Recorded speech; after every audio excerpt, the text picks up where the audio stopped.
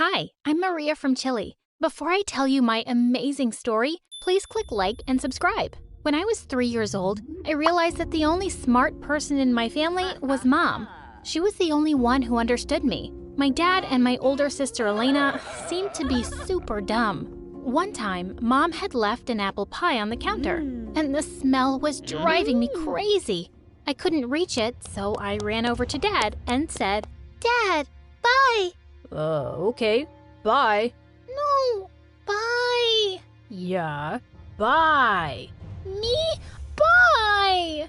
Oh my God, what am I saying? Idiot. Bye. Bye. See me waving my hand? Go away. Bye.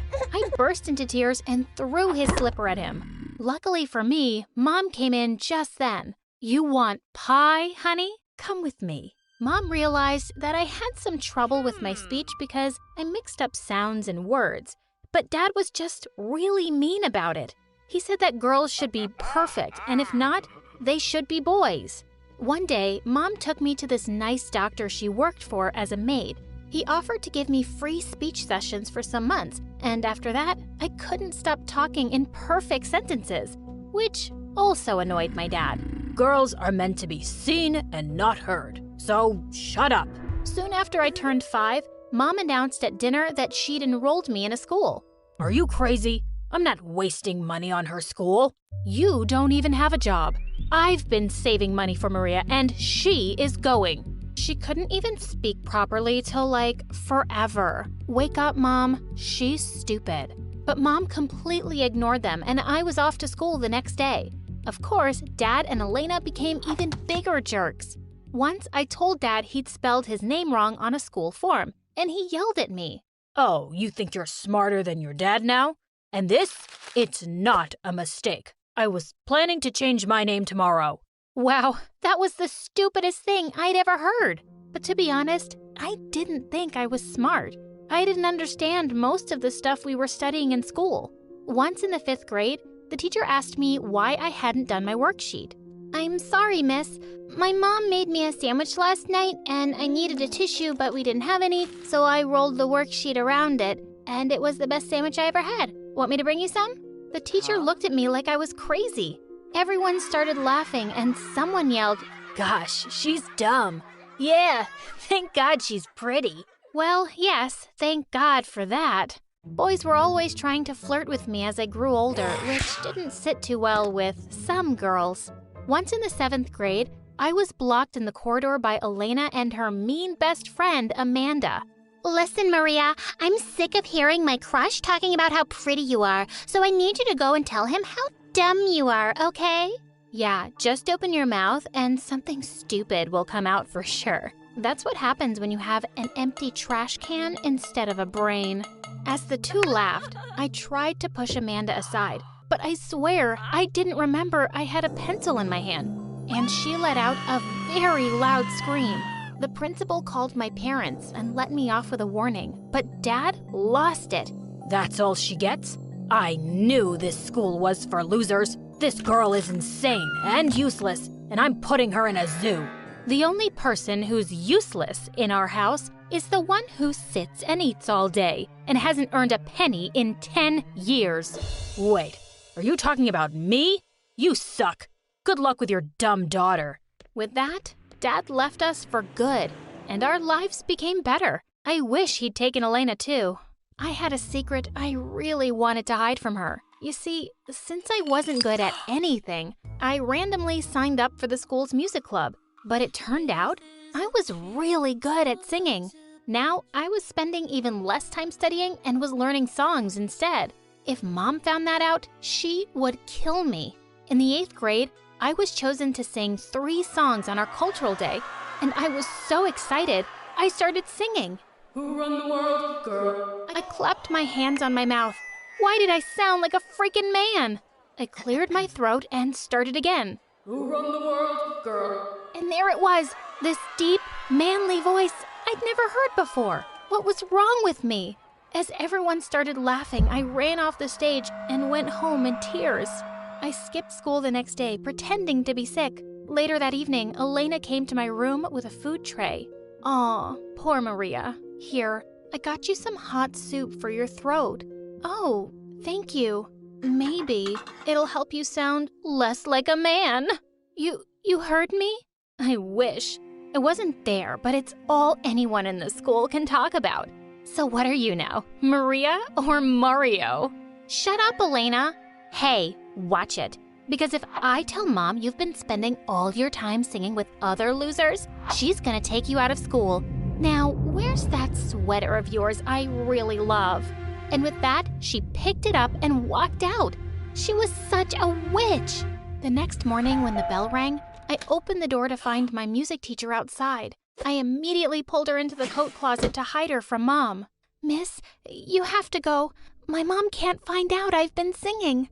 But my teacher insisted that my voice was special, and I had to come back to school to join a competition. She wouldn't leave till I said yes. When I went back to school, I was the butt of all the mean girl jokes. But suddenly, none of the boys wanted much to do with me either. Hey Mario, can you return that love poem I wrote for you? I want to give it to a real girl. I'm canceling our date, but you can come watch the game with me and the guys at boys' night. As I sat down in the corner to eat alone, Elena and Amanda walked over to me. Wow, I never thought I'd see the day when you'd be sitting alone. Aw, we'll have lunch with you. And with that, Elena dumped a whole plate of spaghetti on my head. OMG, what is wrong with you two? Why do you hate me so much? Oh, you need a reason? I'll give you 100. Number 1, you are dumb, but pretty. And the other 99 are the same. You're even dumber than I am because all you want is the attention of some stupid boys. Well, they're all yours. Go marry them. Have their idiot babies. Whatever you do, just leave me alone. I stormed out of there angrily. I was walking down the hallway when I heard my favorite song from the music room. It was my teacher on the piano, and I started to sing along. And this time, it was just my usual voice. After that, I started training with my teacher for the competition, and she taught me how to tune both my voices to perfection. She was convinced I would win with my unique talent. But one day, when I was alone at home, I was practicing in my room when suddenly, Mom barged in. Where's the boy? What boy? Mom? The boy who was just singing that cheesy song to you, and you were singing it right back. Stop acting, Maria. I heard you both. I had no choice but to tell Mom about my singing and the dual voices. Just then, Elena came in and Mom was super mad at us both. I don't break my back cleaning people's toilets, so you can go and be a dumb singer, Maria. I'm going to take you out of school if you keep getting such bad grades. And you, Elena, you knew all along and you hid this from me? You're both grounded for a week. No matter how much we protested, Mom wouldn't hear another word. But there was no way I was missing that competition. A few days later, I sneaked out and my teacher drove me to the venue. To my delight, I won first prize and I was given a $1,000 check. And that was a lot of money in my country. Mom couldn't be mad at me now. But when I got home, I was in for a shock. There were 5 men in the lounge, twice as big as Mom. This house isn't yours anymore. Your husband mortgaged this property long ago and we're taking over now. Get out. Before we knew it, all our things were out on the street, and so were we. We were homeless, all thanks to the worst dad on the planet. We camped out in a nearby park for the night. As we lay down to sleep on some benches, I went to Mom and took out the check from my pocket. Mom, I went to the competition and won first prize. You can take this to the bank tomorrow, and we can pay for a place to stay till we figure out something. Mom looked shocked, and then she hugged me tight. Oh, Maria, this will really help me right now, so thank you. Come, sing for me. I want to hear you. Just then, I heard some sweet flute music from the distance, and I started singing that song in my style. Now that it's raining more than ever, know that we'll still have each other. You can stand under my umbrella. You can stand under my umbrella. Ella, Ella, eh. When I opened my eyes, Mom looked stunned. Suddenly, we spotted an old man running towards us, holding a flute in his hand. Wow, you're such an amazing talent. I've never seen someone singing like that. Who are you? And why are you here? I told him we'd suddenly become homeless, and he immediately offered us a place in his house. When we got there, our jaws dropped open. It looked like a millionaire's mansion. I went to sleep on the biggest, softest bed I could ever imagine. In the morning, we discovered that the old man was a millionaire who came from a family of musicians. And what he said next left me shook. I own my own music production company, Maria, and I want to give you a record deal. You're going to take the world by storm, I'm telling you. Of course, I had to take up the offer. As Mom and I jumped for joy, Elena suddenly hugged me so hard I could barely breathe. Oh, my beautiful, talented sister, I knew you were special from the day you were born. I had to make a huge effort not to punch her face. I instantly shot to fame with my debut single, and suddenly, I was the talk of the city. In a few months, I was able to afford our own place and move out of the kind man's mansion. I hired house help for Mom and decided to enroll Elena and myself in a better school. But Elena was super jealous and she couldn't hide it anymore. I don't need your charity, you dumb witch. I hate you. Always have, always will. I have a boyfriend now, and I'm moving out to live with him. And just like that, she left. And well, I can't say I miss her. I have my huge fans around the world to make it up to me.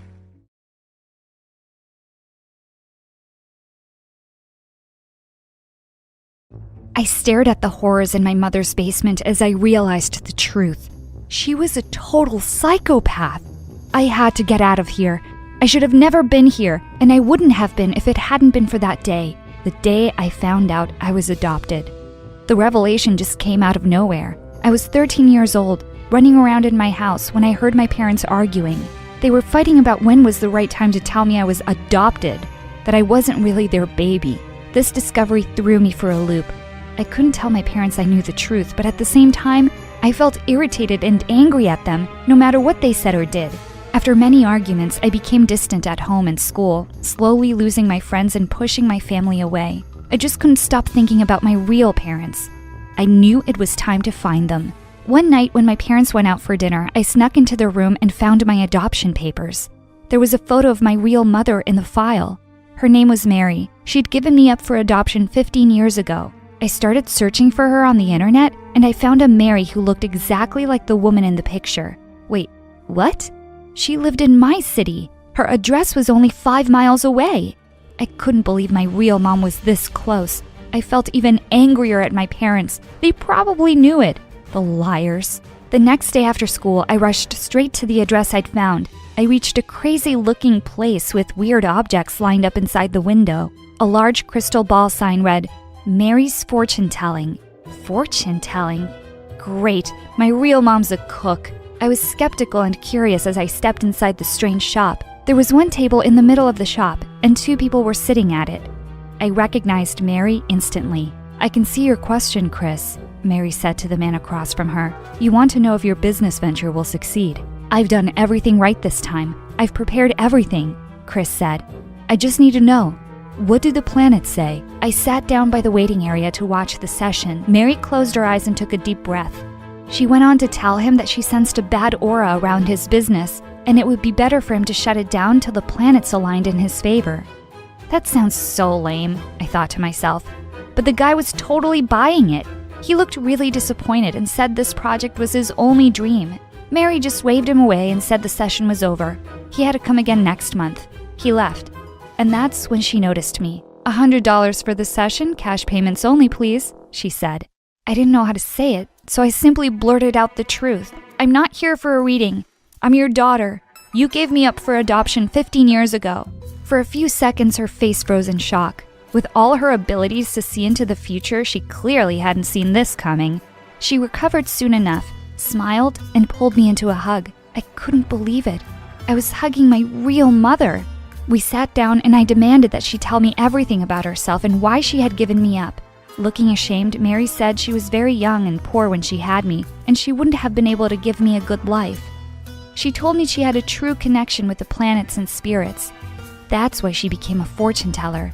I was rather doubtful about her powers, so she decided to do a reading for me. You're my daughter, so this one's on me, she said, winking at me. I had to admit she was pretty good. She knew just by looking at my palm that my parents hadn't told me the truth about my birth.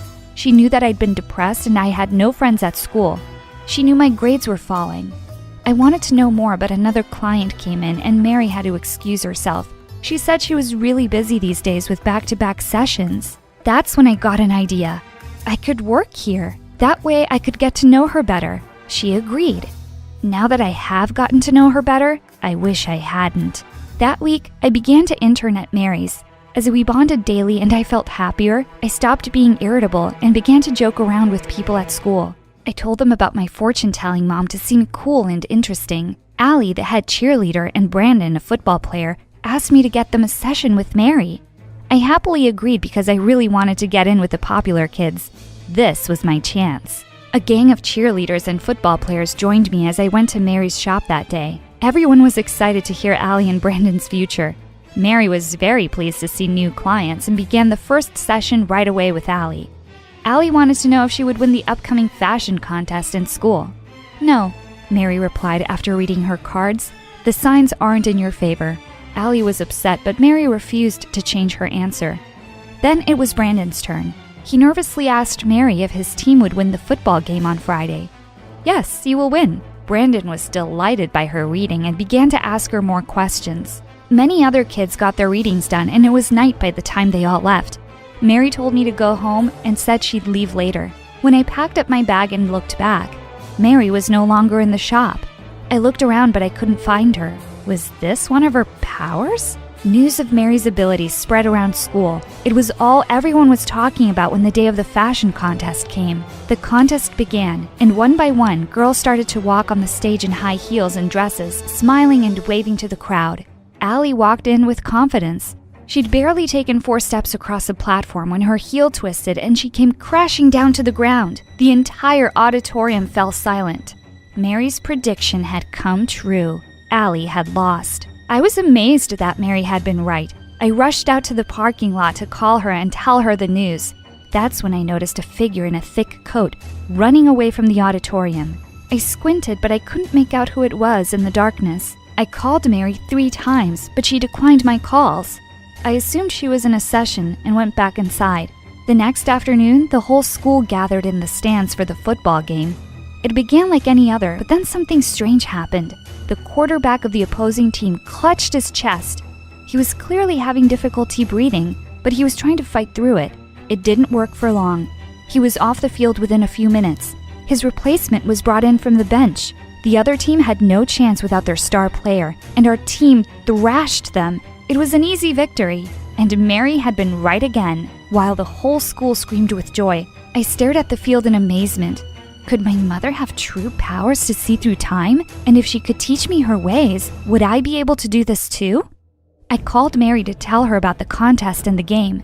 She wasn't surprised. She laughed and said she was never wrong. I wanted to learn to do what she did, so the next day I reached the store early so I'd have time to ask her questions. 2 people were shouting loudly in the front of the shop. They were Mary and Chris, the first client of hers I'd met. "You predicted that my business would be ruined," the man yelled. "And then you set my shop on fire to make it true. That is nonsense," Mary snapped. The man screamed that neighbors had seen someone outside his shop just minutes before the fire. Mary wore a creepy smile and said that she never predicted that his business would fail on its own. Then a large man appeared. He seemed to be a friend of Mary's. He threatened Chris until he finally fled. When Mary realized I'd seen the whole fight, she looked very displeased. "Why are you here early?" she asked me harshly. "I didn't mean to interrupt," I said. After a pause, she relaxed. "It's fine. Some people just can't handle my gift," she said. "I want to learn," I told her. "All your predictions come true, and I was hoping you could teach me how to do this." "It's not something that can be taught," she said. "There had to be some way that you knew about the game and the fashion contest. You somehow knew that guy's business would burn." "How?" I asked. She refused to answer. She said I wouldn't understand. I was disappointed, but I thought that was all there was to it. Until Monday at school. Allie came to me during lunch. She said she wanted to show me something. She took me to a room where Brandon was waiting with a laptop. They played a video for me. "This is the day of the game," Brandon said. "That's the opposing team's bench. Look at what happens to the quarterback." The quarterback was drinking a sports drink. When he went to go warm up, someone sidled over to the bench. It was the same person I'd seen the night of the fashion contest, running away from the school. They wore the same trench coat and their face was mostly hidden by the collar. The person put something in the bottle. The quarterback is allergic to ginger, Brandon told me. He went into shock on the field. Someone basically poisoned him. I told Brandon I'd seen this person in the trench coat after the fashion contest too. That's when Allie played the next video for me. It was the same person walking into Allie's dressing room minutes before the performance. She broke my heel, Allie said as we watched the hunched figure handling Allie's shoes. I was sabotaged too. I was shocked, but I could see it was true. Both predictions Mary had made came true, but not all on their own. I remembered Chris, the man who accused Mary of burning down his shop. Could he have been right? I told them what I thought. Allie and Brandon told me to call the police, but I refused. There was no way to prove that it was Mary in these videos. If my mother was truly a fraud, more than that, a dangerous criminal, I had to find out myself. I went to work that day and pretended everything was normal. Mary went out that afternoon to get supplies, which is when I began a full search of her shop.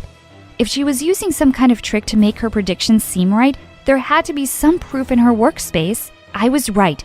I found a secret trapdoor hidden under her carpet.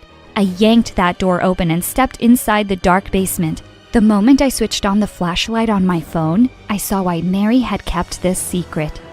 Pictures and detailed information about all her clients covered the walls. So many intimate details about their lives were here, ready for Mary to use. There were even police files. She knew about every single parking ticket these clients had ever gotten. I went through the papers on the table and found a report on the opposing team's quarterback. The police had driven him to the hospital once due to an allergic reaction to ginger. I also found notes about the fashion contest and a detailed diagram of the layout of my school. This was so creepy. The last file I found was mine. It clearly showed my school test results along with pictures of me fighting with my parents at home and sitting by myself at school. Mary had clearly been stalking me long before I even knew she existed. Just as I was about to faint under the weight of what I'd just discovered, I heard Mary speak behind me. "So you have found out the truth," she said. There was no way to hide what I'd found. I turned to confront her. "You were stalking me? I gave you away. I can check up on you," she said. "You gave ginger to that quarterback?" I asked. "That's how you made sure we won?" "Yes," she admitted. "It was easy to slip it into his drink." "And Allie?" I asked. "A simple broken heel," she said. I wanted to weep now. This was my mother? "Did you really set that guy's shop on fire?" I asked her. "You already knew the answer," she said with an evil grin. "You won't get away with this," I told her. "I have to report you. I have proof, and soon everyone will know what you've done." She literally cackled at me and rushed out of the basement. "I do what I have to do to survive," she said from the top of the stairs. "I always have." She slammed the trap door shut. I froze. Was I locked in? I rushed to the trap door and banged on it with all my strength. It didn't budge. I checked my phone for a signal but had nothing. I went back to banging on the door, feeling more and more frightened with every passing second. Why had Mary locked me in here? What was she going to do to me? Was she just going to leave me here to starve and die alone? That very thought terrified me so much that I screamed. I screamed and screamed, but no one heard me. I spent 4 days in that dark hole. During that time, the trapdoor only opened twice. Once when Mary threw in some candy bars and bottles of water. Before I could get up the stairs, it shut again. The water and scraps of food kept me alive until the door opened again 4 days later. It was the police. They pulled me out and I found my parents outside sobbing with relief. They hugged me tightly and wept as an officer updated me about the situation. Mary was gone. She'd packed up all her things and disappeared. Her con was up in this town, now that I knew the truth. The cops asked me to tell them how I met Mary and what I knew about her. I told them all the whole truth. My mother was crushed to hear that I'd been suffering alone. I cried at my foolishness, knowing now that I'd ignored my loving mother for a psychopath. The police officers asked my parents for my adoption papers so that they could get more details on Mary. We were all shocked when we learned that Mary had given up 10 babies for adoption in the past 15 years. She had done this under various fake names. 10 babies in 15 years? These numbers were ridiculous. If they were true, that meant I had 10 siblings out there somewhere. I wanted to track them down, and this time my parents helped me. We found one of my half-sisters, Elaine. She said she knew Mary. She'd met Mary. And then Mary had broken into her house, robbed her parents, and skipped town. I was horrified by this, but the true shock was yet to come. Elaine told me that after Mary disappeared, her parents had gotten a DNA test done. She just couldn't accept that she was related to that psycho. The test came back negative. Mary wasn't her mother, and chances were she wasn't my mother either. They supposed it was just another one of Mary's cons. My head began to spin. Was it possible that I wasn't related to Mary at all? We did a DNA test again with some of Mary's hair found in the shop. It came back negative. Mary and I weren't related in any way. I was so relieved to learn I wasn't related to that psychopath. News of Mary kidnapping me had spread like wildfire through my school. People were a lot kinder to me now that my family struggles were known. Everyone was curious about my psycho fake mother, and while I enjoyed their attention, I still had a question in my heart. If Mary wasn't my mother, then who was? My parents helped me search, and it took them several months to find Ruth, a woman who'd given birth to a baby girl in the area where I was born, on the same day. The moment I saw Ruth, I knew I'd found her. We had the same green eyes, the same square jaw. This was my mother. My parents introduced themselves and told Ruth who I was. She was very confused. She said that her baby girl had disappeared soon after the birth. My parents asked her if she'd ever seen the baby.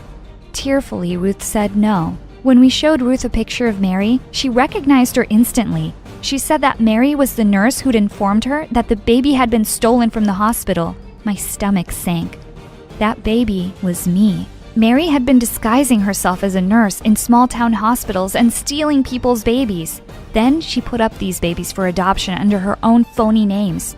She waited, and when the children got older and came looking for her, she took them for everything she could get. A federal investigation was launched against Mary, and they found her 3 years later, working in a senior's home where she was stealing from the elderly. All three of my parents and I testified against this monster. Today marks the 5-year anniversary of Mary's imprisonment. While I hated my psycho fake mom for what she did to me, I am in love with the life I have today. I have 3 loving parents and a very cool story to tell.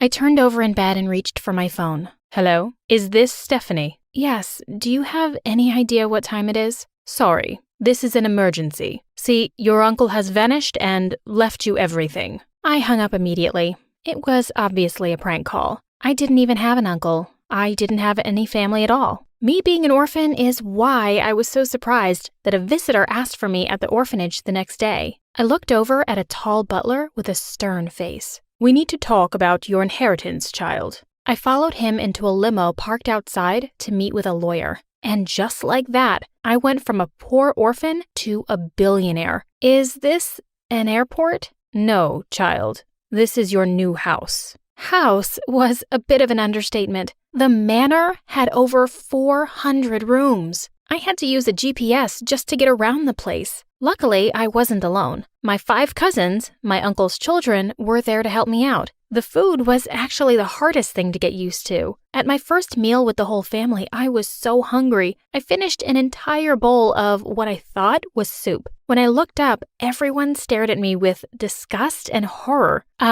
Stephanie, that was the fancy food for my kitten. I ran to the bathroom, and when I came back, I heard them talking about me. That's the girl Daddy gave his inheritance to? She smells like a peasant. Must be nice. She's the one who pays the bills around here now. I nearly cried. I was so excited to have a family, but to them, I was just a cash cow. They weren't the only ones who treated me differently because of my new money. My phone was blowing up with texts from the orphanage asking if the rumors were true. Ever since people had seen me set foot in the limo, they were spamming me with favors asking for new TVs and video games. Not a single person bothered to ask me what had actually happened. In fact, there was only one person who seemed to care about me at all. What's wrong, young mistress?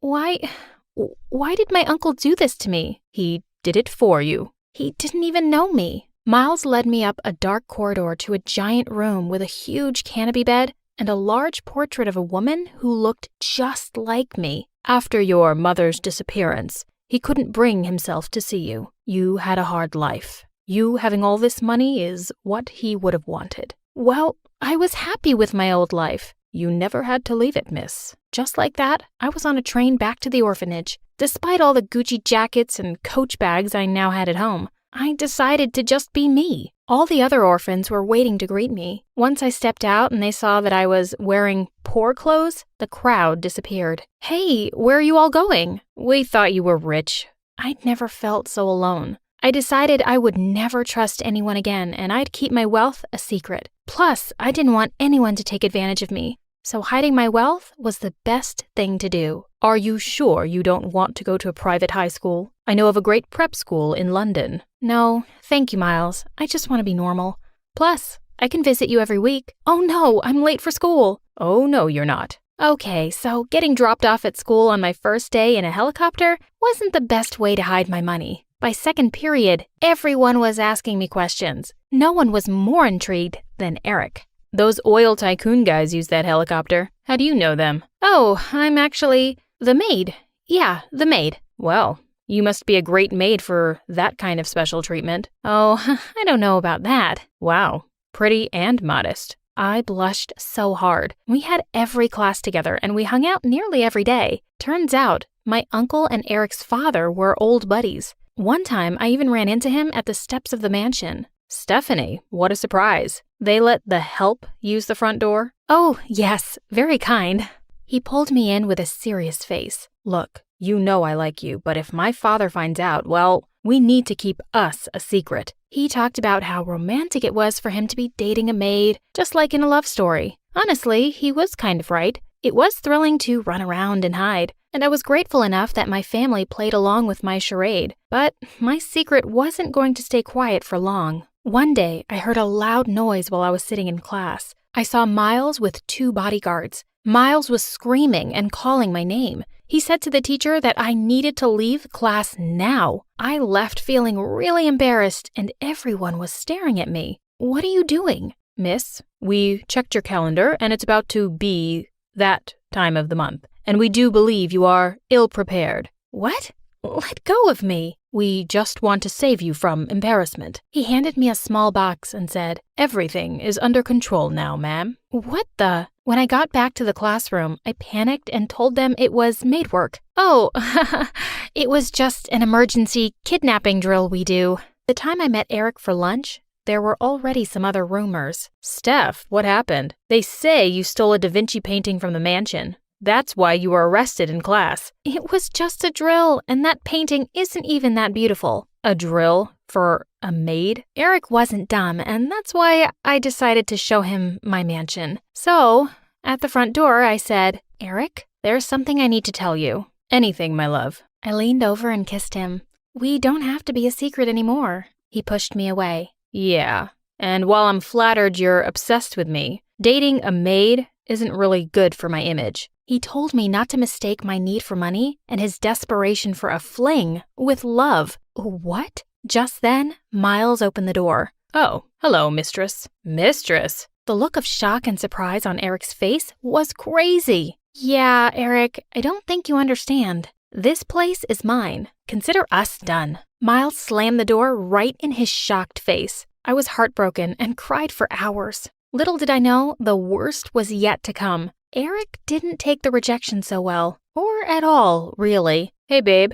Eric, we're done. Everyone was staring at us. I dragged Eric into the hallway for some privacy. We should get back together. Or maybe everyone will find out the truth, rich girl. My mouth dropped open in shock. Was he blackmailing me? Look, I already told my dad we were dating, and he was thrilled. This is how rich people do their business. Now everyone is happy. I get the perfect wife, and you get the romance you were so desperate for yesterday. Let me assure you, there was nothing romantic about us being together. I couldn't believe I agreed to it. How stupid. He made us hold hands in public and wear matching clothes. He made me get him an internship at my cousin's firm and everything. After all his criticizing and telling me to smile and not embarrass him, I found out he was dating one of the other girls at school. She texted him, I love you, babe, call me tonight, while he was at my house. Wait, you're seeing other girls? I thought I was your perfect wife. For my father, maybe. But you're not being passionate at all. What if I dated another guy? Well, I'm the one with the dirt on you. So,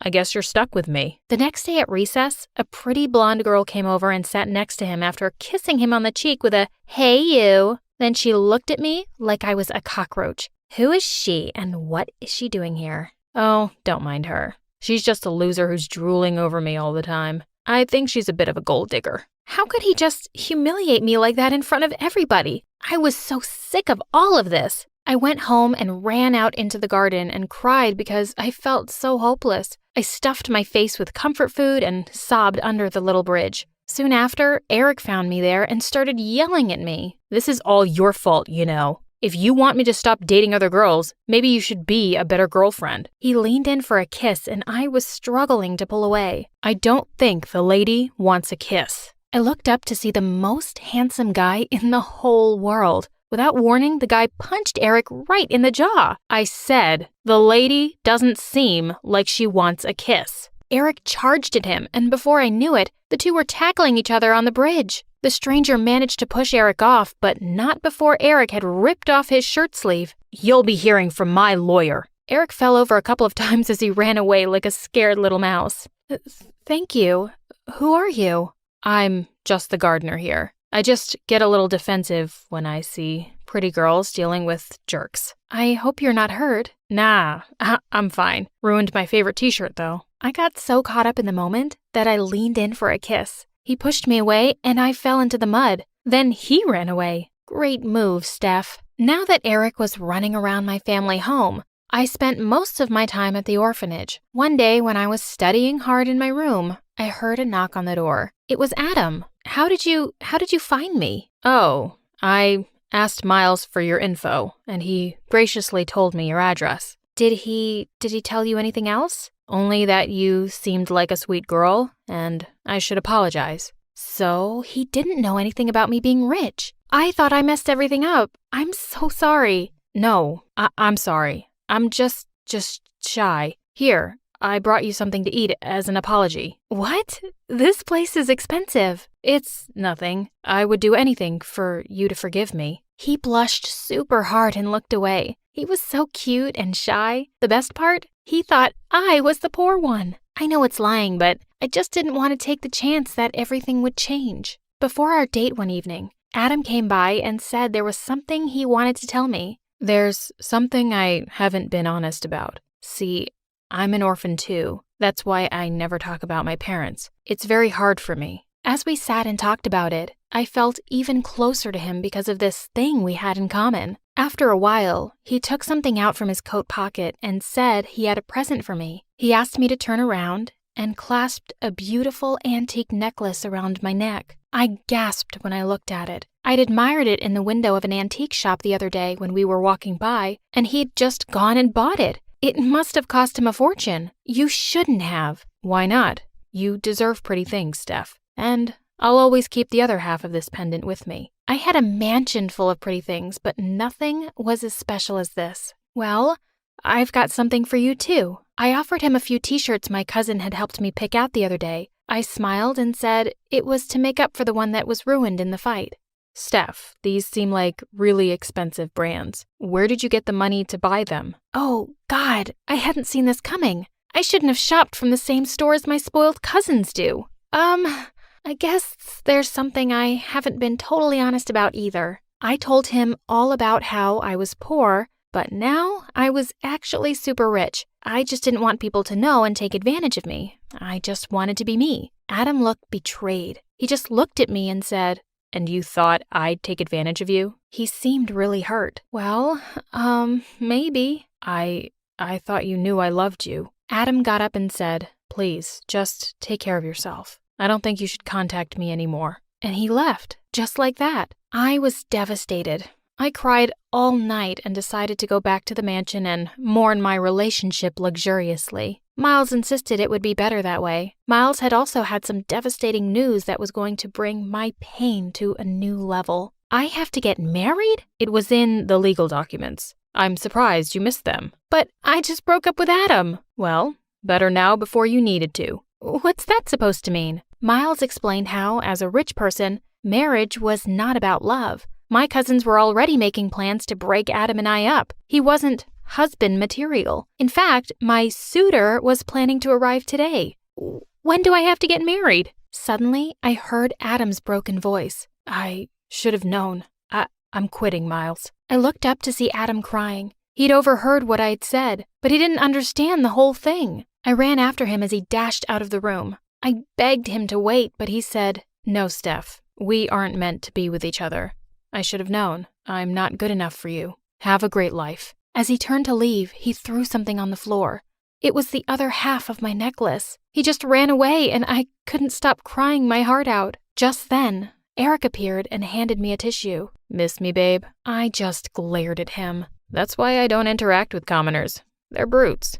"What are you doing here?" "Didn't your cousins tell you? I'm your fiancé." I tried to run away from him, but he grabbed my arm. He told me he was sorry, and if he knew who I was, he would have treated me better. You don't get it, do you? I'm under a lot of pressure from my parents to marry someone wealthy. I was not hearing it, at first at least. My wounds were fresh from the breakup, but he didn't make it easy to reject him. "I brought you a present, my turtle dove." "Is that?" "Of course. A baby elephant." A baby elephant wasn't even the most extravagant gift he gave me. He bought me a private Justin Bieber concert, a solid gold statue of instant noodles, and my very own village. I felt bad, but the whole time he was courting me, I was spamming Adam's phone. I left him about 1,000 messages, and he didn't respond to me on anything. It was time I moved on.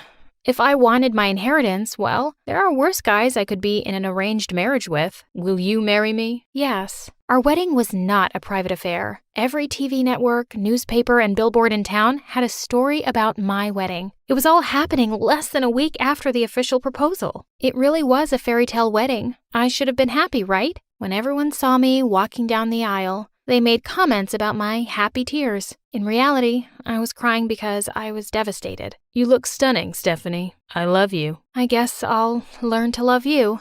Right when we were about to say I do and lean in for a kiss, the unthinkable happened. "Stop the wedding." "You?" "Oh, Adam." He ran up and kissed me while we were on live TV. Eric and all my cousins positively fainted. "Look, I'm sorry, I just..." "Shut up and kiss me again." There was a wedding that day, but it wasn't between an heiress and a spoiled brat. It was between two best friends.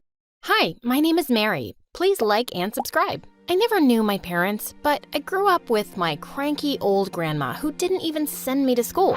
So when I was 8 and she left me at an orphanage, I was ecstatic. As I joined the other kids at dinner and introduced myself, they all stared at me. And then a girl started laughing.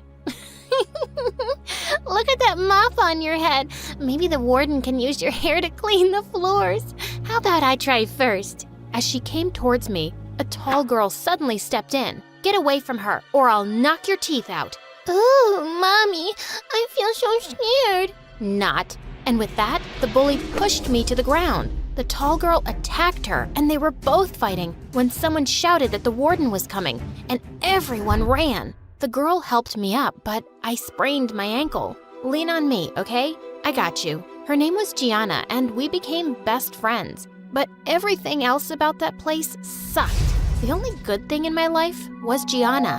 When we were 13, we started talking one night about how much we'd like to leave this place, and we made a plan to escape. But just when we'd reached the back door, the warden caught us. We weren't allowed to leave our room for 2 weeks. But I was determined to try once more. What if the warden catches us again? Let's forget about it, Mary. Maybe we're better off here anyway. What if it's terrible out there? But what if it's not? What if it's amazing? And as long as we're together, it'll be fine. A few weeks later, we set a spot where we would meet and run off. But I kept waiting, and she didn't show up. Just then, I heard some footsteps, and it was the frickin' warden. And I ran. I didn't stop running till I'd left the orphanage far behind, but I was devastated to leave without Gianna. I vowed I'd be back for her soon. It was exciting to be out, but as it got dark, I started feeling scared. Just then, 2 homeless boys came out of a dark alley and grinned at me. "You lost, little girl? You can share our garbage dump." I panicked and ran off. As I turned a corner, I crashed straight into someone. I looked up to see a kind-looking lady who asked me why I was all alone. When I told her everything, she offered to take me to her place, and I felt I could trust her. a blonde girl my age opened the door. Her name was Zoe, and she looked really happy to hear that I'd be staying with them. Ooh, a sleepover! I love slumber parties!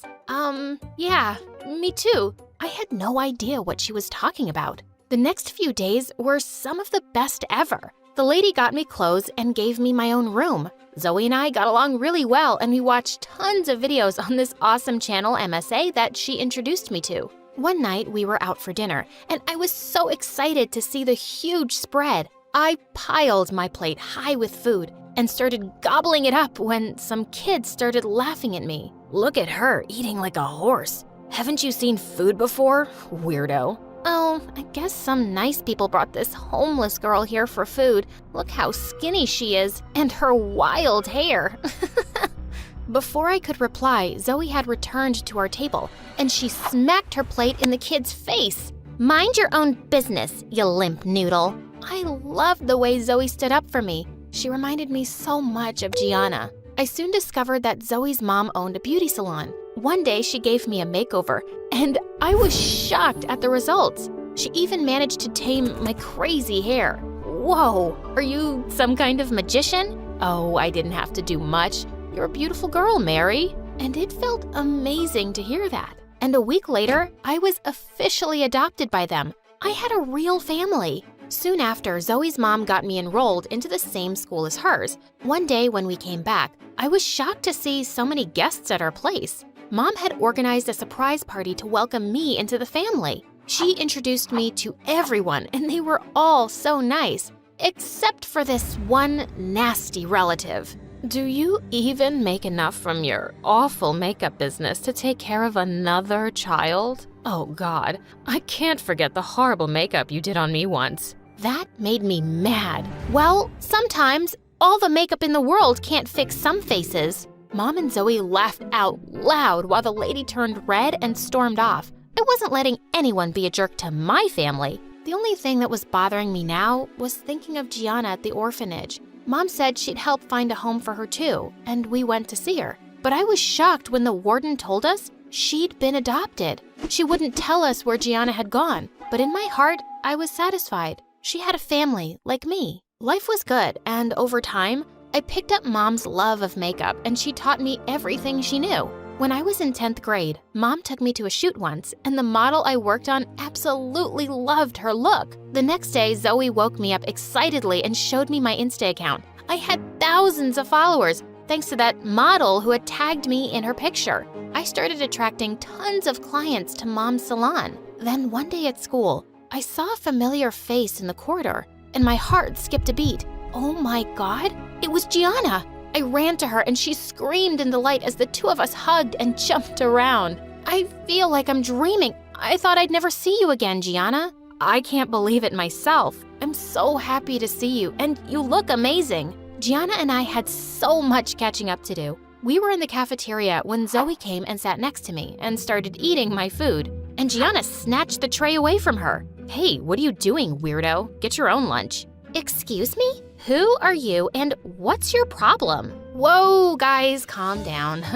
This is my friend Gianna. I've told you about her, remember? And this is my sister Zoe. Sister? Yeah, her favorite sister in the whole wide world. And also her current best friend. So get in line, Gianna. The two were smiling, but I could sense the tension. And now the three of us were hanging out together all the time, but I just knew they didn't like each other. Zoe and I were both in the football club, and a few days later when we had a training session, I was surprised and happy to see Gianna was there too. But Zoe clenched her teeth and ran out to the field. We had such an intense training session, and Zoe and Gianna were being so aggressive. Suddenly, Zoe was racing towards the goalpost with the ball when Gianna tried to take it from her, and Zoe crashed to the ground. That's a foul. This cheater pushed me. No, I didn't. You just slipped. Don't be such a crybaby. They were about to attack each other when the coach stopped them and told everyone to take a break. As we rested in the locker room, we suddenly heard screams from the bathroom next door. We went running to see Zoe standing there and Gianna on the floor. Mary, stop your crazy sister. She pulled my hair and flung me against the wall. What? I barely touched you. Zoe, are you insane? It's just stupid football. Just then the coach walked in, and when she saw everything, she suspended Zoe from the club for a month. Zoe stormed off in tears while I helped Gianna up. What had gotten into her? I decided not to tell Mom anything yet and went to Zoe's room to talk. And she was furious with me. How could you take her side, Mary? Zoe, she was hurt and lying on the floor. What did you expect me to do? She came into the bathroom and kept mocking me, and I only pushed her aside to get out of my way. I never pushed her that hard or pulled her hair. She's lying.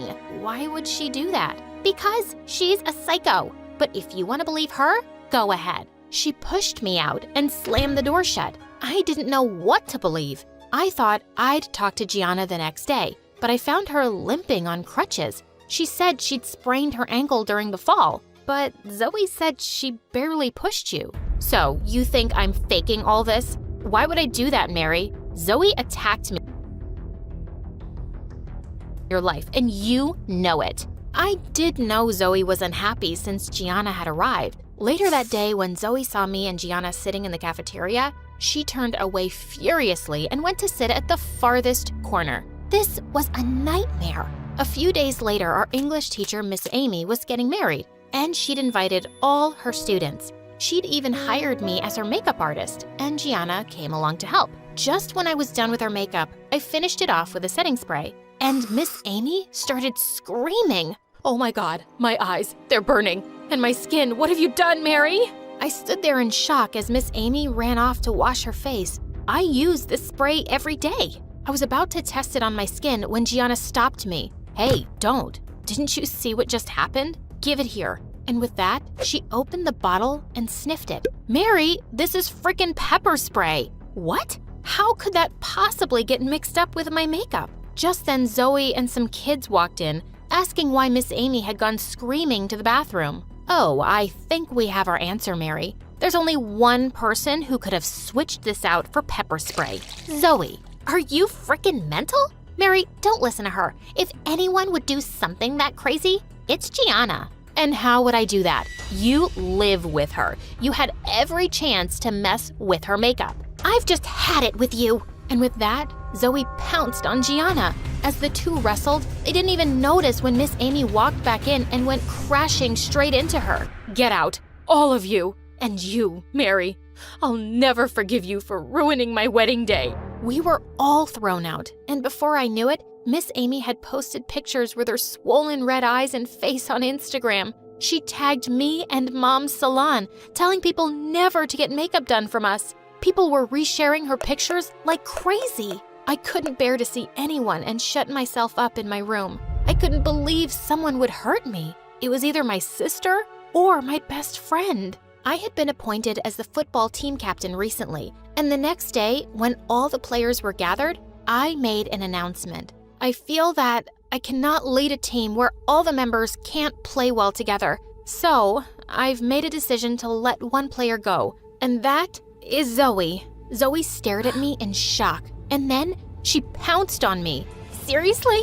You pathetic jerk. I welcomed you into my home. I made you my sister, and this is what I get? I hate you, and I'll never forgive you. I wish we could throw you back in that orphanage. As some kids pulled her away, she stormed off furiously, and I ran off to the bathroom. Gianna came running after me. Wow, Mary, I can't believe you actually chose me over your stupid sister. Now, you've lost her, and that makes me really happy. What? What do you mean? I mean, I want you to suffer. Just like you made me suffer when you left me at the orphanage. That night, when we were running away, I didn't come to the meeting spot thinking you wouldn't go without me. But you did. You just abandoned me. You didn't come on purpose? I thought the warden had caught you. And I didn't abandon you, Gianna. I came to the orphanage again looking for you. I don't believe you. You just left me and got yourself a sister. You replaced me. Yes, I did fake being hurt in the bathroom, and I did mess with your makeup, so you could hate her. And now, she hates you. Oh no, I don't. I heard everything and recorded it too. Zoe stepped in just then, and I turned to a shocked Gianna. You see, I wasn't sure about the bathroom incident, but after the makeup thing, I decided it had to be you. Zoe would never do something to hurt me or Mom's business. We faked the fight outside, hoping you'd be really happy and admit something. Why are you like this now? What happened to you, Gianna? Gianna snarled and leapt at me, but Zoe pushed her off and we locked her in the bathroom. We told the principal everything, who then called in her adoptive mother. And we found out from her that Gianna had been in therapy before for a personality disorder, which made her think everyone was against her. I was sad to hear that, but luckily she had a loving mom who took her away to rehab for some time. I'm really sorry about your friend Mary. Really, friend Mary. Really. And I have to admit, I was jealous when she came back into your life. I hope she'll be better soon, and maybe we can be friends again someday. But you've got nothing to worry about, Zoe. You are, and always will be, my sister.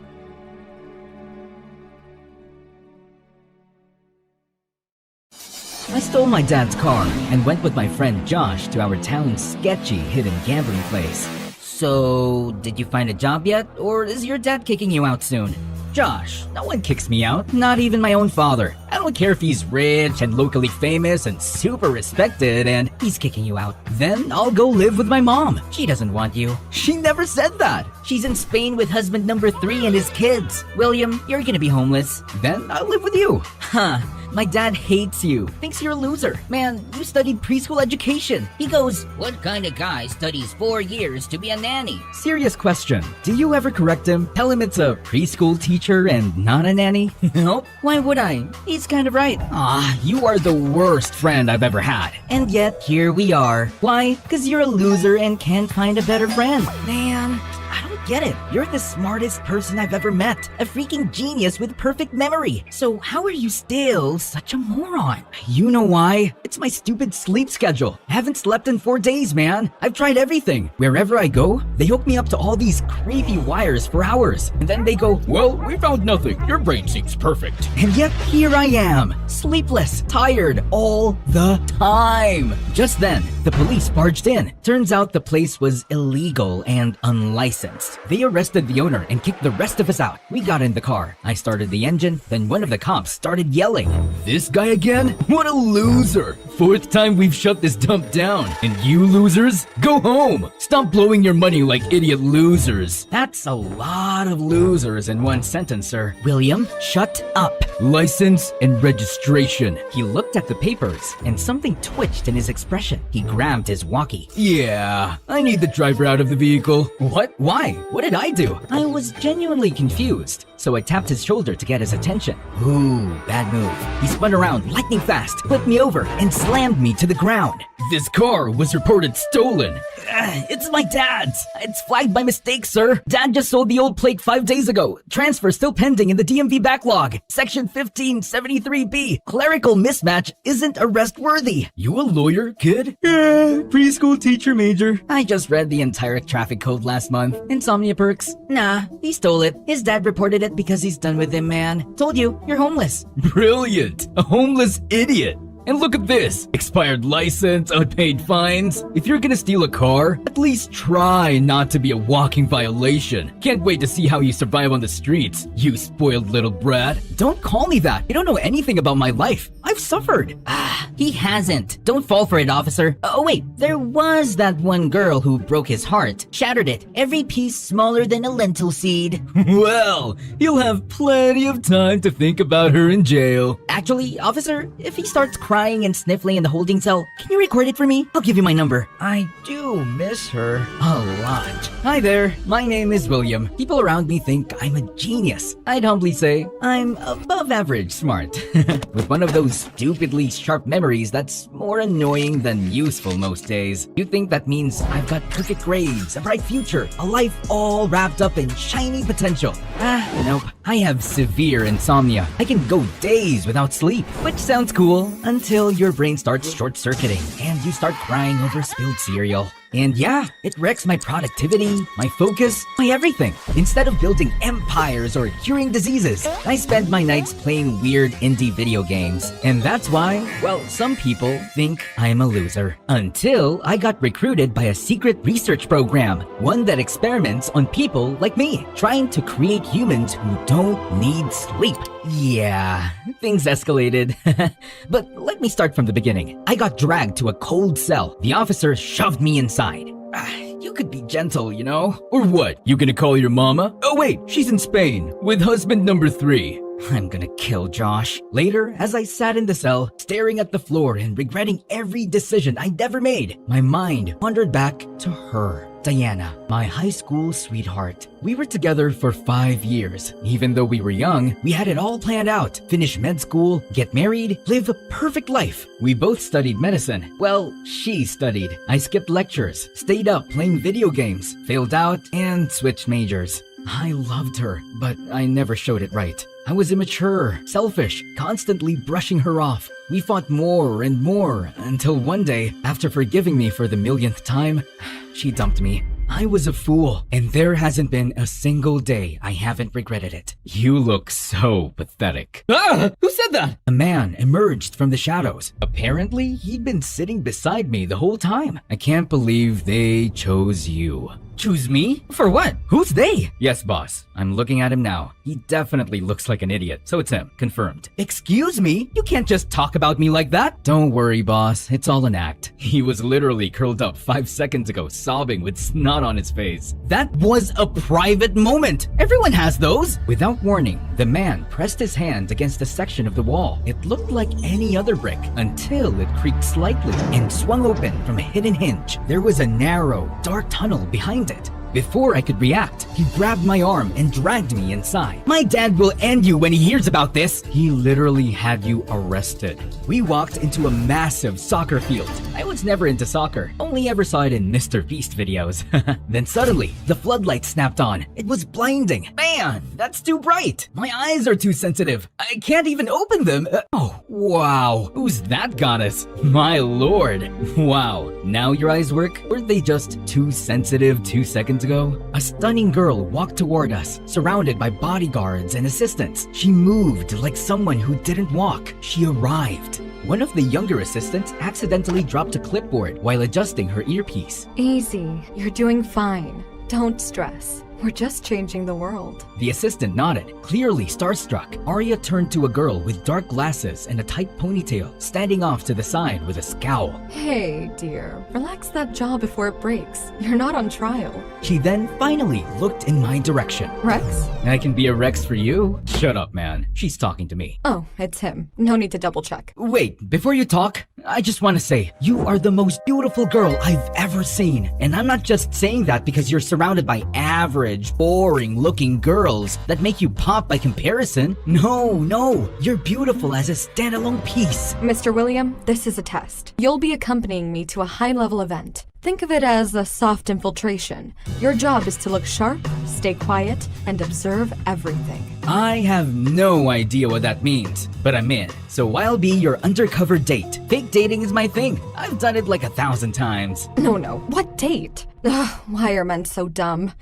Okay, fine. Yes, like my date. Good boy. Me and you, William and Arya, are going to a party. Be ready tonight, okay, dear Willie? Your salary will be $50,000. Yeah, I can live with that. Wait, 50,000 US dollars or Zimbabwean dollars? Why would we pay you in Zimbabwean currency? Great, love that for me. Now, can you move aside so I can pass out comfortably? Dear God, why am I always stuck with absolute clowns? Rex, get him a proper suit. Not like last time. Those suits look like they were pulled from a thrift store.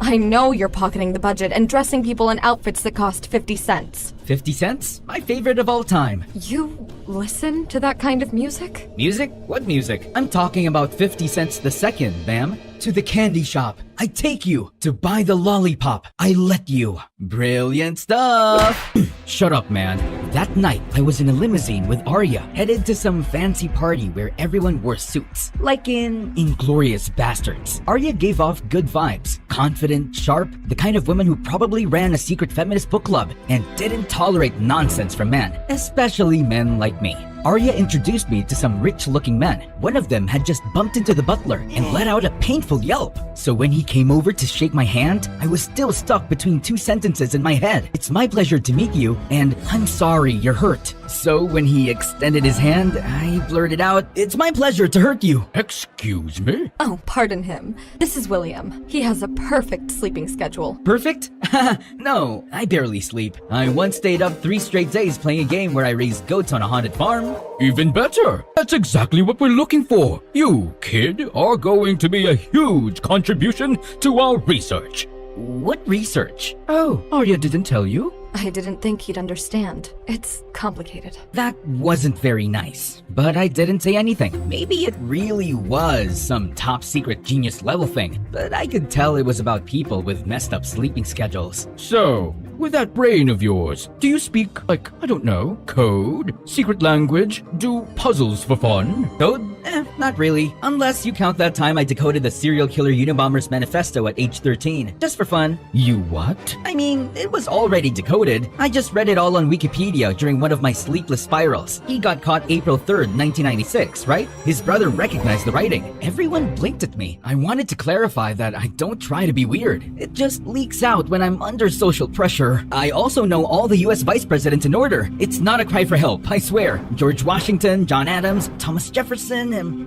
I need to go to the bathroom. Come with me, Willie. Why would I go into the bathroom with you, Ariana? It's Arya. She gave me a look. Oh, right. Maybe she just wanted to talk privately, so I followed. He's perfect. He's a gem. You make us rich. But she really did have to pee. Wait, you actually want me to go into the bathroom with you?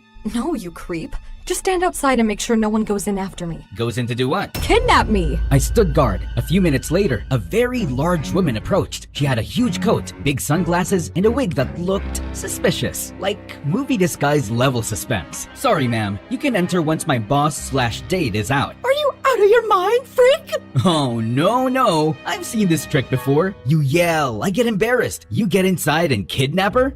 Not happening. Move aside! Your heels, red stilettos, size 11. Pretty rare in the women's section, bro. She ignored me and tried to shove past me. I didn't budge. I grabbed the wig and tugged and tugged and tugged. Nothing. She screamed. I panicked. So naturally, I lifted her dress to double check. This psycho's attacking me! Help! Yeah, the legs, the body, everything said definitely a woman. I froze. My stomach dropped. Oops.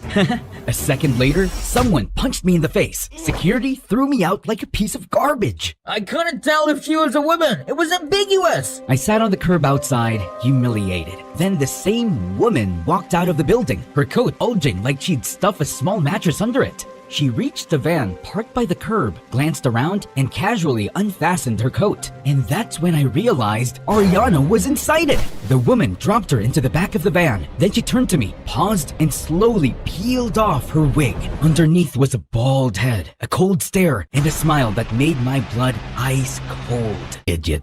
They kidnapped one of the most important people in this organization right in front of you. It was either that or I got thrown out for attacking a woman who turned out to be a man, but still, Rex snapped. He lunged forward and grabbed me by the collar. Do you even realize what you've done, you stupid piece of dirt? Suddenly, one of the assistants from earlier, huge glasses, sleek black hair, in a perfect silk ponytail, stepped in and pulled Rex back. She raised her eyes in that sharp way Bella Hadid does in photos. She actually looked really pretty. I don't know why I called her average and boring earlier.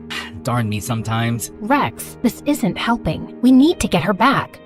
I'll handle it, and I'll take him with me. Him? He's a moron. A valuable one. Maybe I can convince them to trade her for him. He's a treasure. Yeah, tell him, lady. Wait, why am I so valuable again? We're part of a private organization that runs off-the-record research on human subjects. I know how that sounds, but it's for the greater good. Right now, we're studying people who can naturally stay awake for days. The government won't touch human trials. Too much red tape, too much fear, even when the outcome could help millions. We're working to fight chronic fatigue, insomnia, and neurological burnout. Imagine what that could mean for soldiers, doctors, firefighters, people people who can't afford to shut down. Oh, that's amazing! I should tell my online friend to volunteer. His name is Ming Hao. We once stayed up for 4 days straight building a castle in Minecraft. He's in China, or Korea, I don't know. But he's committed. He cried when I accidentally set the sheep farm on fire. I cried too. It was emotional. Get ready, William. We leave in half an hour. Rex, you'll be on comms. We'll talk through the earpieces. You're our eyes. If anything happens to Arya, I swear I'll never forgive myself. She's the reason I got out of bed some days. Wait, who kidnapped her? Our competitor. They're another organization. But unlike us, they run purely on illegal human experimentation. Arya's a genius in the field, and they've been trying to recruit her for months. She kept refusing. So now, they've taken her. They're going to force her to work for them. You say that so casually. That's horrifying. It is. That's why we do this ourselves. No backup. So, secret agents, rogue labs, sleepless experiments, kidnapping, and you're bringing me into this? Yeah, well, time to be useful for once. Prove you're not just a loser. You're a loser with dreams. Thank you, I think. We have to get Arya back. Our idol, our hero, our queen. Our leader, our guardian. The rest of the team suddenly joined in, forming a weepy group hug. I swear, it looked like a cult. Our beloved, our heart and soul. She's not your god too? The entire circle froze and turned to glare at me like they were ready to commit murder. Soon, we were in some fancy sports car. Arya's assistant was driving. It was a long, tense, weirdly silent ride. The kind where you could practically hear the awkward. So, I didn't quite catch your name when you told me. I didn't tell you my name. Okay, so... So what? Your name! Don't yell at me. I'm not yelling, girl! Don't call me girl. Fine, sorry, I'm sorry. You can call me D. D, I like that. Sounds like a baby trying to talk. D-do-gee-goo.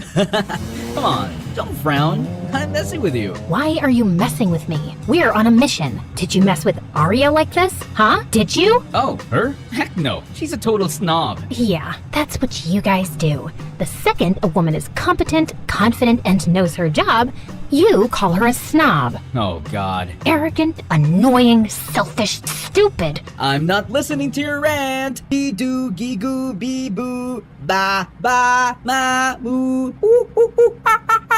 Just then, someone slammed into us from behind. A loud honk, honk, honk followed. Whoa! Someone's after us! Dee's face went serious. Her jaw clenched. She slapped my thigh twice and snapped. I'm not burying you today, dummy. Then she floored it, swerving left and right to lose whoever was behind us. You think they're armed? Want to switch seats? I drive, you shoot with your rifle? Rifle? You know what? Yes, let's switch. Just drive straight. Got it? We tried to swap seats, but we hit our heads hard. Ouch! Oh, it's okay, it's okay. I got you. I slid down awkwardly, tucking my legs under the steering wheel, and gently helped her climb over me. My hand steadied her back, and her hair brushed my face. For a second, it felt like the world paused. Now swing around and block their path. Excuse me? You said drive straight! She didn't answer. Instead, she grabbed the wheel and whipped the car around to face the other vehicle. She pulled out a gun and aimed. The car stopped. A goth-looking teenager stepped out of the car, and a moment later, her blonde mother climbed out of the passenger side as well, wearing oversized sunglasses, clutching her purse, and speaking in a thick southern accent as she rushed toward us. Oh my goodness, I'm so sorry, y'all. She just got her license a week ago. I swear she drives like she's in the Fast and Furious movie. We were chasing after you to say sorry. You could have just yelled sorry and leave us alone? Oh, bless your heart. I could never do that. There's a little diner just over there. They've got the best pancakes. Come on now, let me treat y'all. They got ice cream with it? William? What? I'm starving. Guys, it's on me. I mean, I don't have money, but I do have my credit card and a salary of $50,000, so no problem. Oh, hun, come on, pull over. Just so you know, it's 50,000 Zimbabwean dollars. Seriously? What? What if they're actually thieves? You can never be too careful. Yeah, just like when they kidnapped Arya. God, this is gonna be a long trip. We sat in a retro-looking diner with neon signs flickering like they were trying to die quietly. Pancakes, fries, and coffee smelled better than any five-star restaurant I've never been to. The southern lady insisted on treating us, and Dee and I were too exhausted to argue. Her goth daughter, still sulking in silence, sat across from me next to Dee, messing with her black nail polish. The mom kept scolding her like we weren't just in a car chase 5 minutes ago. Ugh. Can you stop already? You're embarrassing. No wonder Dad left you for someone my age. Hey, young lady, don't talk back to your mom. Shut up. This is all your fault. How is it my fault? Mom and I saw you bickering in the car with Dee, and she goes, "See, every mother and daughter fight. It's totally normal. You don't have to act like it's the end of the world." Wait, why would she think I was the daughter? Well, I thought you were the mom. But then she said, no, it's two girlfriends. She wanted to prove me wrong, so we got closer to check. Then boom. Wait, why would you think I was the female from behind? I don't have long hair or like big dangly earrings you can spot from a mile away or a mom cardigan. See, Mom? Cardigans are for moms. Stop buying them for me. Oh, wow. So that's what I get for buying you things. Not a thank you, just a sass and insults. When was the last time you got me a present? Literally yesterday. Telling me you're pregnant ain't a present. Why not? It makes you a grandma. Maybe then you'll finally stop throwing tantrums every 3 hours. Guys, let's breathe. First, congrats on the baby. What flavor is it? What? I mean, what gender? Sorry, I'm eating. My brain used the wrong word. Ugh, whatever. You're just some rando we almost rear-ended. Random? I memorized your license plate while you were tailgating us. Florida tag QX51P9, cracked left headlight, and the We Don't Dial 911 bumper sticker peeling at the corner. So, when are you due? Who cares? I'm miscarriaging. Ah, God forbid. Okay, listen. Both of you need to learn how to shut up and actually hear each other. You clearly love each other. You just suck at showing it. Don't be like me. Don't lose the person who truly cared. Oh, honey. I rested my head lightly on her shoulder for a second.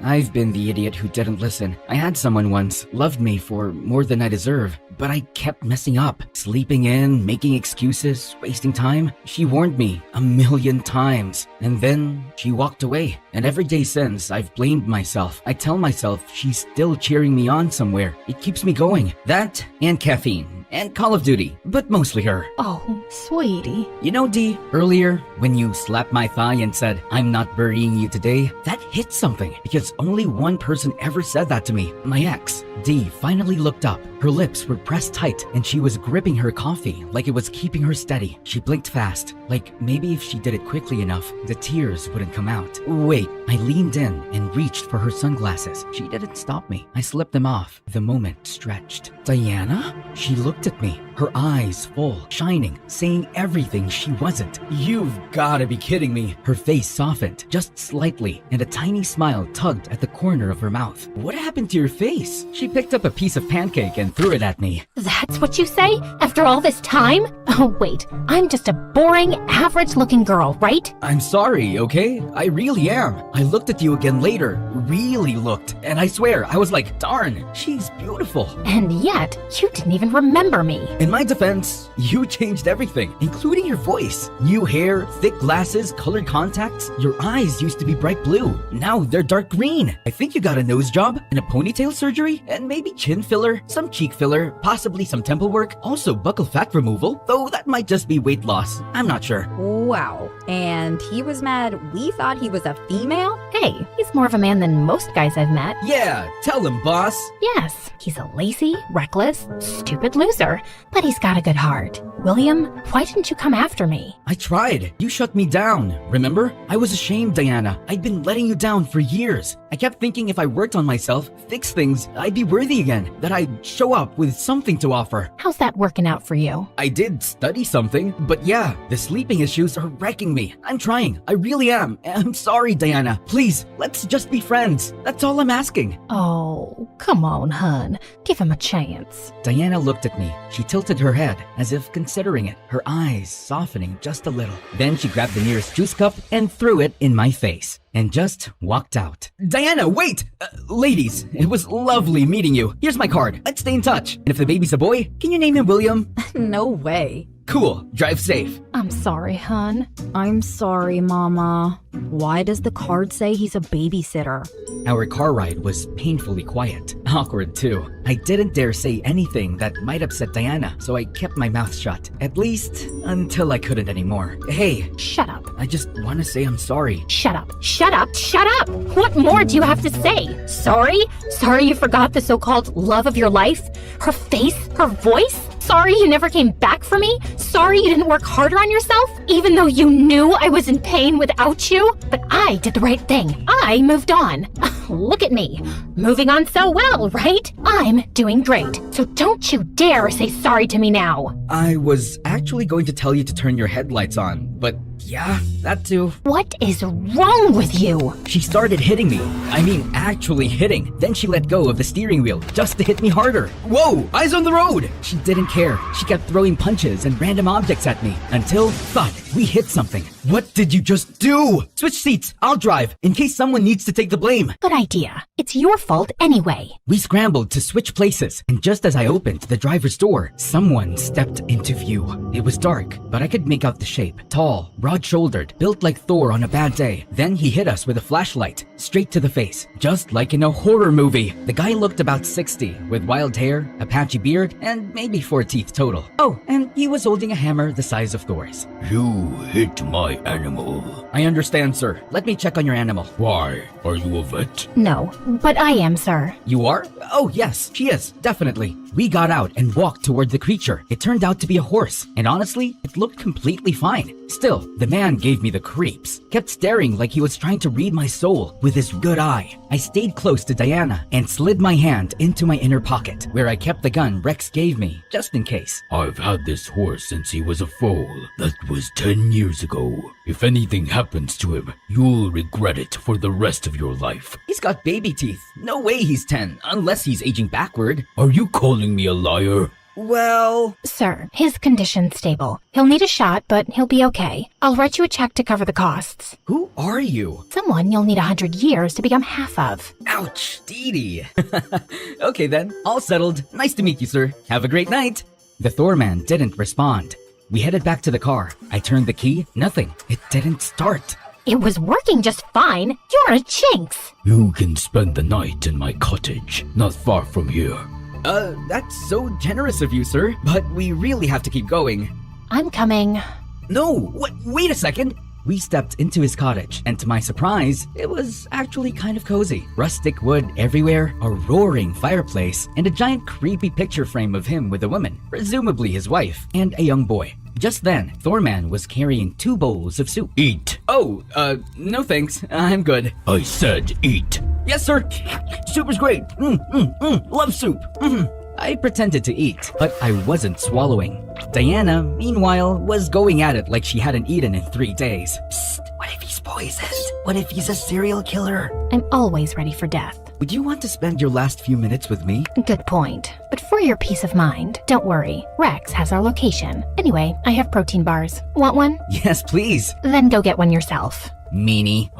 You two bicker like you've been married forever. Got any kids? Oh, no, sir. We're not married. I mean, I wish we were. Well, we were together. I screwed it up. And she'll probably stay mad at me until the end of my life, which might be tonight. Don't make my mistake. Me and my wife, we were high school sweethearts. Married young. Found out we couldn't have kids. And we were fine with that. Didn't even want any. Then one day, 12 years in, she tells me she's pregnant. I was stunned. So I got myself checked. Turns out I couldn't have kids. And I got mad. Really mad. One night, she was sitting right there in front of that fireplace, her back to me. I walked up behind her And shot her? What? Why would you say that? Then strangled her? Do I look like a murderer to you? You want the honest answer or the one that might spare my life? If you said yes, do you think I'd kill you? Again, the honest answer or the one that keeps me breathing? Oh my god! Stop it, William!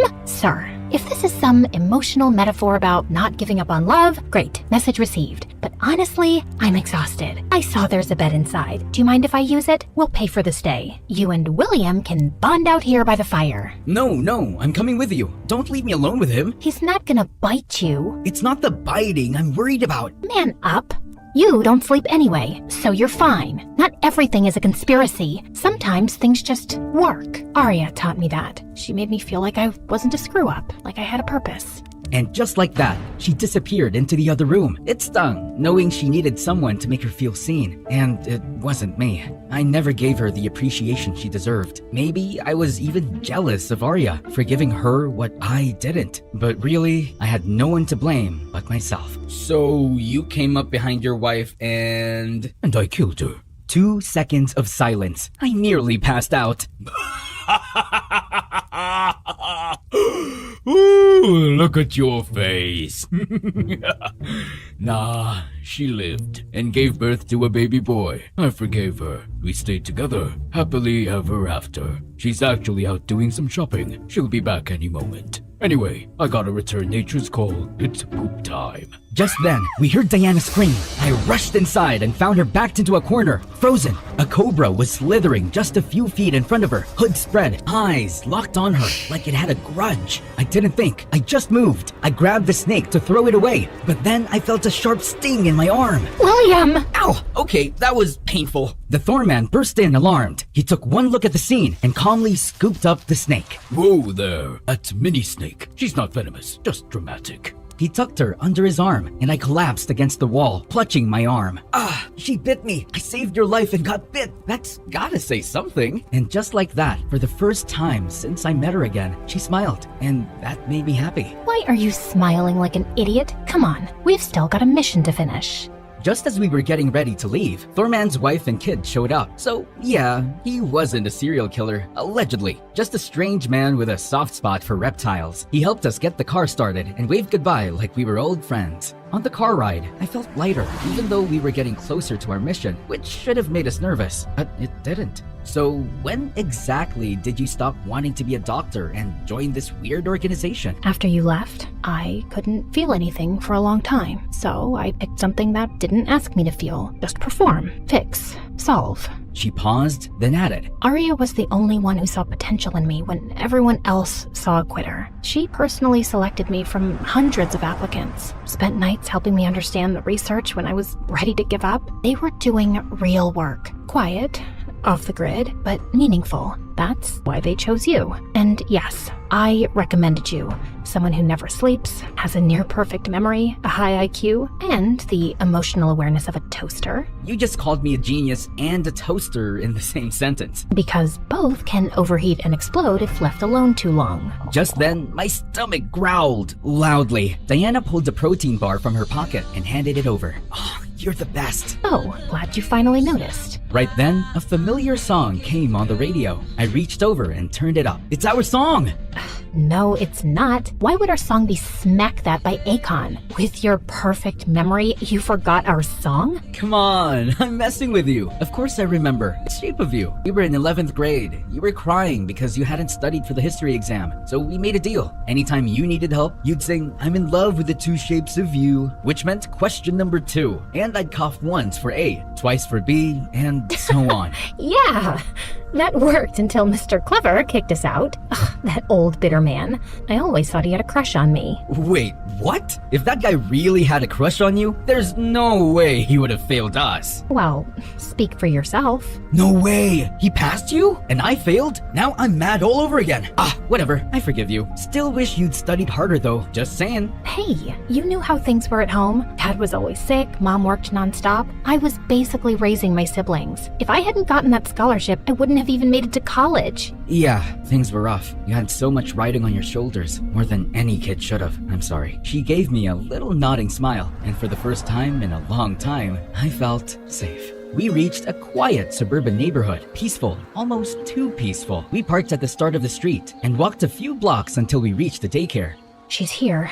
In the daycare? It's just a front. No real daycare. This is where our competitor's main facility is. All we have to do is go in and negotiate. Civilly. We rang the bell. A woman opened the door, skeletally thin, with cheekbones so sharp they could cut glass. Her face was tight and hollow and, honestly, kinda terrifying. But I held my expression in front of Diana, who stood calm and professional. She searched us and took everything. Our weapons, our earbuds, even the tiny snack I was hiding. Then she let us in. The entrance looked like a cozy indoor play area, complete with fake toys and posters of smiling cartoon animals. Real baby photos lined the walls too. Those babies better be from Pinterest. If that's their research group, I'm jumping out a window. She led us to an elevator, which carried us 4 levels underground. It was slow, uncomfortably quiet. Okay, so just putting it out there, I once peed in a ball pit. I was 6. I still think about it. You also peed in the sink when you were 22. That was one time. The bathroom bowl was clogged and I wasn't feeling great and my medication was out of whack and why are you like this, man? Right then, the elevator doors opened with a ding. We stepped into a cold, open space, warehouse style, and followed her through a maze of metal doors and narrow hallways, one after the other. This is so creepy, Diana. If I had $1 for every time I've said creepy since this started, I'd be a millionaire. I know. Just hold on. It's almost over. At the end of the maze was one final door. Behind it, a massive, blindingly white lab, giant machines, blinking lights, wires hanging like robotic vines. With bodyguards all around, I recognized one of them who kidnapped Arya. He looked at me and winked. I saw him mouthing the word idiot like he said before. Then an elevator platform rose slowly from the floor, and standing on it was a man. A very hairy man. Hair everywhere. Head, arms, chest. Even his eyebrows were so thick, they looked like they could support a falcon. He didn't greet us, just walked to his desk and began typing on a laptop. I was staring at him, at his hands, at the ridiculousness of his brows, trying to guess what he was even browsing. It came out wrong. Sir, please talk to us and stop eyebrowsing. Diana elbowed me in the ribs. Let's cut to the chase. Arya is ours. She's not some object. Let her go. Tell us what you want. We'll do it. I'm afraid you're too late. Why do villains always say that? Can't you say something nice like, would you like a mint, before traumatizing us? He clicked a button on the remote in his hand. A panel slid down behind him, revealing a thick glass window. Behind it, Arya was unconscious on a mechanical bed, suspended midair by wires like some sci-fi puppet. Oh my god, Arya! Please, don't hurt her. We gave her a generous offer. She refused, said her principles couldn't be bought. Well, I imagine her principles are laughing at her now, from the corner of her dying brain. We'll do anything. Just let her go. What we want is William. He's the final piece, our most valuable candidate, the one who completes our collection. Diana hesitated. Her eyes turned to me, full of panic. It's fine, I'll go. Either way, I was getting poked and prodded. Might as well get it over with. She nodded, sadly. I stepped toward the man, until my stomach turned. Oh, wait, all this chemical air is making me nauseous. I feel like puking. No, William, no! Too late. I threw up all over the floor. And there it was, the tiny metal flask, the size of a peanut I'd swallowed earlier as Diana and I planned. She didn't miss a beat. She snatched it up, bit it open, and grabbed Eyebrow Guy, locking her arm around his neck with the open flask right under his nose. Guards nearby started to move. Don't even think about it. This flask contains a contact agent. One drop on your skin, and you're gone in seconds. Everyone, stay back! Stay back! Let Arya go, now. Understood. Assistant, release her. Diana, she's fine. I swear. She's just sedated. We didn't harm her. You'll see. A few assistants appeared, unhooked Arya, and helped her walk toward us, weak but alive. Oh my god, Arya, you're safe. We were worried sick. Now, let me go. Not until William and Arya are safe. Get them out first. No, I'll stay. Just get Diana and Arya out of here. Aww. What a noble little sacrifice. And then, bam! Arya snatched the flask from Diana and shoved her away. What are you doing? What do you think I'm doing? Oh my god, she's a double agent! She's with them! He's not them. He's my husband. The look on Diana's... Who don't stop, who don't question. Soldiers, spies, servants, engineered for obedience. Minds sharper than AI. Bodies that don't break, and loyalty so deep, they'll do anything we say. Whatever the world needs and the law won't allow, that's the future. And we're not asking permission to build it. The difference is, we're going to win. We'll wipe your organization out, dominate the field, and make billions. You used me. Oh, Diana, sweetie, I needed you here. I knew you wouldn't join me if you knew the whole truth. So I gave you a mission, a crisis, a little emotional blackmail to save me. She glanced at me, then tossed a folder toward Diana. If you want your little lover boy to stay alive, sign these papers. Diana didn't move. She was still processing everything. Relax. They just make you the official owner of our newest facility. Unregulated, covert, and completely in your name. So, if this all blows up, if the authorities come knocking, you would take the fall, not me. And not me either, darling. Where are you taking me again when this all works out? Some island with no extradition laws, 5 jacuzzis, and unlimited shrimp. Ugh, shrimp makes you fart. Aw, I thought you didn't mind mine, just like I don't mind yours. Your farts are my perfume. Oh, you're disgusting. I love it. I know you'd love it. They both cackled like cartoon villains. But I wasn't done. I pulled a second metal flask from my mouth, hidden under my tongue when I puked earlier. I cracked it open, grabbed Diana's hand, and ran. We sprinted toward the exit. As we ran, I punched in the passcode I'd memorized earlier, and before the door closed behind us, I dumped the serum all over the handle. Hey, idiots! I just covered the whole doorknob with that poison! Go ahead! Touch it! I dare you! Then I grabbed Diana's hand, and we bolted. Do you even know where we're going? Don't worry. I remembered every turn in that maze, and now that the doorknob's covered in that stuff, they're not getting through anytime soon. Just then, 2 guards rounded the corner. That was fast. Don't worry, Diana. This way. I led Diana down a different path, a narrow side hall. When the guards followed, I quickly shut the steel door behind us and yanked the release lever I'd spotted earlier. That should keep them busy. If not, we better run faster. 4 hours later, Diana and I sat on a bench outside the FBI building. Diana had told them everything. Turns out the FBI already had some clues about the illegal labs, but they didn't know how deep it went until Diana came clean. Everyone involved got arrested, except Diana, because she told the truth and saved lives. I glanced over at her. She looked tired, like me, but a little lighter. She wasn't hiding behind her glasses or her ponytail. She looked like Diana. They said they'll probably clear your name completely, might even offer you a job. I'm not sure I want it. You should. You're amazing at this stuff, but only if you want it, not because you need to prove anything. Thanks. I think we broke each other a little back then, and I think maybe now we could help each other rebuild. Better this time. Smarter. You're still an idiot. And you're still scary, but I like scary, especially when she brings snacks. That made her laugh, for real. All right, genius. One condition. We don't fix each other. We just support each other while we figure out how to fix ourselves. Deal. Oh, wanna hear a joke? An octopus once said to its girlfriend, "Give me your hand, give me your hand, give me your hand, give me your hand, give me your hand." She chuckled and gave me her hand to hold. And in that quiet moment, I didn't feel like a loser. I felt like someone who could start over and have a life that was worth staying awake for.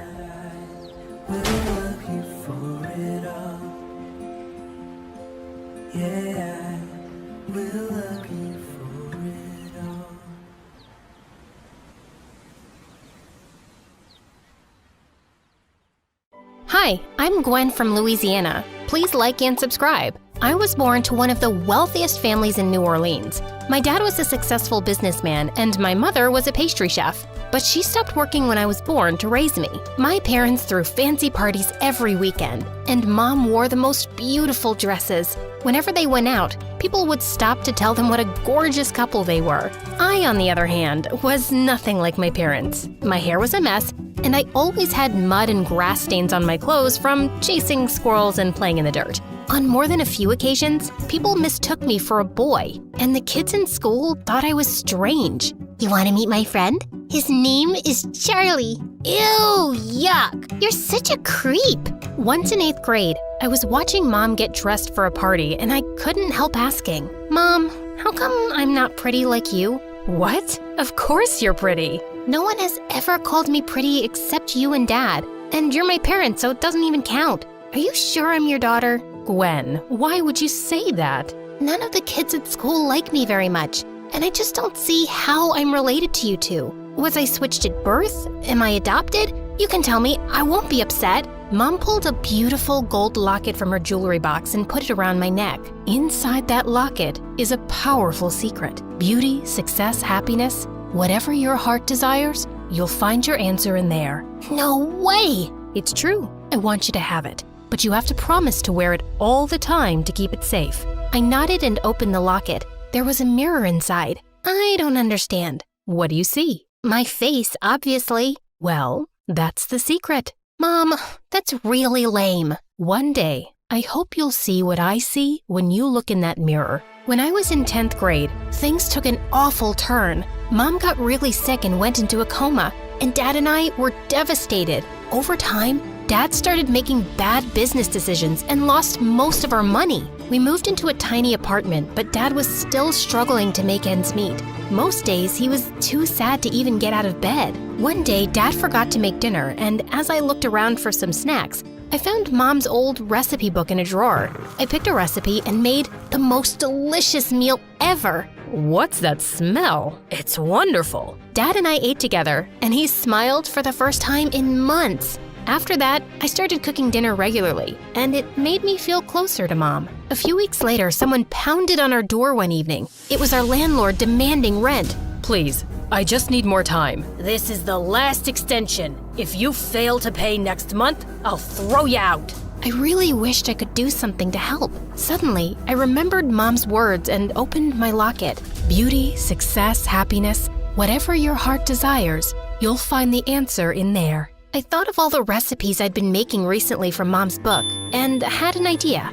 I printed out a menu and went door to door in our apartment building with copies and tasting samples. And to my surprise, orders started pouring in the next day. Soon, I had to make so many lunch and dinner boxes to deliver that Dad started helping me. We were able to make our rent, and over a few months, we were supplying food to other apartment buildings too. We needed more space for our operations, so we soon moved into a small house. At the start of summer vacation, I was busy packing meals one day when I saw a moving truck pull up to the house next door, and a pretty girl my age stepped out of it. I thought I'd welcome her, so the next day I went over with a pie. But just as I was about to ring the doorbell, I heard people yelling inside and then a loud smash. I quickly turned to leave, and a few steps later, I tripped over someone's leg and fell over with my face in the pie.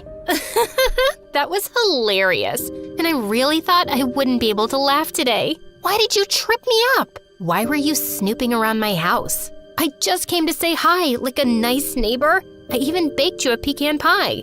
Pecan? That's my favorite. Is there some part of the pie that didn't touch your face? Maybe this corner? That looks okay. I sat down beside the girl as she ate. Her name was Emily, and she told me the people screaming inside were her parents. I can't stand when they fight, which is all the time. They're so busy hating each other, they don't even notice me anymore. What are your parents like? Do they get along? Suddenly, I felt a lump in my throat, and I just couldn't bring myself to talk about Mom. Yeah, my parents are like best friends. They're perfect together. But it's just me and my dad right now. Mom's out of town for a few months. Emily and I quickly became friends, and we spent the whole summer together, watching movies, riding our bikes, and baking cookies in the kitchen. When high school started, I was glad that I had a friend for a change. But the very first day, I saw some cheerleaders talking to Emily by the lockers, and then she came skipping to me. Guess what? The cheerleading captain said I've got a great look, and she wants me to try out. Well, that Candace is a jerk. She's always calling me a weirdo just because I don't paint my face like a clown or act like a bimbo. I don't know. She was really nice to me. It was obvious Emily wanted to join cheerleading, and I didn't want to sound petty, so I didn't say any more. And soon enough, I felt she started changing. Sure, she still hung out with me, but she'd run off the second Candace called her. She even started changing the way she dressed, and I could swear she was trying to imitate Candace's nasal voice when she spoke. One day at lunch, Candace and her gang walked over to us and invited Emily to a party. I'd like to bring Gwen too, please. Hey, why are you begging for me? I'm not dying to go. Sorry, Em. The party's kind of exclusive, but I've heard some rave reviews about your food, Gwen. Think you could cater for like 100 people this Sunday? I don't mind if you come as a waitress. I'd be happy to take your order, but I won't be waiting on you. You could have made yourself loads of tips, but suit yourself. As much as I disliked her, I didn't want to turn away a big order. I worked hard all weekend and Dad dropped it off at her place. But the next morning, I was shocked to find the food inspection authorities at her door. It turned out that Candace had made a complaint because she got an allergic reaction from something she ate at the party. She told me she had nut allergies and I was very careful. Well, clearly some contamination happened and we'll be investigating further. For now, we're suspending your business license for the next 6 months. I was so mad. And the next day when I saw her in school looking just fine, I felt even angrier. Candace, you have to withdraw your complaint. I'll give you your money back. It's not about the money. You endangered my life. My parents take me very seriously, and they're not gonna back off. Sorry, there's nothing I can do. You're such a witch. Emily, how can you be friends with someone like her? Yes, Emily. Why don't you make a decision already? Who will it be? Me or her? Emily stared at me blankly, then looked away. Candace smirked, and I stormed off. But later that afternoon, I found Emily waiting for me outside my house. Look, about what happened in school, let me explain.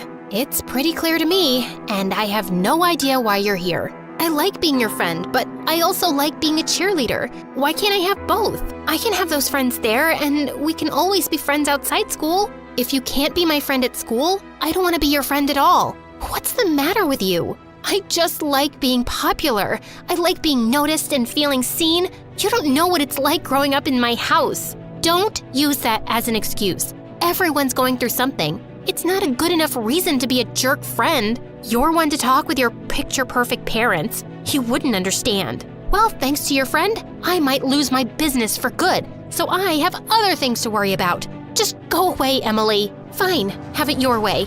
And the next day, Emily was even worse. She actually joined Candace and her minions in making fun of me. That afternoon, I went down to a coffee shop that I knew was hiring. The owner was a kind man who was also impressed by my baking knowledge, and he immediately offered me the job. One evening, as I was at the cash counter, a cute boy with sunglasses walked in. He ordered some coffee and then dropped a $20 bill in the tip jar. I've never seen you here before. What's your name? Gwen. Nice to meet you, Gwen. I can give you my autograph if you'd like.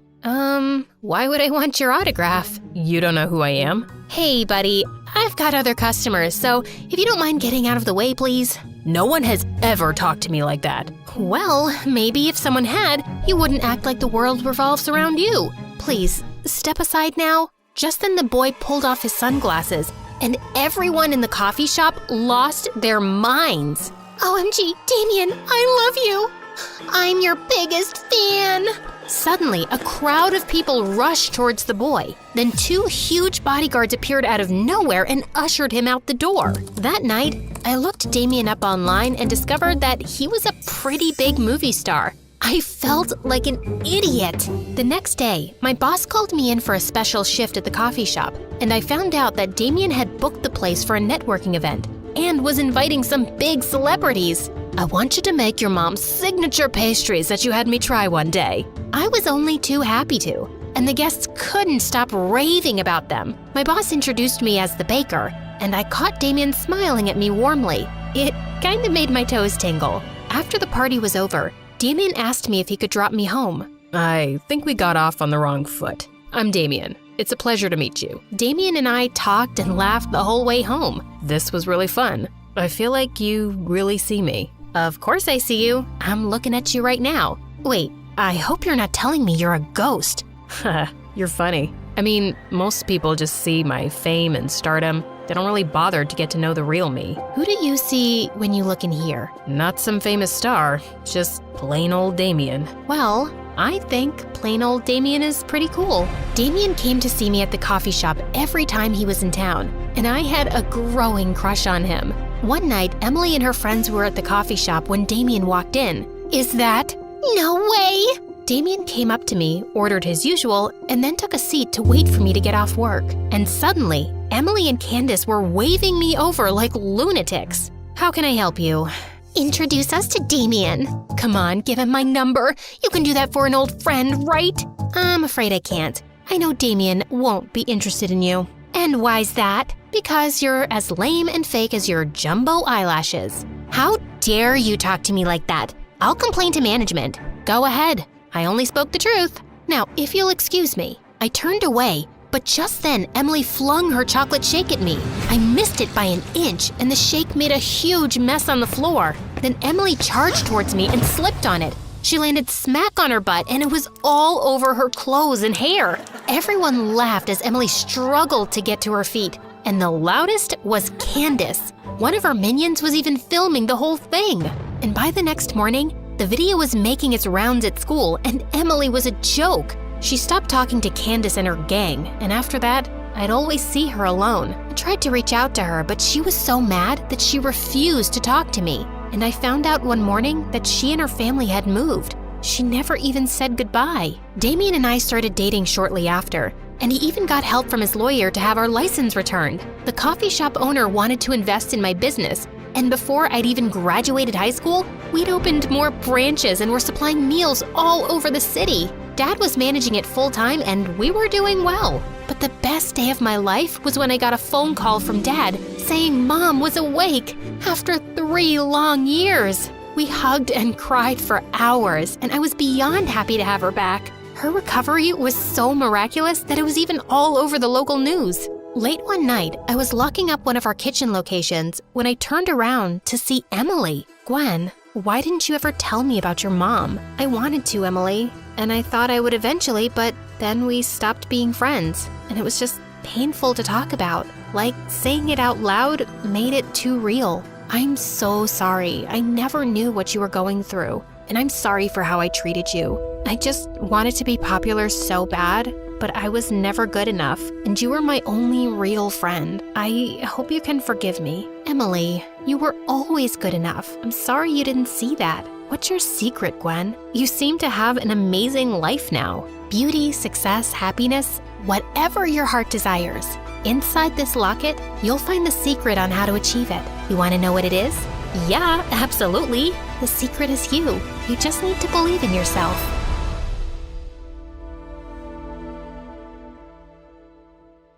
Hi, I'm Mariam from London. Please like and subscribe. I lived with my parents and my grandma on my dad's side. Grandma was a millionaire, so we lived in a mansion with a pool and even a tennis court. But Grandma was also the meanest lady on the planet, except to me. When Mom made dinner, everything tasted wrong. I've never eaten rice this overcooked. I might as well eat bleach for dinner. But one time, I made Grandma a mustard sandwich, and she was blown away. Look at you, already cooking at 10 years old. My granddaughter is the smartest girl on the planet. Grandma also showered me with expensive gifts, constantly. One time, I helped Dad clean the floor. Top portfolio pick at the Willow Ridge Visual Arts Academy, won 2 regional youth photography awards, and got featured on the front page of Shutterscene's Next Gen Visionaries issue.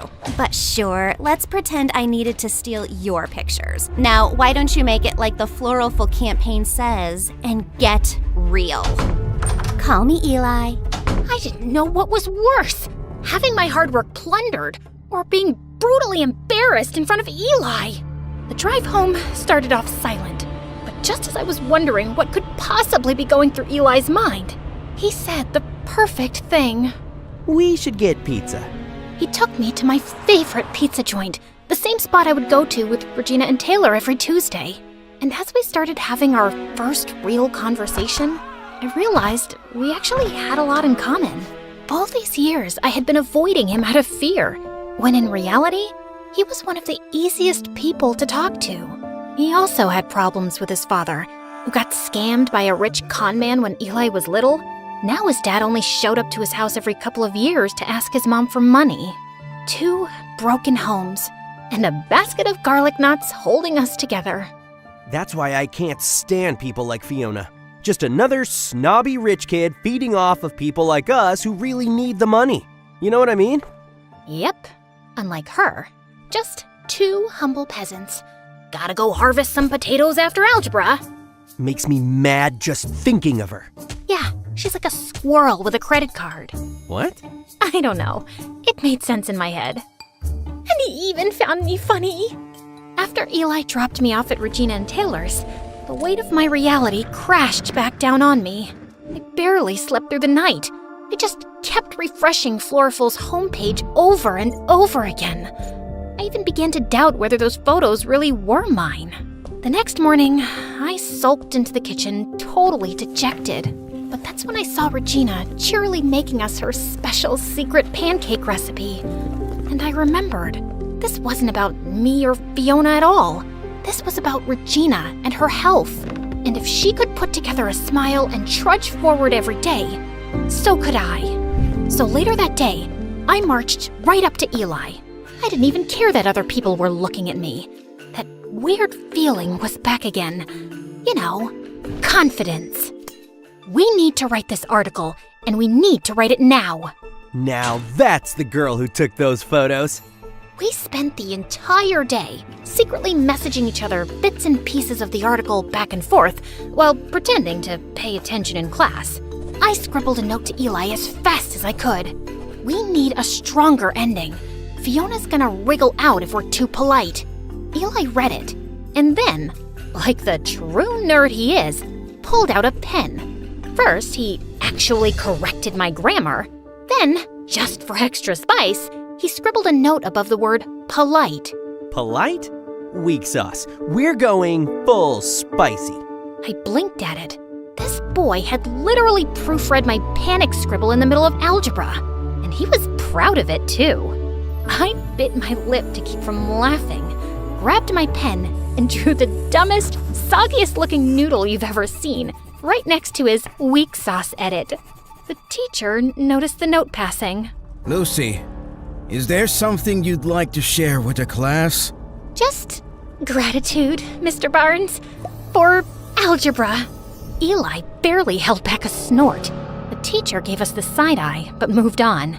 Sure, it was just the school newspaper, but Eli was good. Some of his articles had gone viral in the past.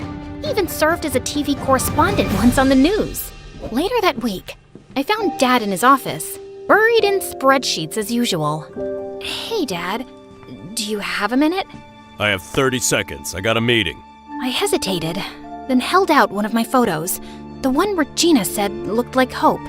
Maybe, just maybe, my photographs could help sway him.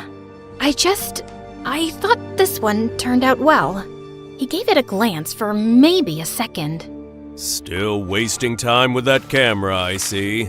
It's not a waste. I actually won. Well, I almost won this contest, but... You want to play artist? Fine, but don't come crying when the real world eats you alive. I swallowed hard. But Regina's really sick, and I was wondering if maybe... Still not my problem. But she's practically family. All heart, no sense. Just like your mother. The doorbell rang for my dad's meeting, and at first I was relieved to get out of this conversation, until I saw who it was. You must be Eli. OMG, is that Eli? You're a lot younger than I expected. Let's just get this over with. My dad went into the conservatory, and just as I tried to hide behind one of the statues in our foyer... Lucy? Eli! Hey! What are you doing here? What are you doing here? I work here. May I take your jacket, by the way? Oh man, you have to work for this guy? I'm sorry to hear that, but don't worry.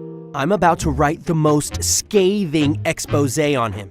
I forced a laugh and led him to the conservatory, my heart pounding so hard I thought it might echo off the marble. Would you like a refreshment before your meeting, sir? Sure. Orange juice? I darted toward the kitchen, which I'm usually not even allowed to go into, and grabbed a tray of orange juice, much to the horror of our housekeepers. I balanced the tray for dear life, and just as I arrived in the conservatory, the housekeeper burst through the door. Ma'am, please don't. Your dad would kill me if he saw you doing this. My dad, the cook? Why would he care? She looked at me like I'd lost my mind. And then I did exactly what I was trying so hard not to do. I tripped and spilled the juice all over my dad's favorite antique rug. To my dad, this was a nightmare. To Eli, It was a bright, sticky confession. I'm a journalist, Lucy. I know a lie when I see one. I couldn't say anything. I just stood there, frozen, orange juice pooling at my feet. The next day just so happened to be the day our article about Floral was supposed to come out. I checked the school newspaper, but the front page was just a dumb story about our school mascot's favorite rock and roll bands. In fact, the whole entire paper and its corresponding website didn't have a single story from Eli anywhere, which almost never happens. I looked for him all over the place, but he was nowhere to be found. That night at Taylor and Regina's, I felt both embarrassed and abandoned. And just when I thought things couldn't get worse, I received an email with a subject that said, "One more photo to add," from a sender that made my stomach drop to the floor. Fiona. I clicked on it, and there, enlarged on my computer screen, was a horrifying picture of Fiona and Eli? And she had her arm around him? I couldn't make up my mind about whether to throw up on the screen or smash my computer to pieces. But instead, I sprung from my chair and marched all the way down to Eli's front door. No more Miss Shy Girl! I got there just as he arrived in his rickety old car. Care to explain where you were? I had an interview. An interview. Then what's this? So what? I can't interview someone anymore? She apologized for the way she acted. She said she gets defensive when it comes to her work and explained she was out of line. Her work? Eli, she's lying. And what about you? Do you really need this contest money after all? Look, I'm sorry I lied about my dad, but you don't understand. Save it, Lucy. I just don't know what to believe anymore. You're just another spoiled rich kid, too. Wow. You know what? I'm gonna go storm off home. And you know why? Because I don't have my dad's car to drive off in, or my dad's money to call a cab home, or my dad's love to come pick me up. But yeah, I'm real spoiled. For the next couple of weeks, I redirected my efforts. I'd spent so much energy fighting Fiona that I'd forgotten how great it was to spend quality time with Taylor and Regina. We settled back into our routines. And truth be told, I settled back into my shyness. Being behind the scenes started to feel comfortable again. But I could tell Regina was still in pain, and she really needed surgery. Even worse, Floral had the nerve to advertise an upcoming Q&A with the special winner of their Be Real campaign. Not me, Fiona. A couple of days later, I found a note stuffed in my locker. Meet me behind the library. Yeah, no thanks. I threw it straight in the trash. The next day, there was another one. Please, it's important. Trash. Third day. I'm sorry, at least hear me out. Trash. Hey, I was perfectly happy never speaking to him again. Mostly. A few days later, I was just minding my own business, walking home, backpack slung over one shoulder, dreaming about microwavable mac and cheese. When suddenly, a bag slipped over my head. I knew high school would kill me! Then someone shoved me into a car. 20 minutes later, they plopped me onto a chair. I thrashed around like a feral raccoon until the bag was finally lifted. And standing there, looking way too proud of himself, was Eli. Relax, it's just me. You kidnapped me? You left me no choice. I glared at him, panting like a cornered cat. And then he pulled out his secret weapon. A sad, crumpled bag of garlic knots. Truce? I stared at the bag, then at him, then back at the bag. Some battles aren't worth fighting. You're lucky I'm weak for carbs. I'm so sorry. I know it'll be impossible to make up for what I said to you, but I have a surprise that might help. I braced myself for, I don't know, a heartfelt speech. Instead, he pulled out his laptop, and front and center was that same disgusting photo of him cuddling up with Fiona. Eli, if this is some sort of twisted joke, it is not funny. No, Lucy, seriously. Look closer. I was about 2 seconds away from hurling his laptop into the sun, but then he zoomed in. And there it was, hiding in the background of that gross photo. Fiona's email inbox. A whole page of messages, including one that said, "Like and subscribe to MSA, or I steal your work." Just kidding. But seriously, you should.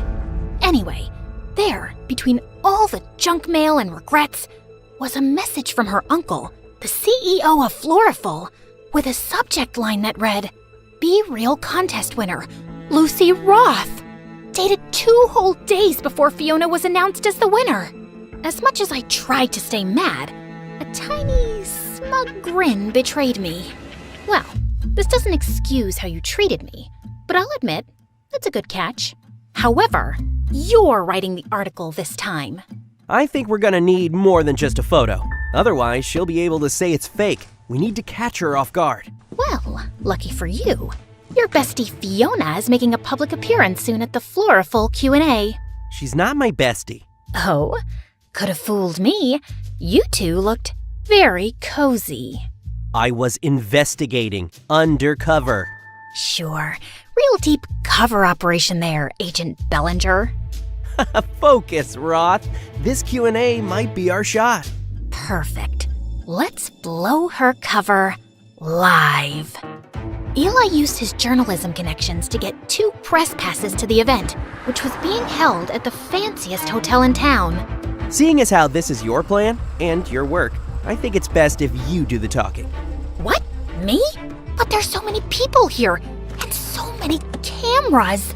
I'm more of a behind-the-lens kind of girl. That's all in your head. You got this. I believe in you. But as the event started, and Fiona started lying her face off on the stage, it became harder and harder to stop myself from bursting. And for this next photo, I really wanted to capture the feeling of solitude, of inner peace. People were eating up her fake work like it was the second coming of Picasso. I had enough. I shot my hand up so fast and nearly dislocated my shoulder. I have a question. The whole crowd turned. Fiona spotted me, and for a half a second, she flinched. Then she slapped on that fake smile of hers. Oh, sure. You there, with the confidence. You talk a lot about solitude, but honestly, your photos just look lonely, not real. You ever think maybe it's because real friends can spot a faker from a mile away? I guess friendship's not really your thing. Oh, please. I have loads of friends. In fact, some of us are practically family. Right, Eli? I stood up fully, striding toward the front, feeling a fire I hadn't felt in, well, maybe ever. The rest? All mine. Lucy Roth. Hi. Nice to meet you. Gasp. Somewhere, someone actually dropped a wine glass. That's a lie! She's obsessed with me. She is like my biggest fan. Probably has a shrine to me in her closet made out of my Instagram stories. People started snickering. Fiona straightened up like someone had just pulled her strings. You know what?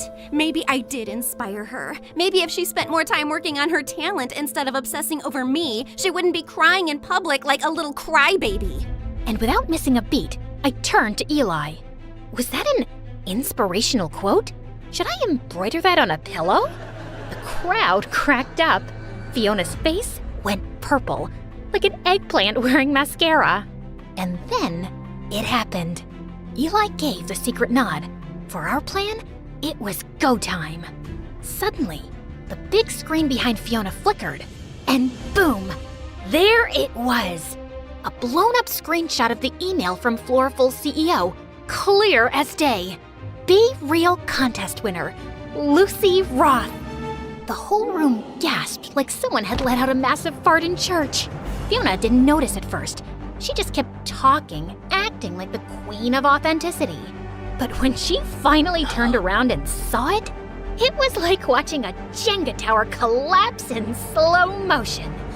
She froze, then let out this tiny, pitiful little squeak. Oh, fudge. And that's when things got really chaotic. Her dad practically launched himself onto the stage, flailing like a businessman who had just lost a deal. That's a fake! Security! Remove her! I barely had time to panic before a squad of security guards came barreling toward me like I was some kind of criminal mastermind. I braced myself to get dragged out by my hair, but then Fiona absolutely lost it. Stop!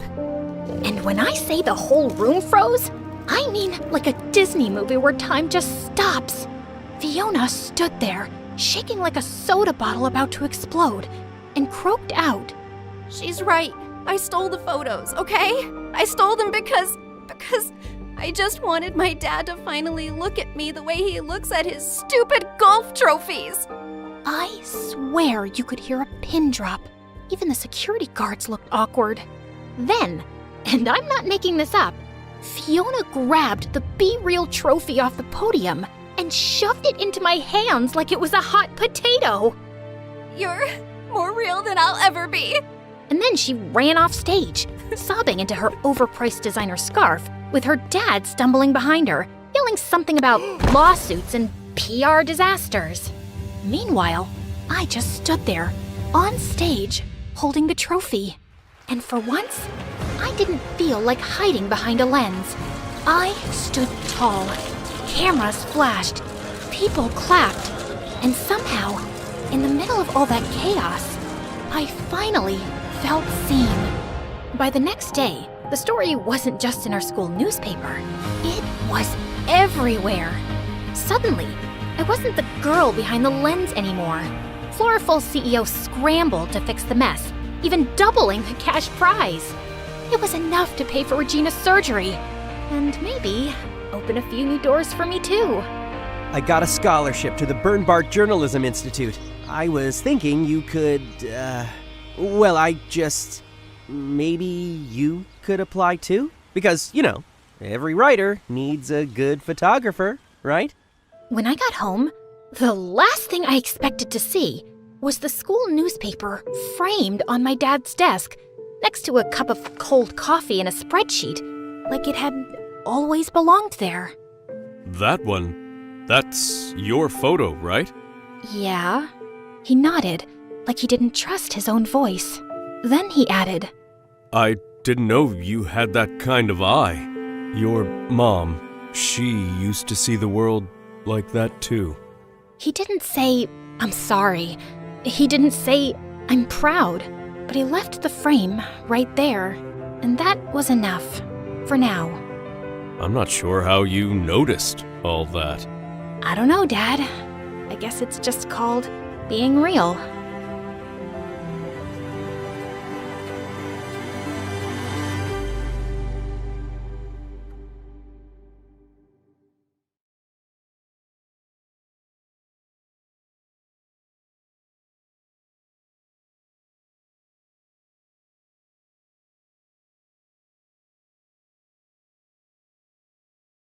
When I got home from school one day, I heard loud laughter and glasses clinking from the lounge. I got out of sight quickly before anyone spotted me. Ugh, it was Mom and her friends. They always sounded like a group of hyenas when they got together. I heard one of her friends say, "But seriously, you're so beautiful. Can't believe your daughter is that ugly." Mom laughed, and so did everyone else. In case you haven't guessed already, I don't like my mom. In fact, I hate her. She really seems like such an airhead. She enjoys nothing except gossip and shopping. And I hate the way she dresses. Once she came to school and I wanted to die of embarrassment. She was wearing the tightest, shocking pink dress and had a ton of makeup on. And she was strutting down the street like she was a runway model. The boys in my class were staring and grinning at her. It was so gross. To make it worse, I heard one of them say, "Wow, now we know where Ella gets her looks from. I should ask her out already." Yeah, great. Except they weren't talking about me. My name is Mallory. My sister, Ella, who's a couple of years younger than me, is one of the most popular girls in school. People are so shocked when they find out we're related. She looks just like Mom and acts just like her too. I told Dad about how Mom had turned up at school and how I hated the way she acted. He sighed and said she didn't used to be this way before, but she changed completely after her sister left. I didn't even know she had a sister, but her ditziness wasn't why I really hated her. I still couldn't forget that night when I had woken up in the middle of the night feeling really thirsty. I was on my way to the kitchen to grab some water when I heard Mom's loud sobbing and Dad's voice coming from their bedroom. What's going on? I wondered. I crept up to their room and peered in through the slightly open door. Dad was sitting on the bed, his head in his hands, and Mom was kneeling next to him, crying and begging him to forgive her. "How could you do this, Melissa?" Dad said, his voice full of despair. "And with my best friend, you ruined everything." "Please, please don't say that," Mom sobbed even louder. "Please say you'll forgive me. It was a terrible mistake." I couldn't listen to any more of this. My head and heart felt like they were going to burst. Mom had been cheating on Dad with Jack? God, I had never liked that scumbag. Dad packed his bags the next morning and left. He kissed me on the cheek and said he was going away on a business trip. He looked so heartbroken. I knew he wasn't going on any trip. He was moving out. I couldn't even say anything. I just choked back my tears and nodded. I couldn't stand to be around Mom. I could hear her crying in her room, and I just wanted to smash something in her face. It was all her fault Dad had left, and he might never come back. Just then, the door opened, and it was Dad. Oh, thank God. Clearly, he had decided to forgive Mom and give their marriage another chance. I was so relieved to see him, but I just couldn't look at Mom in the same way ever again. I had no respect for her. The secret had been eating me up inside. I hadn't told anyone except my best friend. If I told Ella, she probably wouldn't even have believed me. She was Mommy's little puppy dog. I could hear Mom calling me down for dinner. At the table, she asked me how school was, and I pretended I hadn't even heard her. I turned to Dad and started talking about an upcoming sports event at school. When I took the first bite of the meatloaf Mom had cooked, I made a disgusted face and pushed my plate away. Yuck. That tastes awful. I'm just going to make myself a peanut butter sandwich. Again, I said. I could see the hurt look on her face, but I didn't care. I wanted to hurt her. "Mallory, it tastes just fine," Dad said sternly. "Just sit down and finish your food." "No!" I screamed, getting up from my chair. "Her food is terrible. I'd rather go hungry." And with that, I ran upstairs to my room. Before I slammed the door shut, I heard Ella talking in her sickly sweet voice. "Mommy, the meatloaf is delicious. Mallory is just going through a phase. Probably boy troubles." And then I heard them both giggle. I felt so pissed off. Gosh, could she ever stop sucking up? A couple of hours later, my stomach was growling so loudly, I was pretty sure the neighbors could hear it. I snuck into the kitchen and took a look in the fridge. Sadly, they finished the meatloaf. Ugh, I really would have to eat that peanut butter sandwich now. I was sneaking back upstairs when I heard my parents' low voices in the lounge. And I heard my name. Mom was telling Dad that she'd just had about enough of my behavior. Dad said he'd talk to me later, but it was probably just me acting out as a teenager. A couple of days later, I woke up to some shouting. "Too early to hear your screeching, Mom." Her voice was like nails on a chalkboard. I walked downstairs to find Mom waving something in Dad's face. "I just want to know how these got in your car. Who do they belong to?" she shrieked. Dad stood there silently, which seemed to make her even angrier. She threw whatever was in her hands to the floor. It was a pair of earrings, and I recognized them immediately. They were mine. I rushed over and picked them up. I felt so furious. How dare she accuse Dad of cheating? I turned to her, not bothering to hide my hatred for her one bit. "Mom, you're such a stupid psycho!" I shouted at her. "They're my earrings! I probably forgot them in Dad's car. You have no right to talk to Dad like that. I don't even know how he puts up with you. No wonder your sister left you." Mom looked completely shocked for a minute, and then she burst into tears. Just then, Ella came running to Mom's side, and she glared at me and started screaming. "Don't talk to Mom like that, you dumb cow!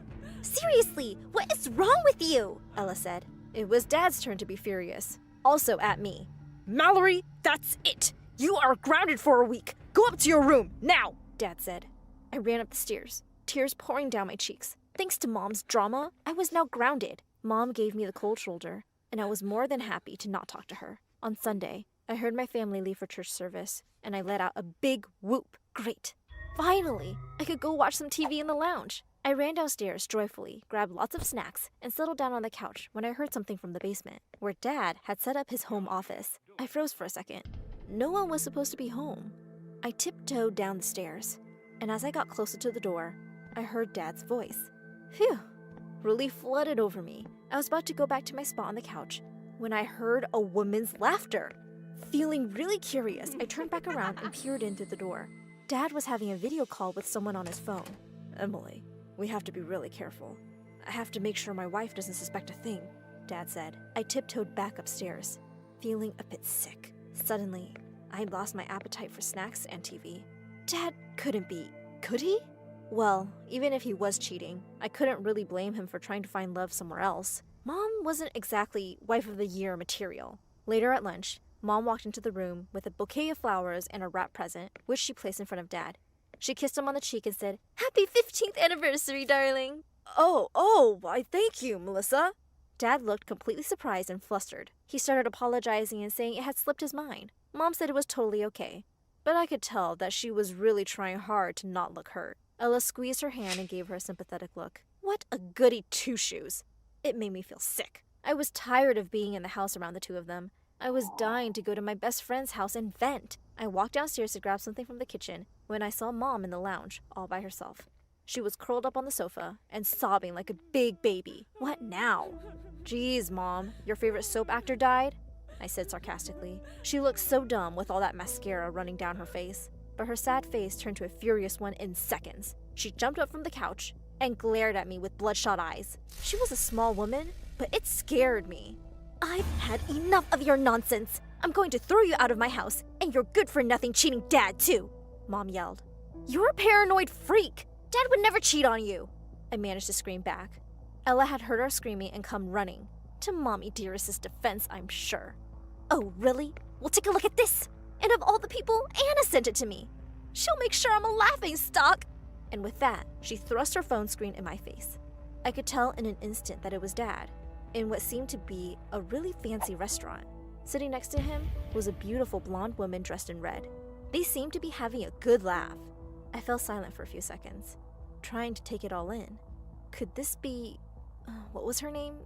Emily? I just looked at her coldly and said, "So what if he is cheating on you? You deserve it! You cheated on him first!" Mom stood frozen on the spot, her eyes wide, her mouth slightly open. Ella looked equally stupid. "Aha! I know you cheated on Dad with Jack, and I will always hate you for it!" I was shaking now. Mom sank to the couch. After what seemed like ages, she looked at me and said, "Oh, Mallory, you've got it all wrong." She then explained that she had made a bad investment decision with Jack behind Dad's back. Jack had turned out to be a con man and had run away with all their money. It was a huge blow. Wait, she expected me to believe her nonsense now? Really? No. My dad was better than her, and we all knew that. Ella had the phone in her hands now, and she was staring at the picture. Finally, she said angrily, "How could he do this to you, Mom?" I looked at them and said, "No, he isn't a cheater, you idiot. Dad is innocent, and we can ask him together." Mom was hurt and said he wouldn't confess. Then I said, "You know what? I'm going to spy on him just to prove you wrong." So here I was the next day, a couple of blocks away from Dad's office, hiding out in Mom's car. She'd made me skip school and sent me off in her car. Half the day had gone by with nothing happening. I'd almost dozed off when I saw Dad walk out of the building. A shiny black car had driven up outside the main entrance. A leggy blonde in high heels stepped out of it. My dad kissed her on the cheek, and then he got into the car with her, and they drove off. I frantically revved up my engine and started following them. Where were they going? I wondered. We had been on the road for 2 hours now. We left town and were on an empty road between a stretch of fields. Just a few moments later, the car turned left onto a smaller road, leading up to a huge mansion. I parked my car at a distance and walked up to it on foot. I quietly slipped in through the main door. I walked down the large hallway and heard Dad and that Emily talking in another room. Suddenly, I could hear her clicking heels getting louder, and in panic, I ducked behind the huge plotted plant near me. "Wow, this really is a beautiful place, Em," Dad said. "And it'll all be yours soon." "Yes, thanks to you," she said, looking at him with a huge smile. "As soon as you can get that wife of yours to sign the papers." Her evil laugh echoing through the hallway made my blood run cold. And what was worse, Dad joined her. That wasn't the worst of it. They started going up the stairs, and suddenly Emily lost her balance. Dad was quick to catch her. "Oh my God, Em, are you okay? You really shouldn't be wearing such high heels," Dad said.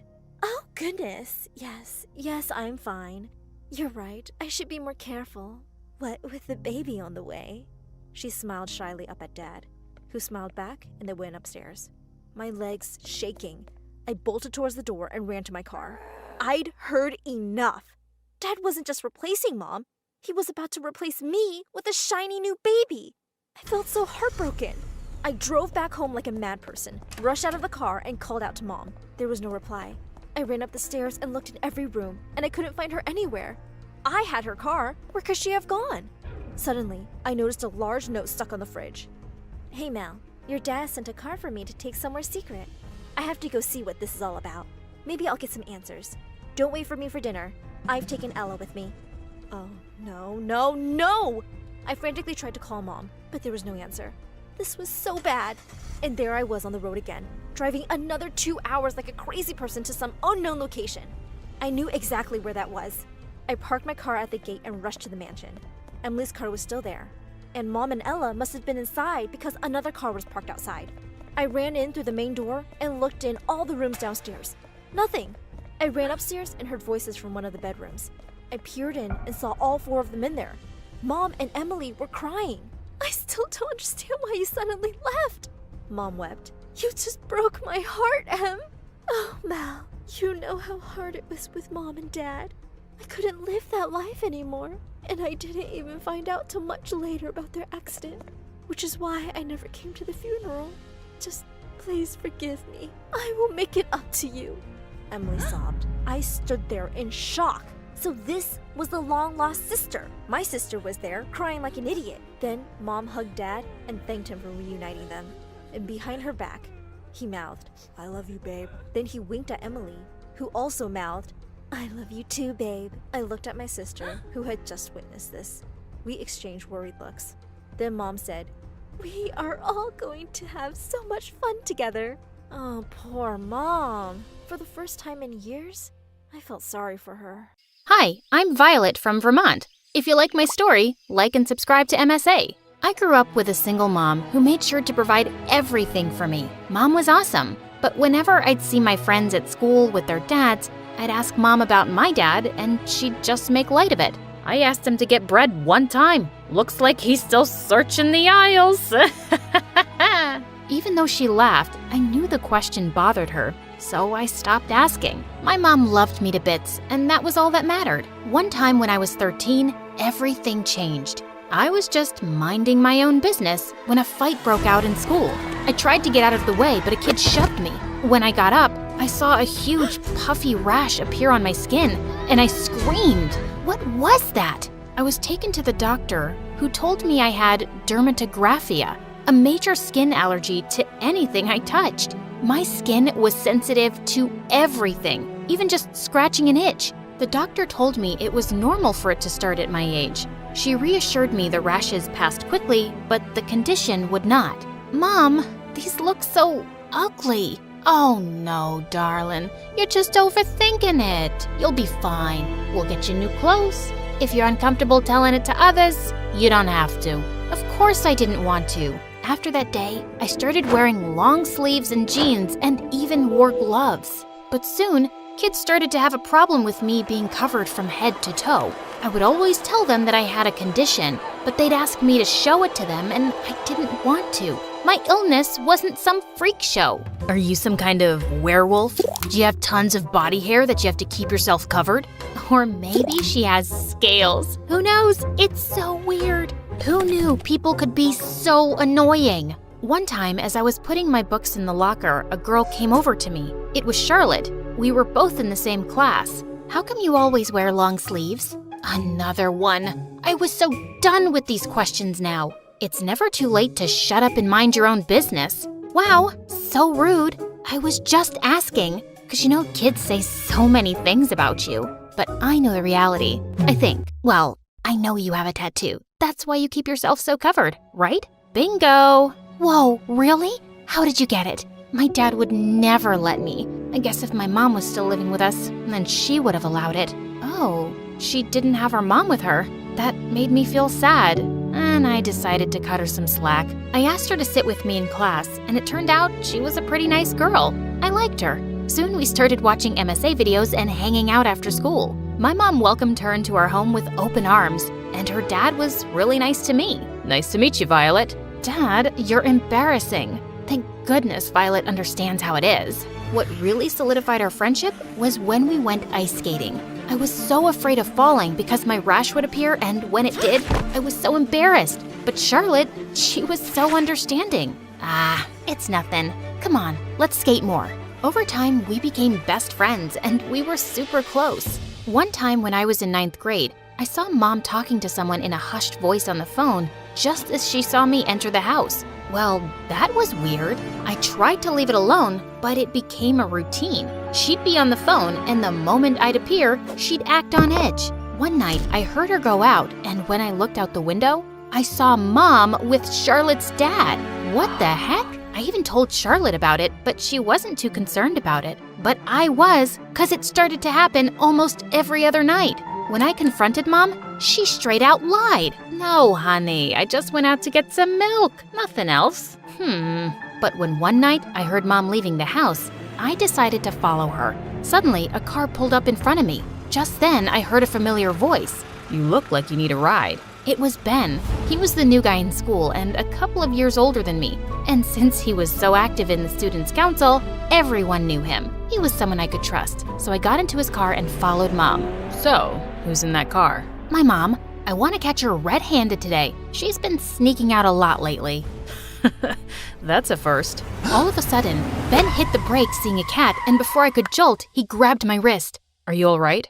I'm sorry. I didn't mean to hurt you. It's nothing. I just don't like being touched, okay? We found my mom at a small diner sitting across from Charlotte's dad. After Ben dropped me off, I barged into the diner. I knew it! You lied! Violet, it's not what it looks like. Please, sit. Honey, please. I didn't want to, but seeing Mom plead, I sat down. I should have told you earlier, but I wanted to wait for the right time. Violet, Charlotte's dad is also your dad. What? It's true. Darling, I am sorry. Leaving your mom was the biggest mistake of my life. Now, I want to make up for lost time. Apparently, Dad and Mom had dated but broke up after I was born, and Dad moved on to marry Charlotte's mom. And now, Mom and him wanted to get back together. My head was spinning. They both lied to me. Why now?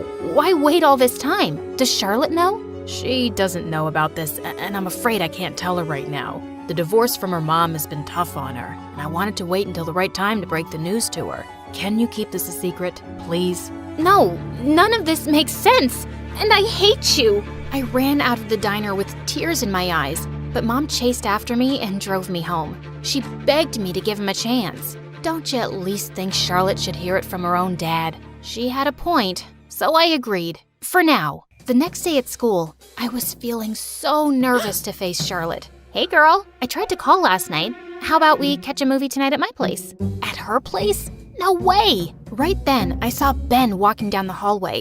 Before I could think of what to say, he came up to me. Violet. Ben! Charlotte, this is my date tonight. Date? Yeah, we're going out. Right, Ben? Yeah. I'll pick you up at 7. See ya. Vi, this is your very first date. I felt bad lying, but hey, it was a good save. But at home, Mom told me Dad wanted to talk to me, alone, and I had to see him. But in the evening, I found Ben waiting for me at my door with flowers. Oh, I am so sorry. I totally forgot about our date. I have to meet my, someone. As I started walking, Ben offered to drop me off, and I accepted. I met Dad at a park, and he had nothing new to say except tell me how sorry he was about leaving Mom and me. Please, don't you have anything new to add to your story? Listen, honey, I know... Don't you dare. You don't get to call me that. You can't just come waltzing back into our lives and act like everything's fine. Saying that, I ran out of the park and saw that Ben was still there. When I asked him why he waited for me, he told me how he just wanted to make sure I was all right. I found that quite sweet. On our way back home, Ben got me some ice cream and we talked. He sure was a sweet guy, and I was liking him a lot. All of a sudden, Ben came near me and touched my nose. Got it. You were looking cute with some ice cream on your nose, though. Oh, I thought I was gonna kiss you.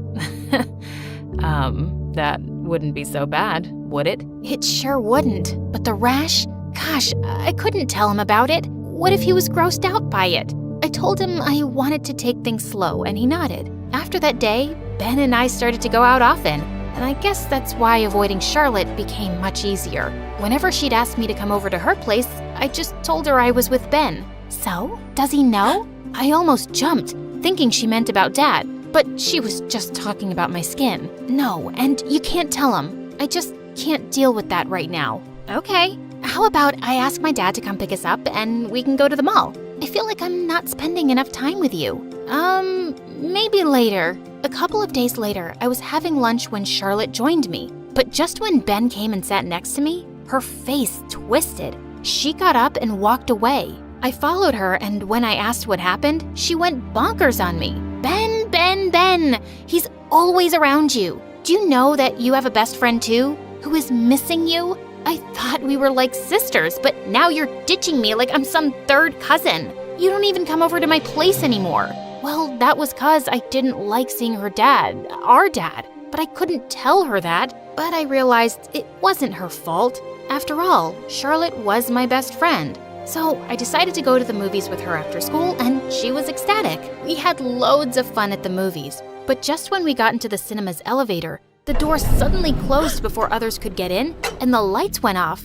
Oh God, this wasn't good. Getting stuck in an elevator was my worst nightmare. Vi, you okay in there? I'm calling for help. Hang on in there. Charlotte, fast. I can't stay in here. Every second passed inside that elevator felt like a lifetime. Finally, when the elevator door opened, I saw Dad. He instantly swept me in his arms. Oh my God, my baby. I was so worried. When Charlotte called, your mom and I rushed here. I just couldn't imagine losing my daughter again. What did you call her? What's going on? Dad had no choice but to tell her the truth. And when he did, Charlotte went completely ballistic. Out of nowhere, she transformed into a loud, angry monster. How dare you lie to me? You're ditching me, just like Mom did. Charlotte, please, at least listen to him. Dad had a reason. And you knew about this? How could you do this to me? You and your mom? Stay away from us. Saying that, Charlotte ran off and her father followed her. I was so shocked, I didn't know what to do. I was sure that Charlotte would understand eventually. After all, she loved me and always considered me a sister. I was really expecting Charlotte to apologize at school, but she just stared at me. The last thing I want to do is see your face, you liar. Charlotte, you always wanted us to be sisters, right? Can't this be a good thing? I don't anymore. Why did you have to lie to me? Right then, I saw Ben walking towards us, and seeing him, I saw a vicious look on Charlotte's face. Maybe it's because you're a natural-born liar. You lied to me. You even lied to Ben. Did you tell him your secret? What is she talking about, Violet? Charlotte, stop right now. Oh no, I'll tell you, Ben. Better yet, I'll show you. Suddenly, she pinched me hard on my arm. By the time she was gone, a huge allergy spot had appeared where she pinched me. Everyone stared at my arm, including Ben. He didn't say one word, but the look in his eyes made me realize nothing between us was going to be the same anymore. Because of the stunt Charlotte pulled, she got detention while I called Mom and she picked me up. I just couldn't be at school. I refused to talk to Mom and didn't even go to school for over a week and just locked myself in my room. I even turned off my phone. I just wanted to be away from everything and everyone. Thank God winter vacation started and I had some time to deal with the whole drama. One day, Mom entered my room and hugged me. I felt like I hadn't hugged her in a million years. Mom, can we move away? I don't want to go to school, see Charlotte, her dad, Ben, anyone.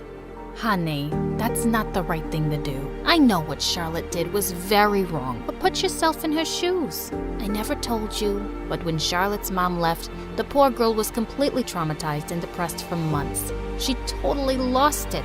Oh my God. Turned out, Charlotte had had a huge breakdown when her mom left. She needed years of therapy and only stopped going recently, which is why Mom and Dad thought she could finally be ready. But perhaps they were wrong. That would explain her reaction. She went through so much. You should have told me, Mom. I should have known about her condition. Honey, we thought to tell her when the time was right, but the way things unfolded left her shocked. The entire night, I kept thinking about Charlotte. Her mom had already left her. No wonder she was freaking out about me stealing her dad from her. I needed to make things right.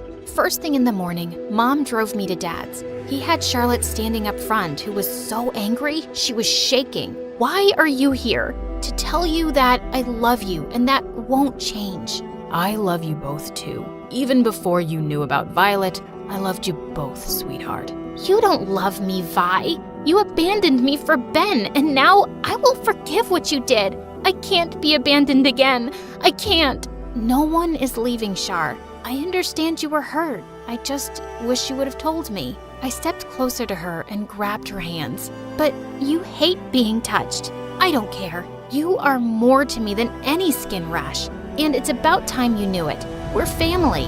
I should have never tried to hurt you or keep you away from our father. I was selfish. I'm so sorry. We all went into the house together for our first family breakfast. Charlotte and I got closer than ever, and our dad was pretty cool too. But no one was better than Mom. A week later, Charlotte made a plan for us to visit a ski resort in our town. Considering what a disaster our last outing was, it was so much fun. We both went for the ski lift, and just as I sat, I saw Ben next to me instead of Charlotte. Talk, you two! Well, it was awkward, considering how hard I was avoiding Ben lately. I'm sorry. I then showed Ben my skin condition, and he just smiled, saying how it only made me cool. Charlotte, your arms are beautiful. I can't believe you'd hide something so cool from me.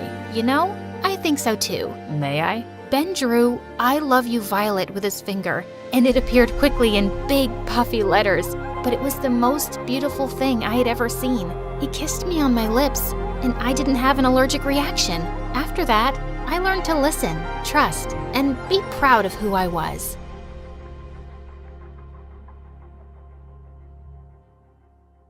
Hi, I'm Sophie from France, and my story, you'll have to see to believe. My life was brilliant. I grew up in a vineyard, and my parents worked super hard to make it a worldwide success. Even though they were super busy, they made sure I got the best things in life. I've just bought you a pony.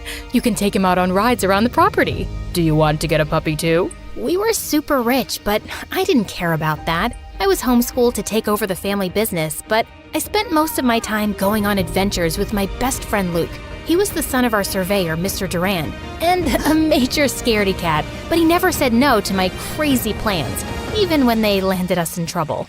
Come on, Luke! Let's go to the lake and search for sea monsters. Are you crazy? We'll catch a cold, and besides, it's against the rules. Rules schmools. If there was a rule against sneezing, your head would explode from keeping them in. And you'd pick your nose just to tick people off. No, we're not going to the lake, and that's final. But I never took no for an answer. So I jumped over the fence and went running towards the lake. And poor Luke had to follow. But I stopped short when I saw a couple of village boys throwing rocks at a beehive. Hey, leave those poor bees alone. What's it to you, princess? Go back to your stupid grape juice farm. Sophie, we need to head back now. No, you should go back to school and learn how important bees are for the environment. What, Luke? Those aren't bees, Sophie. They're hornets. Just then, a rock tore through the nest, and all the hornets flew out, and they were pissed. But instead of going after the village brats, they attacked Luke and me. We ran for our lives, but we got stung so much that by the time we got home, our faces resembled beach balls, and it hurt. And Luke went ballistic. I told you we shouldn't go. You never listen to me. I'm sick and tired of being your babysitter. Babysitter? The stings really mess with your head. I'm your friend. Friends listen to each other. You're not my friend. Your parents hired me to keep you out of trouble. Luke, stop it. We're honored to serve in any capacity. You might be, but I'm not. She's a reckless maniac. I'm sick of getting hurt because of her. I quit. Mom, what's going on? Sweetie, you're an adventurer, and we didn't want to hold you back. And Luke was the perfect balance to your hyper-personality. So, we paid him to keep you safe. We were only doing what was best for you. You think this is best for me? My entire relationship was a lie. What else have you been lying about?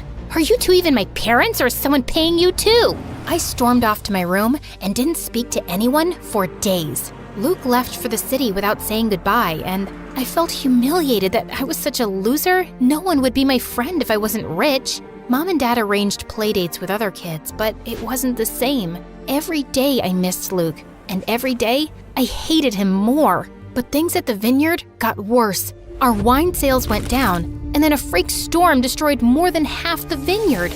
We had nothing left, and the bank seized the family estate. Suddenly, we were homeless. Don't worry, darling. As long as we're together, we'll be fine. The Durans have invited us to stay with them for a while. Stay with Luke? But he hates us. Beggars can't be choosers, love.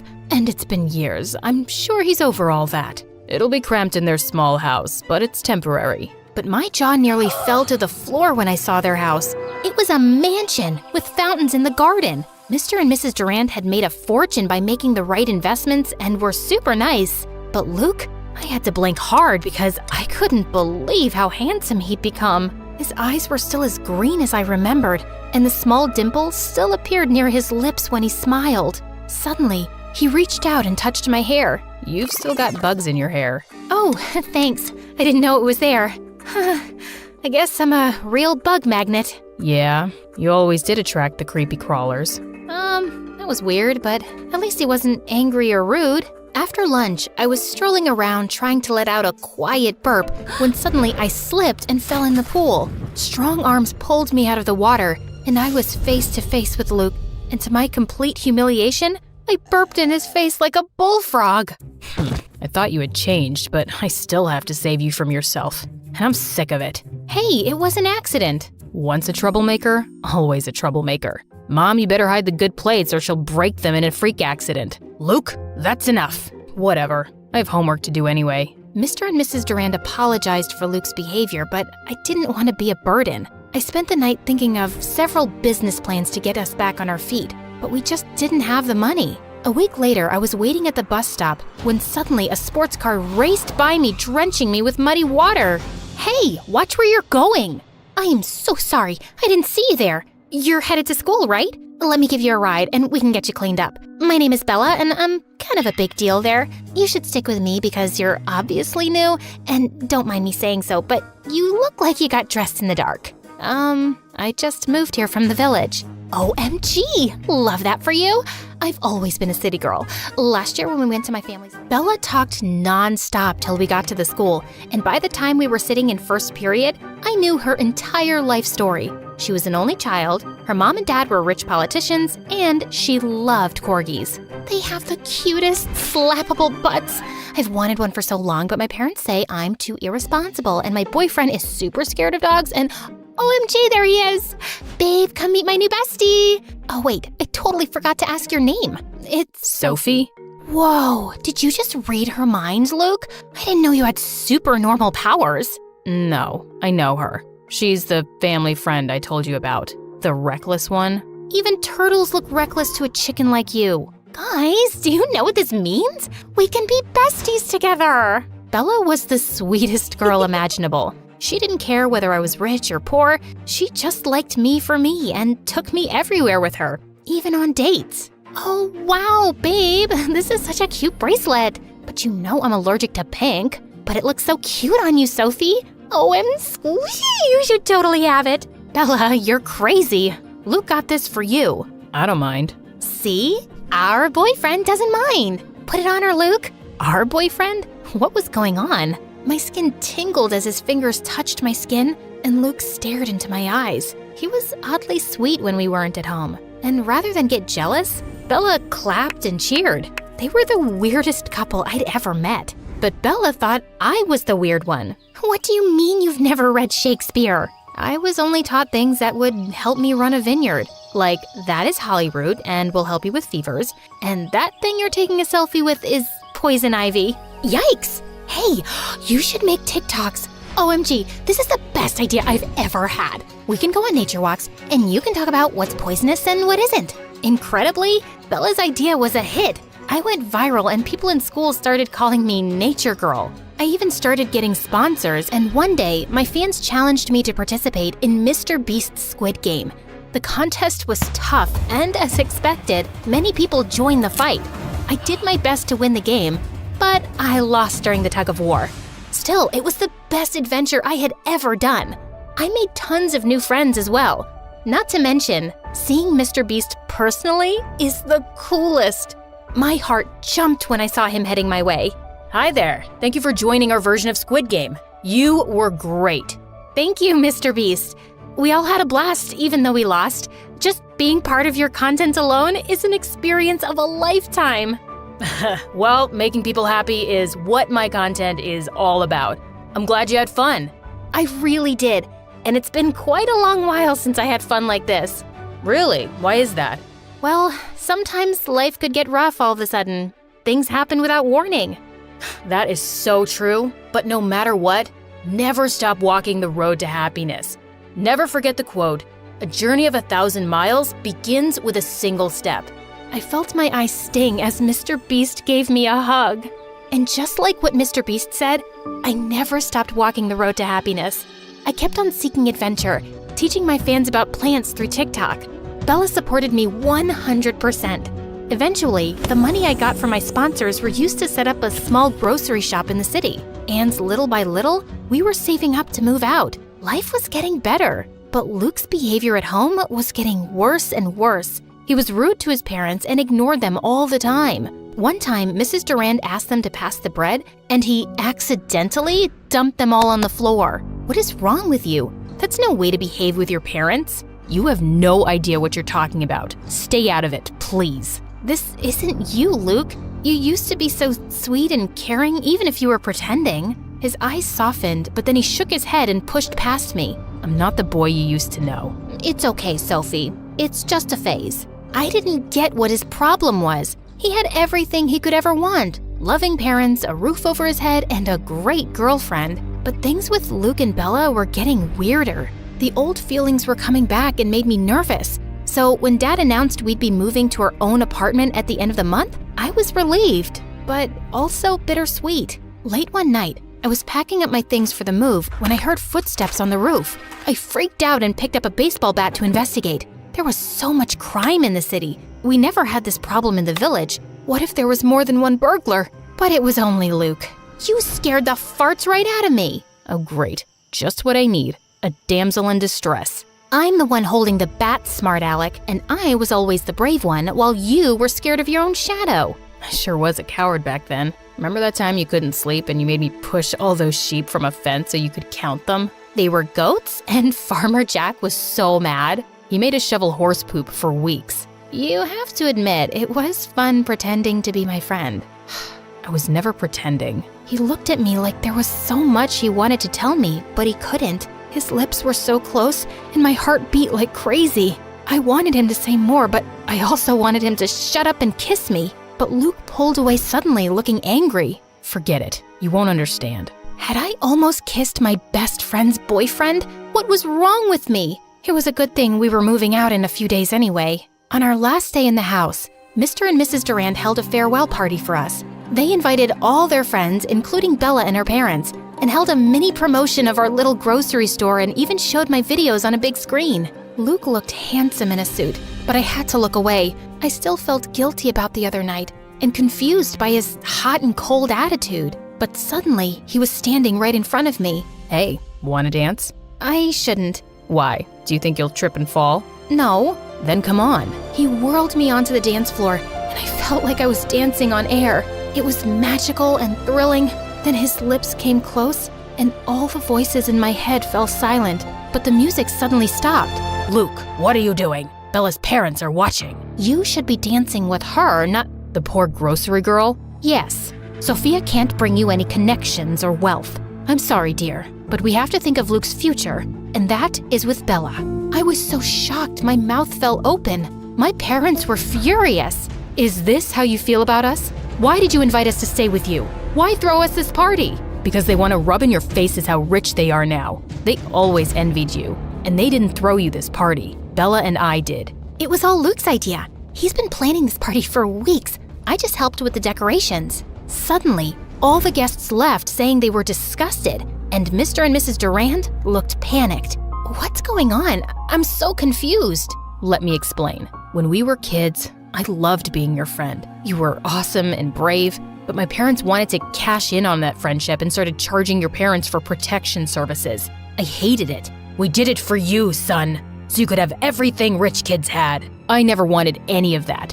And even here in the city, you insisted I date rich girls so you can make connections with their parents. You two have always used me for your own gain, and I'm sick of it. And look what it got you. You have luxury cars, you live in a mansion. But I can't be with the girl I love. I thought you two were in love. I'm a cheerleader and he's a jock. We had to date. It's like in the Bible or something. But we were never in love. And when I saw how much you two loved each other, you knew? Always. Why do you think I kept leaving you two alone when we hung out? You two are super cute together. Can you ever forgive me for being such a jerk and not getting in touch sooner? I thought you hated me. I did, but only because I missed you so much. I'm never gonna leave you now. Me either. Best friends? The bestest. And he kissed me, and it was everything I'd imagined.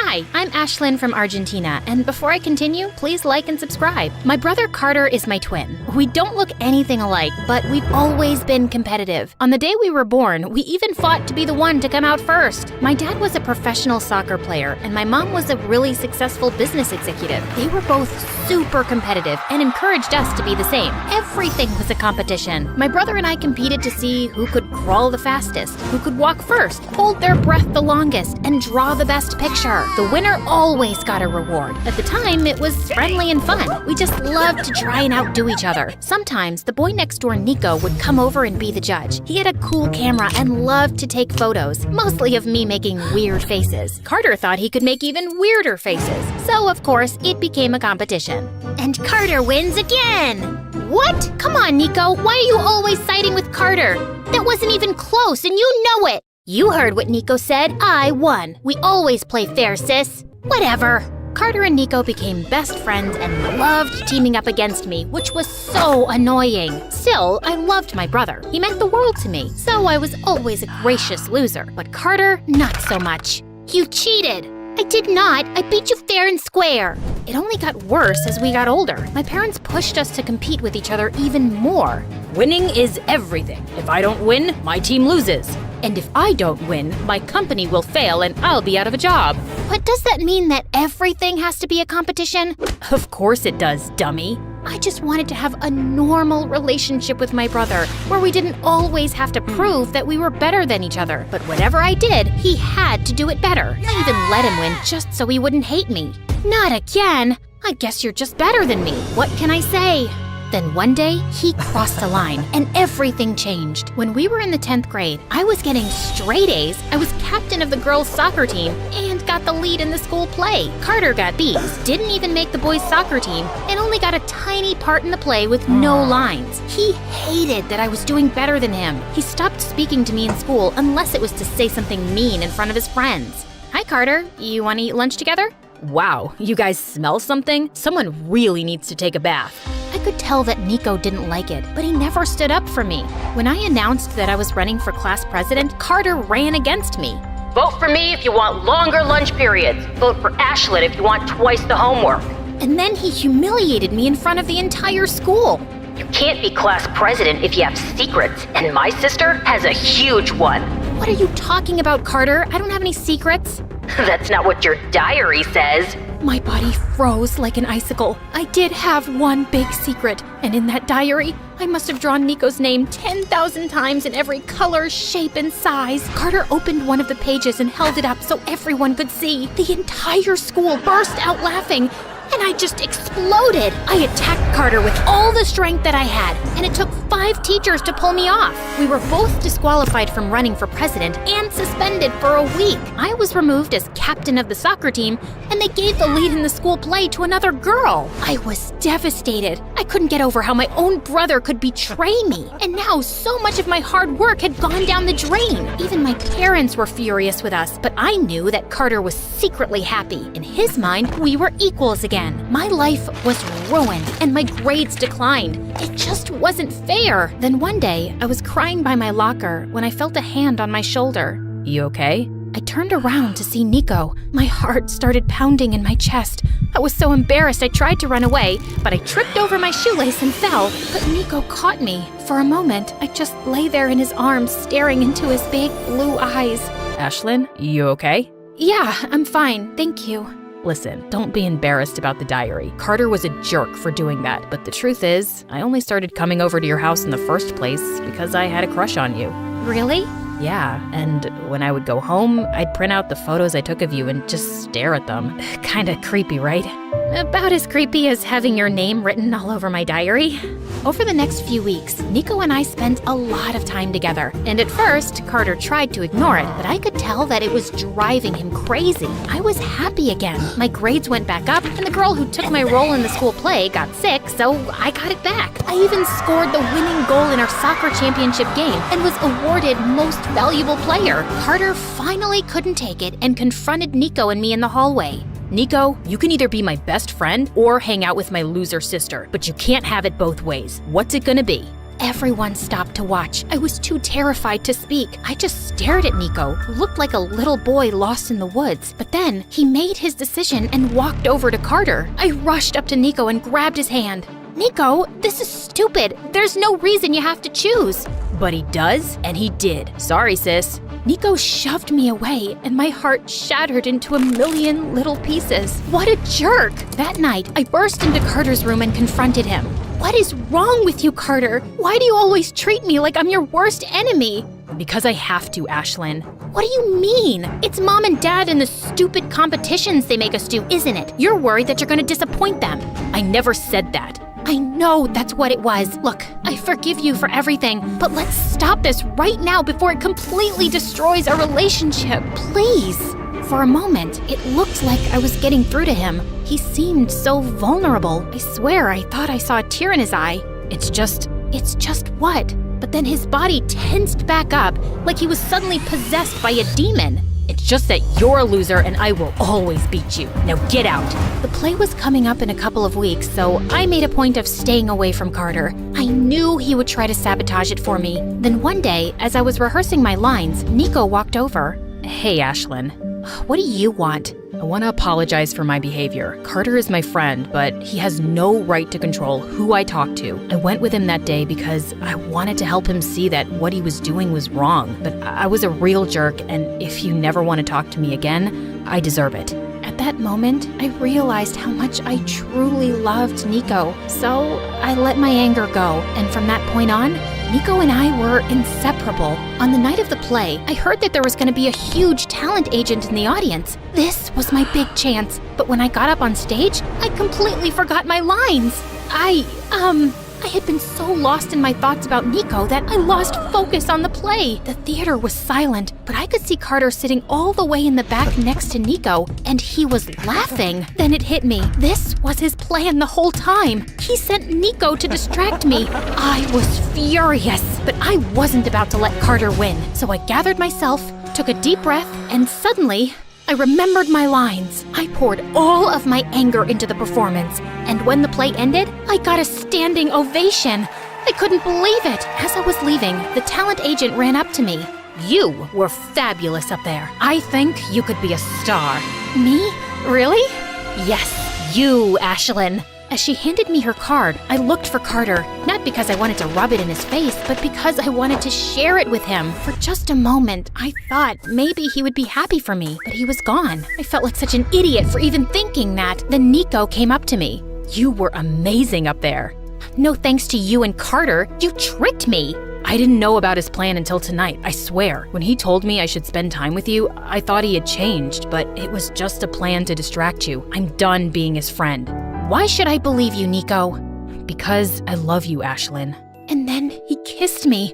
I nearly melted right there in the middle of the theater. But then I caught a glimpse of Carter in the doorway. He looked sad. Over the next few months, I started going out on auditions, and right after graduation, I booked my first movie. Overnight, I became a huge action star. Nico was there for me every step of the way. Every time I booked a new role, Nico would come and visit me on set, but I barely ever saw Carter. He started staying out late at night and skipping school so he didn't graduate. After that, Carter moved to another city. Life was good, but I hated not having Carter around.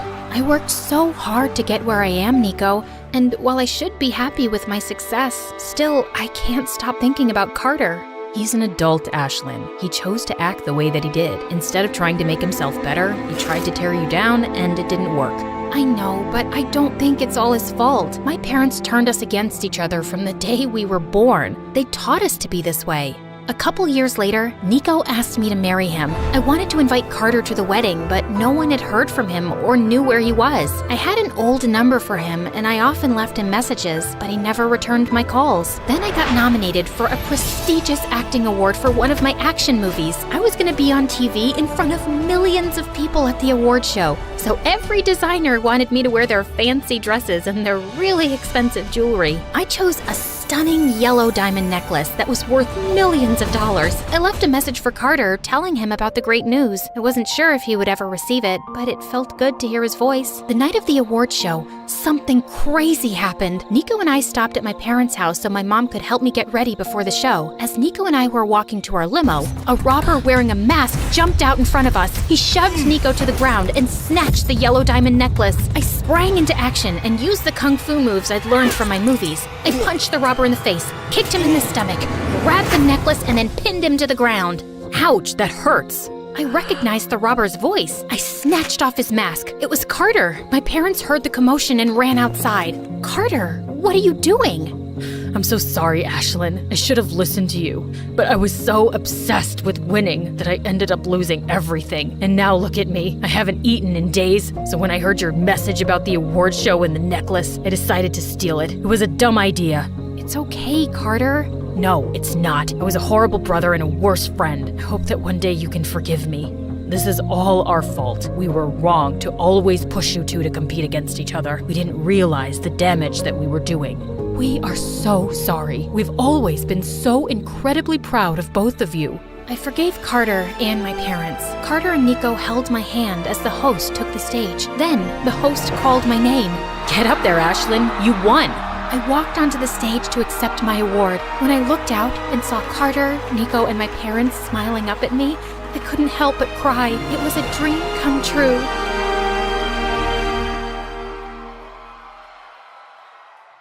Julie shouted at me as I packed my bags. OMG, you aren't seriously going with him. What kind of freak adopts a 16-year-old? He must be a psycho. I don't know. Maybe the universe is finally smiling down on me. I couldn't tell if my best friend Julie was actually scared of the eccentric man waiting for me in a limo, or if she was just jealous I was getting adopted by a billionaire. I assured her I was just a phone call away and I was going to be okay. I was not prepared for the life ahead of me, though. I should have known there was something off about the man. See, just a week ago, I saw a disheveled old man crying in the park. All I did was ask him if he was okay, and he gave me a huge hug. I thought he was homeless, so I offered him a chocolate bar from my purse. He ate it so messily, I thought he hadn't eaten in days. He insisted he would make it up to me. I told him not to worry about it. The very next day at school, one of my classmates started shouting at us to look out the window. There was a huge banner. It said, "To the girl who gave some chocolate to the homeless-looking man in the park yesterday, please call this number as soon as possible." All of my classmates were asking questions. I was going to call the number myself after school, but my principal called me into the office a few minutes later. There, waiting in the chair, was the man from the day before. He wanted to thank me for everything and didn't know how else to find me. You could have tried Facebook. Sorry, I don't know how to use that. I don't know what I was thinking, but I agreed to let him take me out as a thank you for the chocolate bar. I agreed to meet him outside of the orphanage after school. For sure, I did not expect a limo to pick me up. Well, here we are a week later, and I'm driving to our mansion.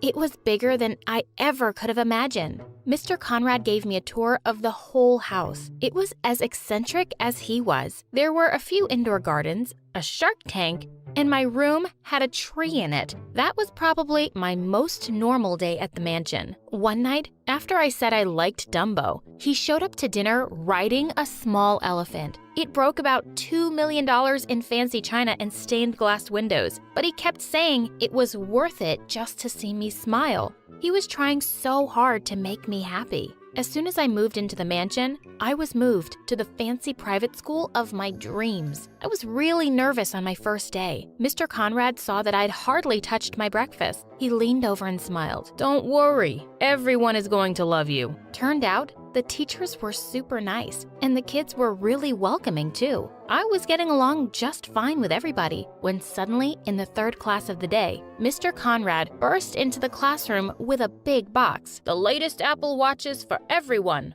from our sweet, sweet Dana. All the kids oohed and awed with excitement as he hopped around the class, handing everyone their watches. They looked really happy, but I was so embarrassed. I really didn't need his help to win everyone over. I really started enjoying going to school and everything was perfect, except for one other student, Amber. Amber was the heiress to some tech company. She was the richest girl in school until I got there. She was super annoying and threatened by the fact that I was richer than her. She was always making jokes about me being an orphan or not knowing about the latest fashion trends. This one time, I thought she was being nice and gave me a gift basket full of free jewelry and clothes. I was so confused why she was laughing. I thanked her for the gift and she started pointing and laughing with tears in her eyes. Those are from last season. OMG. That night, I called Julie and told her about it. Julie and I thought Amber was the weirdest, meanest girl ever. I mean, the basket was worth more than $80,000. I could live with it. I found it all so stupid and funny and loved telling Julie about how the stupid rich girl was trying to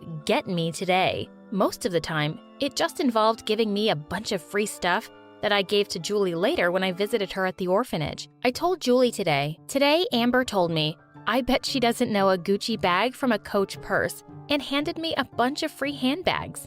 Mr. Conrad overheard me talking to Julie about my problems with Amber, and he immediately offered to help. I told him it was okay. I was doing fine with it all. I can buy her father's company. That'll show her. I told him I appreciated it, but I was used to doing things my way, and ruining her life because she made fun of my clothes seemed a little extreme. I told him that teenage girls can get catty. He gave me a really weird smile and said he heard me loud and clear. I probably should have asked what he meant. The next day at school, Amber came up to me in the courtyard and started making jokes about my shirt while I was talking to this guy Xander. All I did was ask, "What are you gonna do? Give me free clothes? That'll show me." Xander and I laughed and Amber got very red in the face. Amber asked him why he was hanging out with a loser like me and how he could have a real girl like her. Before I could say a word to her, I heard something I'd never heard before in my entire life. Amber screamed and ran, and I dropped my book and fell over. Xander went running in the opposite direction. It was Mr. Conrad and a tiger. Everyone was staring at us with a mix of horror and confusion. He laughed and said, "Get it? Because girls are catty?" "Where did you even get that?" "Oh, I had a buddy fly her in from Hollywood. She's harmless. Look, I can ride her like a king." Then he said to the tiger, "Roar, babe, roar." And the tiger roared and rubbed his knee with her head. He looked so ridiculous, and everyone was laughing at him, except for me. I was a little upset he'd managed to scare Amber and Xander away. I guess that's how parents are supposed to be. Mr. Conrad did a lot for me, and it was going to take more than almost feeding my enemy to a tiger to get me to be mad at him. But when Julie visited, she didn't find it as funny as I did. Julie said, "He brought a live tiger to school, Dana. Are you even safe?" I told her that I was and everything was okay, but she kept pushing me. "Yeah, it's great and all that. You go to the Bahamas every month and have a private jet, but do you ever get to be a real teenager?" I told her to mind her own business, and it was super obvious that she was just jealous. Julie looked hurt and said, "Who are you?" Then she left before I could even apologize. I felt bad immediately. I'd never thought about it, but Julie was right. At my old school, I always had friends. I had plans every weekend and was constantly asked out on dates. At my new school, it seemed like everyone avoided me now. Mr. Conrad had made me an outcast, but I assured her he was just doing normal rich dad things. Deep down, I knew though, he took it to some incredible extremes. One night, I'd stayed up really late doing homework and went to school feeling like a zombie. I was really tired and my limo driver was late, so this guy from school offered to drop me home. Boy, I would have said no if I knew what was waiting for us at the gates. Mr. Conrad saw us and yelled, "Who are you? And what are you doing with my daughter?" He pulled a bunch of crazy-looking interrogation tools out of his briefcase. I managed to pry him away long enough to explain that I was just tired and a boy from class had offered me a ride home. He went from treating the boy like a criminal to treating me like a hospital patient. He whipped out a flashlight and asked me to follow his finger and if I was dizzy and if I thought someone had poisoned me. Without even waiting for a reply, he hopped in the boy's car and drove us all to the hospital. It was so embarrassing. I didn't think it was ever worth bringing a boy into my life again. That was until Xander. After that boy told the whole school how intense Mr. Conrad was, everyone avoided me like the plague, all except for Xander. He literally brought me a bouquet of flowers just in case it was more than a lack of sleep. How cute! I decided I wanted a boyfriend, and I wanted Xander to ask me out. I knew he was the one. I just needed to avoid Mr. Conrad finding out. Xander had seemed super interested in me before, but after the tiger incident, he got more distant, although I could feel he was still into me by the lovely looks he gave me and his warm smile. So I decided to make the first move. I really tried to drop some hints, like I was pretty embarrassing sometimes. Once I put on a bunch of makeup, walked up to him, and told him I was very available this weekend and had no plans at all. His response? Me too. Hope you find something to do. Amber hopped over, hung all over him, and said, "Hey Xander, look how desperate she is for a date with you." Thanks again to Amber's bad attitude, he immediately ran up to me. "You mean you really want to date?" Mr. Conrad made it seem like he was a little overprotective. I don't want to mess with a guy with a tiger. What? No, he wants me to date super badly. Well, only if your dad's okay with it. That's when I finally got asked out on a date, and Amber was fuming. I know I said Mr. Conrad was cool with it, but the guy brought a tiger to school because a girl gave me free clothes. I decided to keep Xander a secret, just for a bit, and only tell Mr. Conrad when the time was right. Until then, I told him I was visiting Julie for the night. He insisted on flying us out to France or letting us use his yacht, but I insisted we just wanted a fun, girls-only evening at the orphanage. I drove down to the city and met Xander at a comic convention. It was the easiest way for us to have fun while keeping my secret. We hit it off super well. He was a little weirded out that I made us wear costumes, but figured it was just a fun Comic-Con thing. Our date went so well that we decided to go on even more. We couldn't dress up in costumes every weekend, so I needed to find ways to be creative. Every time, I convinced Xander to go somewhere far away or in disguises, and every time, I told Mr. Conrad I was meeting Julie. I didn't want Mr. Conrad not to approve of Xander. At the same time, Xander was getting super suspicious. We always had our date in remote places, and I would never kiss him in public. The more serious we got, the harder it was to hide. Xander wanted to post pictures of us on social media and wanted to go to events together. I made excuses to avoid every real public appearance, and it all became more and more awkward. Even though we were official, I was even weird about us hanging out after school, just in case Mr. Conrad made a surprise visit. One time, he tried to run up and kiss me as Mr. Conrad dropped me off, and I instinctively spilled tea on his coat to distract him. Amber saw us and ran up to us laughing. "Oh, wow, some girlfriend you got there, Xander." I told her to shut up and go steal someone else's man. Amber got angry and pointed out how I was acting like Mr. Conrad didn't know we were dating. "You just don't want to piss Daddy off,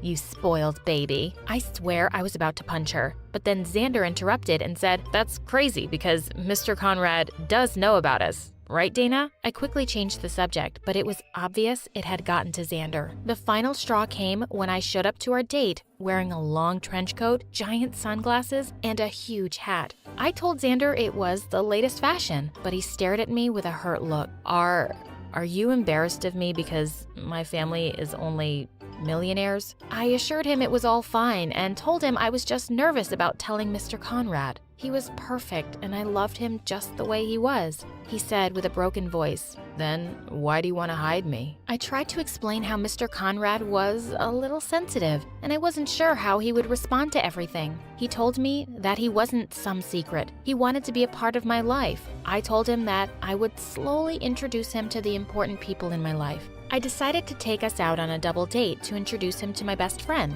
The next day, Mr. Conrad asked if I wanted to join him on a weekend trip. but I told him I couldn't. I told him I was seeing Julie again, which wasn't a total lie. I just left out the part that we were on a double date. He seemed hurt, but understanding. He said he felt like I was always going over there, and he hardly saw me anymore. He explained she was always welcome to come here, but I insisted that I liked visiting the old orphanage. You really miss her, don't you? He gave me a huge hug and told me to have fun. I kind of felt guilty leaving him and lying, but I would tell him about Xander soon enough. I called Julie and apologized for what I said. She forgave me and was happy I was enjoying a bit of a normal life with Xander. Julie was so excited about our double date. Julie, her boyfriend, Xander, and I met up at the train station. We went to a small cafe far away from the mansion. It was all going really well, and we decided to show Xander around the town I grew up in.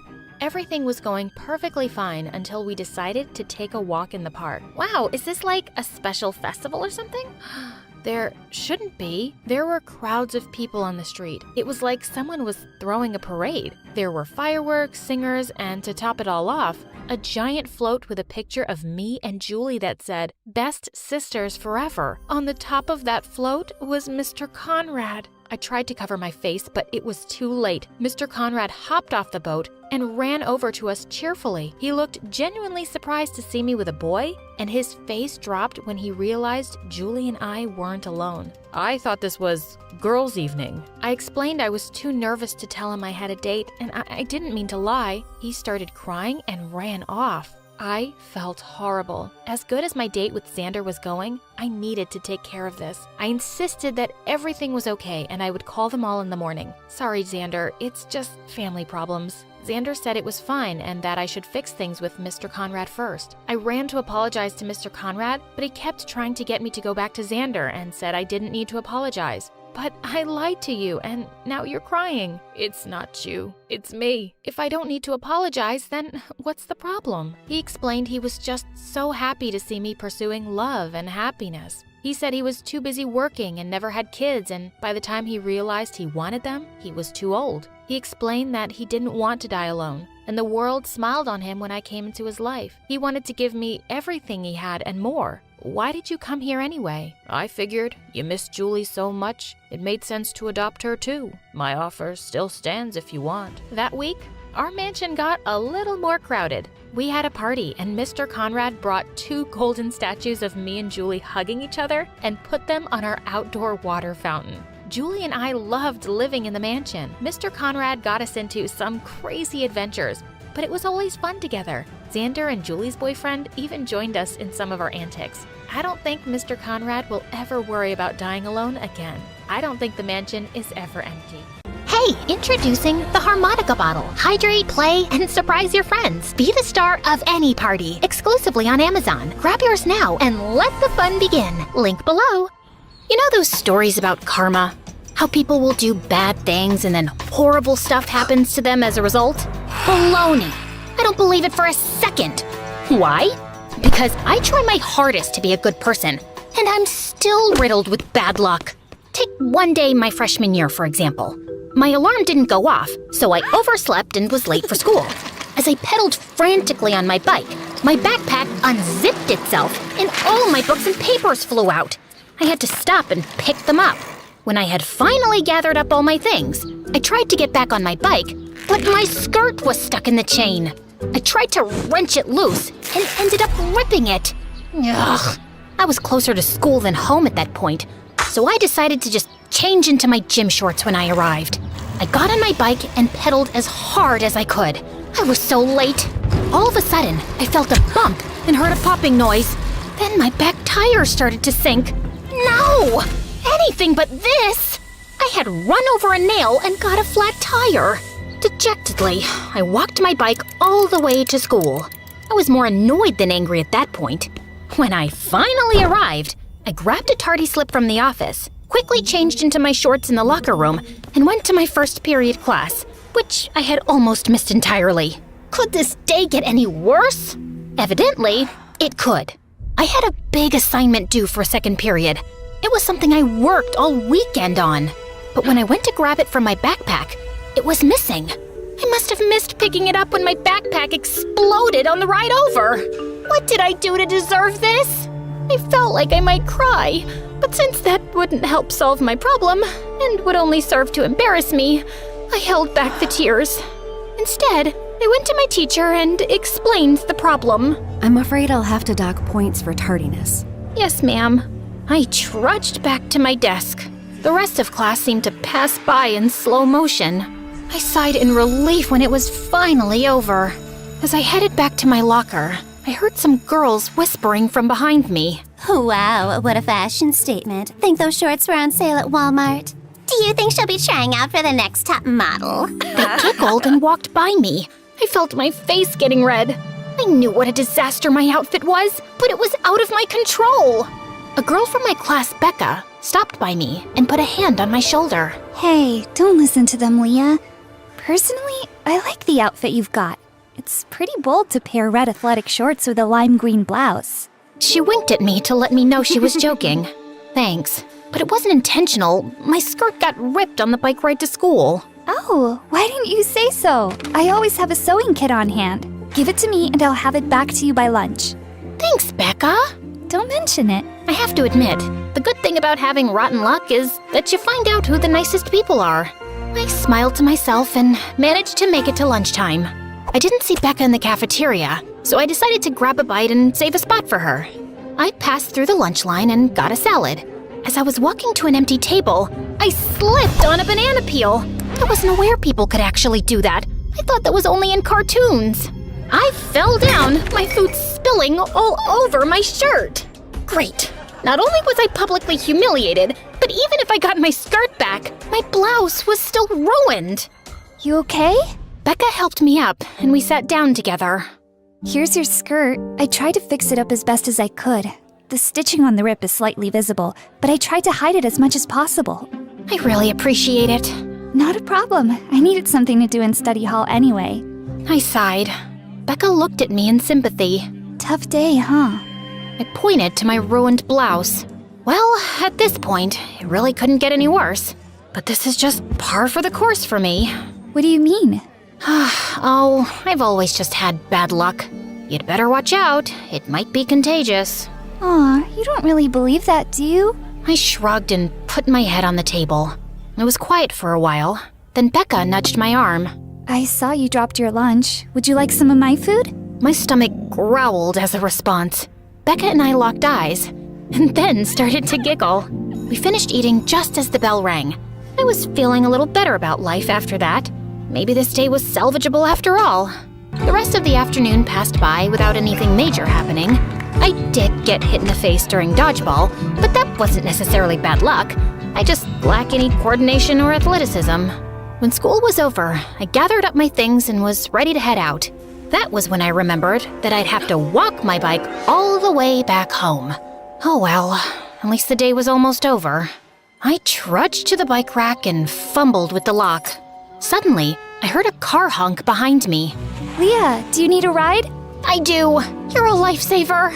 Put your bike in the trunk and let's go then. Man, am I lucky to have a friend like you. Becca laughed.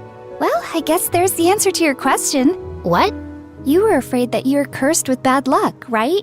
But you just said you're lucky to have me as a friend. So that proves that what you said isn't true. I paused, thinking about my day. Hey, I guess you're right. Of course I am. Now hurry up. Maybe we can get some ice cream before I drop you off. I happily jumped into the passenger seat and off we drove. And that was how my best, worst day came to a close. And that was just one example of a typical day in my life.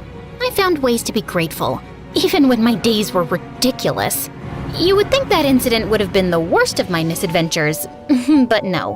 When senior year finally came around, I was all set to graduate. But the day of the ceremony, my cap and gown got misplaced. I had to be the only one who walked up on stage without them. On top of that, one of my heels broke when I was walking down the stairs of the stage.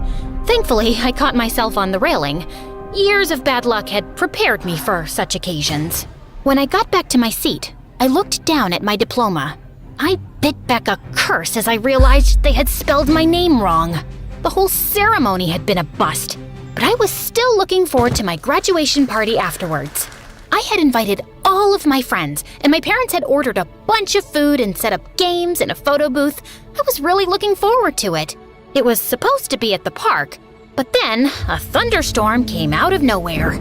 We tried to salvage what we could and move the party inside to the local community hall, but we had to share the space with a group that was having a retirement party.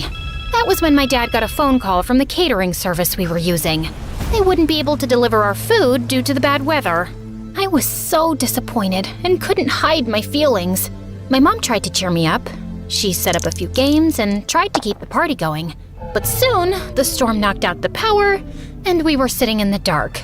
I thought the day was ruined. But then, one of the guys from the retirement party found a bunch of candles. Our two groups joined together and played Mafia, told scary stories, and waited out the thunderstorm. I have to admit, it was kind of fun. Though my graduation day didn't turn out like I expected, I was bound and determined to view it in a positive light. I kept that feeling going right up until I left for college. No matter what, I was going to make those coming years the best of my life and shake off that nasty bad luck that had plagued my childhood. My dorm room was okay, just a little small, and I had a nice roommate. We didn't really see much of each other because our schedules were so different, but I didn't mind.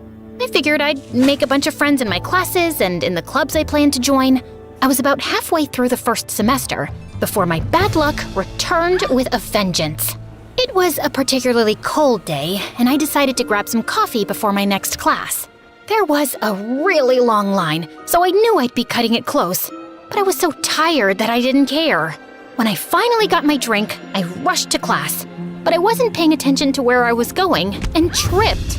I crashed into another person, spilling my drink all over the both of us.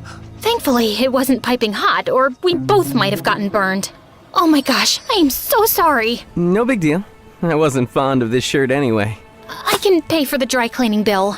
I swear, it's fine. Are you okay? Yeah, just embarrassed.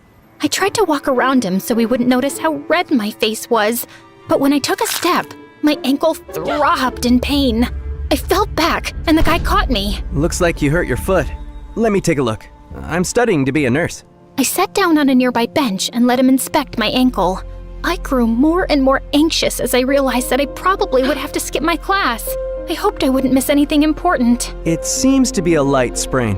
If you want, I can drive you to the nearest doctor. He was so earnest and concerned that I momentarily forgot about how horribly my day was going. And for the first time, I noticed how cute this guy was. I think I'm just gonna get some ice for it. He unleashed his smile on me, and I felt my heart melt. Okay, stay here, and I'll get some for you. He did just that, and we ended up sitting next to each other and talking for the next half hour. So, what's your name? Sammy. Thank you for all your help today, Sammy. I'm Leah. It was my pleasure. Honestly, it was nice to be able to use what I've learned to help someone. He fidgeted for a bit, then gave me a nervous smile. Would it be okay if I got your number? Sure. If my ankle hadn't hurt so much, I would have jumped for joy. After a while, I was feeling better, so I decided to head back to my dorm for the rest of the day.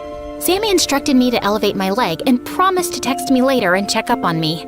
I spent the evening giddily awaiting his text. And then, I realized something. Becca was right all those years ago. I wasn't cursed with bad luck. I was blessed by it.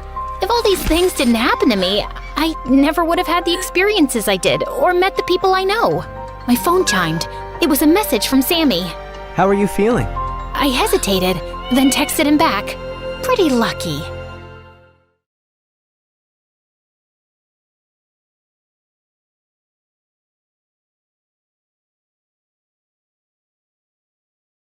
You're like a bear goddess. Thank you? Why would you run away alone? I don't want to be anyone's servant, not even yours. You can't cross the jungle without our help. The wolves come out at night. Are you ready for that? No? Thought so. We stopped at a cave for the night so we wouldn't run into scary animals. While Misa started a fire, I tried to stop Jack from eating poisonous mushrooms. Stop flicking my food away. You keep picking up the poisonous ones. Eat this. How do you remember which one's which? She has a perfect memory. She remembers everything. No way. Is that true? Jack was utterly fascinated, and we spent the whole night talking about my awesome powers.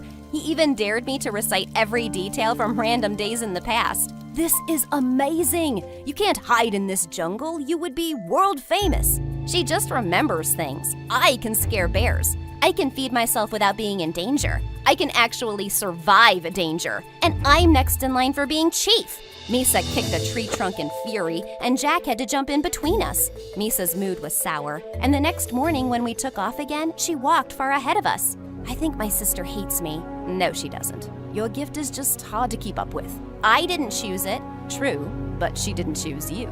It isn't easy to be overshadowed by a sibling. I'd never thought of it that way. And a few days later, all hopes of Misa liking me were destroyed. Our father called a huge meeting for everyone. We have an announcement to make. The elders have decided to make Akira our new chief. She will be inducted once she turns 15. No! I'm the eldest child. I deserve that place, Father. Akira's gift will make her the best leader. A great memory helps you make wise choices. Wise? The girl who captured one of the newcomers and hid him in our hut? And she's making plans with him to get rid of those people. What? My jaw hit the floor as Misa ratted me out immediately. She even took him to see Jack. Akira has been hiding this boy here for weeks. She made me lie about it too. Think about that before you make her chief. Akira, I'm deeply disappointed in you. Father, no! He didn't even let me speak. The elders took Jack away, and then Father turned furiously to me. You went behind my back to make plans against me? I'm not making plans against you, but these people are cruel and they have to go. We're not getting rid of them. These newcomers can help change our lives forever. You can't be chief if you don't see that. I don't care about being chief. Our forest is a living being. You can't just cut it down. He was too furious to listen. He was even gonna hand Jack over to the newcomers as a sign of goodwill. I just lay in my hut in sheer sadness, waiting for the tree cutters to arrive. When one day, Misa broke through my door with tears in her eyes. Akira, they've taken Father prisoner. They what? She told me that the newcomers had captured Father, and instead of letting us keep our land, they were gonna take everything for themselves. I knew we couldn't trust them. Snakes. I'm so sorry, Akira. I can't believe what I've done. You should kick me out of the tribe, or better yet, hit me. Right now, we need to think how to get Father back. We gathered all our people to make a plan, and most of us wanted to charge right into a fight. Did you look at their weapons? We can't fight them. We have to trick them into leaving. How is that possible? I have a plan. I quickly explained my idea, and everyone's tired faces lit up. If this fails, we'll have to fight anyway, so let's give this our best. Jack once told me that his people were terrified of new illnesses, so we gathered ash from all around our settlements and rubbed it all over our bodies and faces till we looked like ghosts. We crushed berries on our skin to look sick, and we walked into the newcomers' camp spitting milk out of our mouths. There's a sickness. We're all falling sick. It's spreading. A few people screamed, and I pretended to bite Misa and burst a bunch of berries in my mouth. The newcomers let out an ear-splitting shriek. This land belongs to the devil. Run, or you shall fall sick. I watched in awe as the newcomers ran screaming to their giant ship. I was so happy to see them leaving that I let out a premature shout of joy. Hey, you're not sick.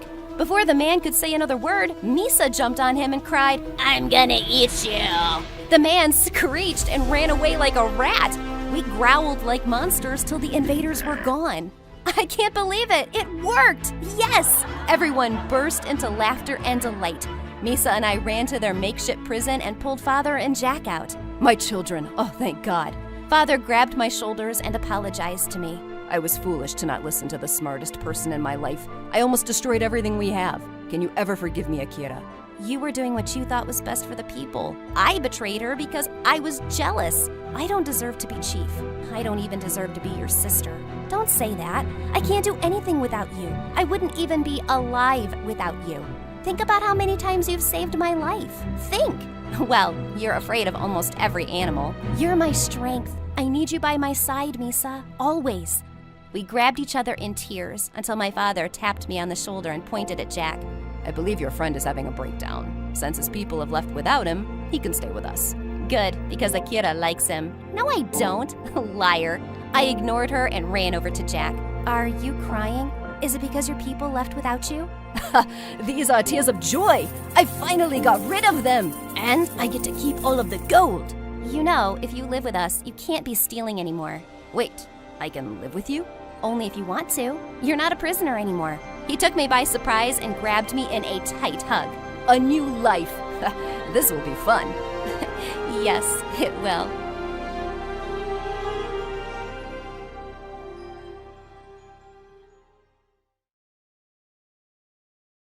Hi, my name is Quinn, and I learned I was colorblind when I was only 4 years old.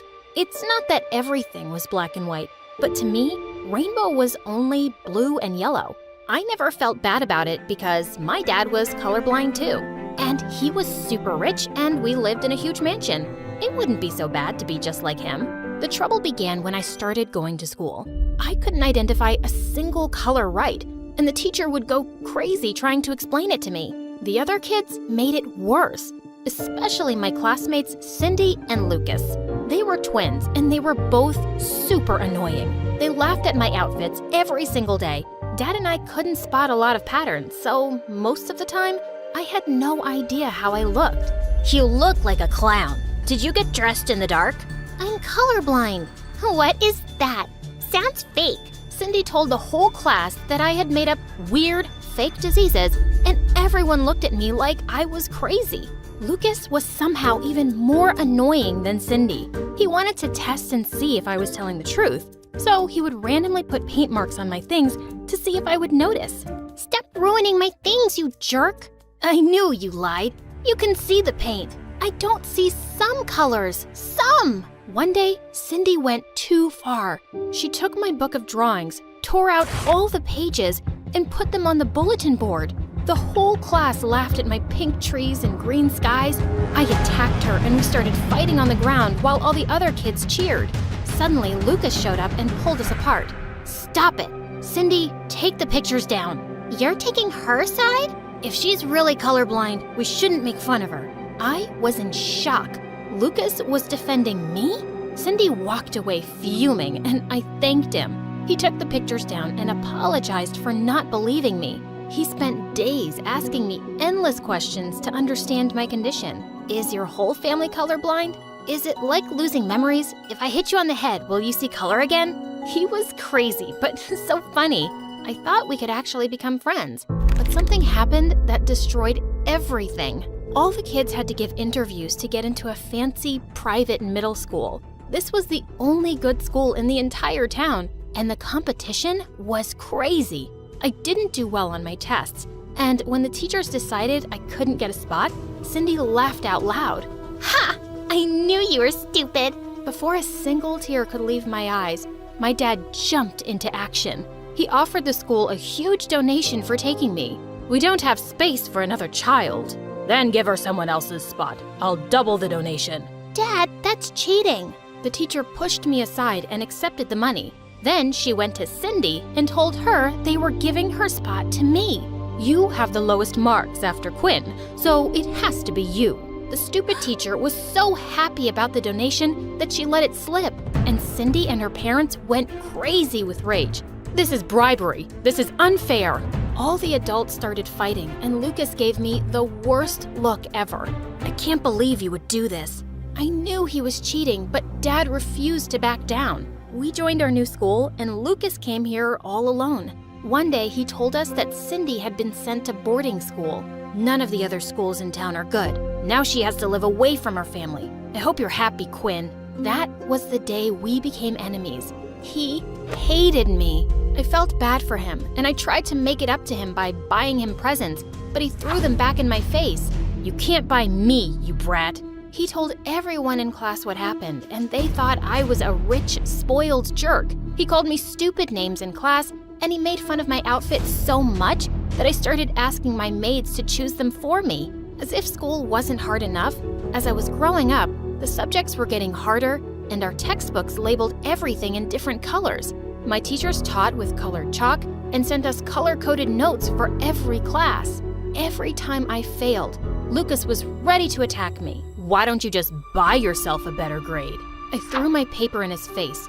Even if I was bad at getting grades, I could still dance, sing, and can get amazing offers from colleges if you keep performing like this. But you have to maintain an average grade of a C. That made me nervous, and her solution made me want to throw up. We're going to partner you up with the best kid in school. Lucas. Lucas walked in with the most evil look on his face. The teacher said that Lucas would be my partner in every class from now on, and he would tutor me every day after school. Oh no. I tried to protest, but my teacher thought it was a great idea, and Lucas agreed with her. What was he going to get out of this? The answer was simple.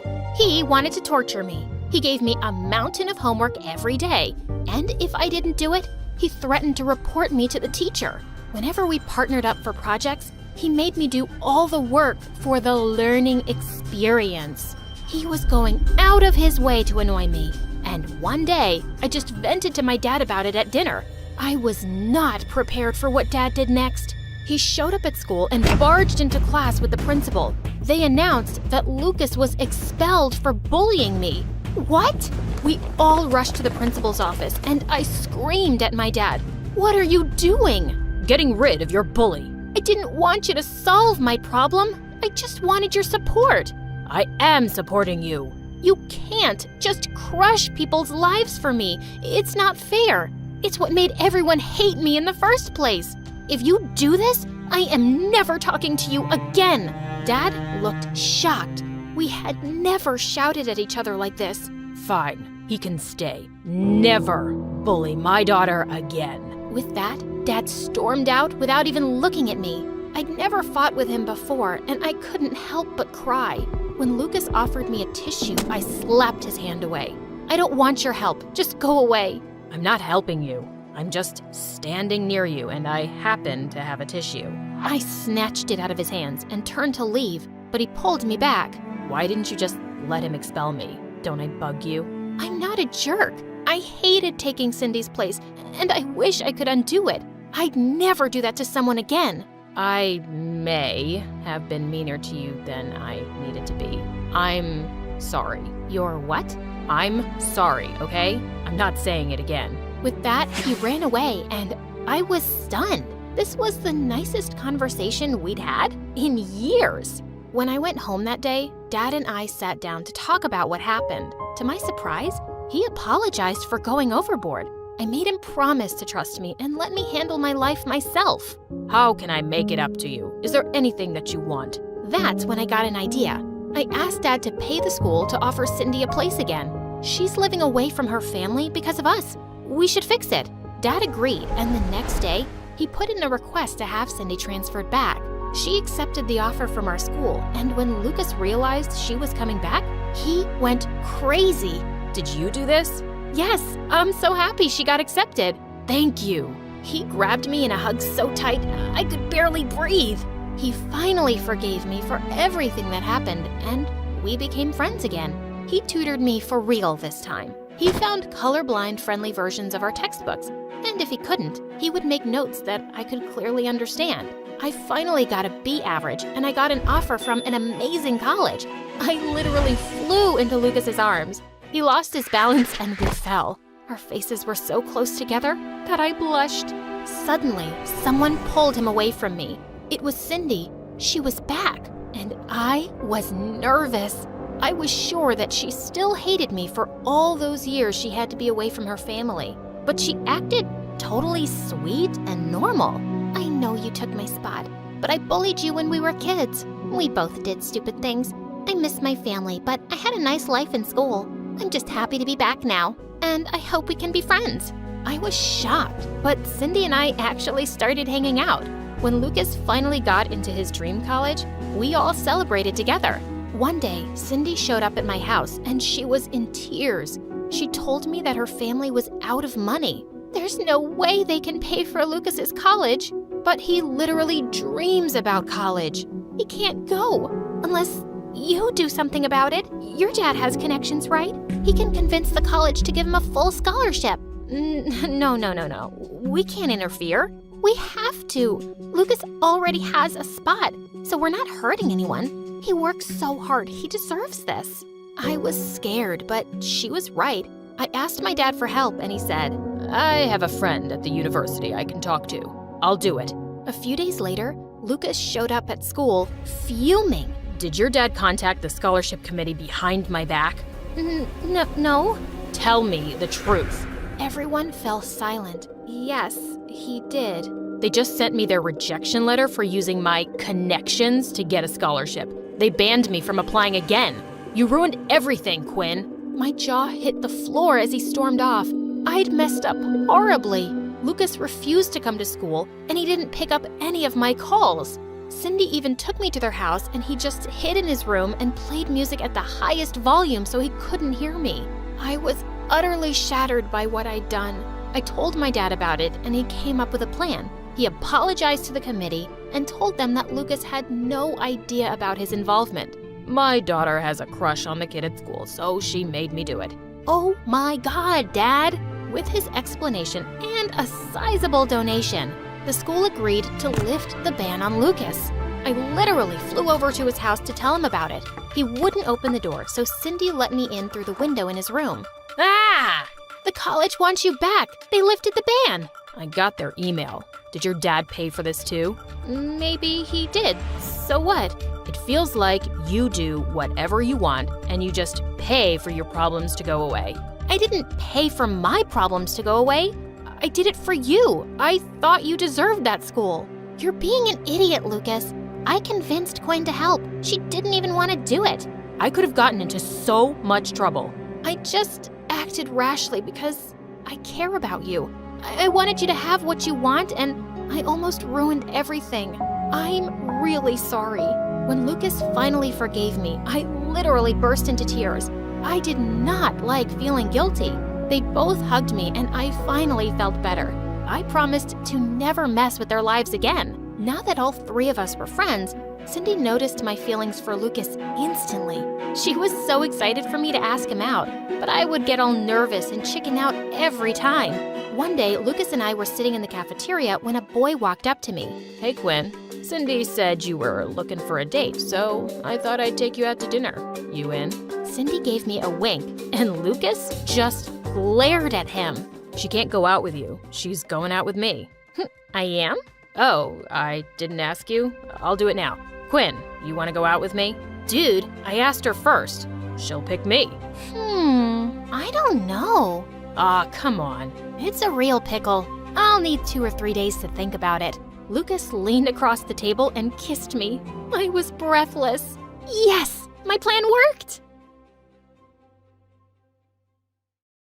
Ever since I can remember, I've been all about making up stories. I don't know what kind of magic my parents mixed into my DNA, but that brew gave me one heck of an imagination. When I was a kid, my friends on the playground loved the games and tales I came up with. Did the prince save her? He got lost, so she teamed up with the dragon. No way! Yep, and they took over the kingdom together. Whoa! But as I got older, my audience got smaller and eventually vanished. Paper doesn't judge, though, so I began writing my stories down, and I have to admit, I absolutely loved writing. So by the time I hit 16, all I wanted was to be a famous author. But my schoolmates weren't into reading my silly fairy tales, as they called them, and the more I tried to stand out, the more I heard. So I sneak a peek from the corner, and there's Mrs. Wilson turning into a huge bug. Stop lying, June. After the break, he's not the same. Seriously, it's an alien, not the Jack we knew. You're such a liar, June. Oops, my bad. June, it's me. Nice to meet you. And before I continue,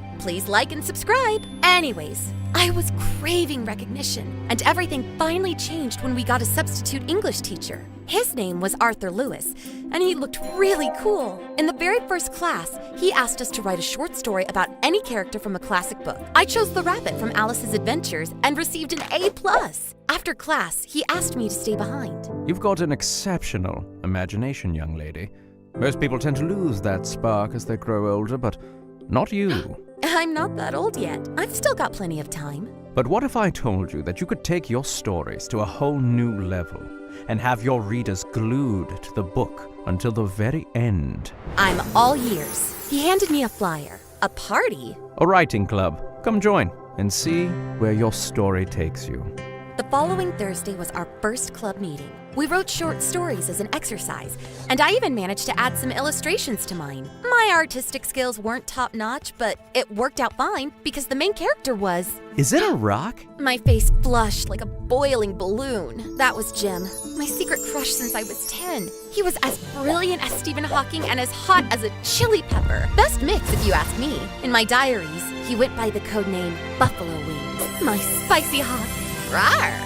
Yeah, his name is Kid. The story's called Kid, a Rock. He rolls around the world in search of his long-lost father, Mountain. Sounds cool, June.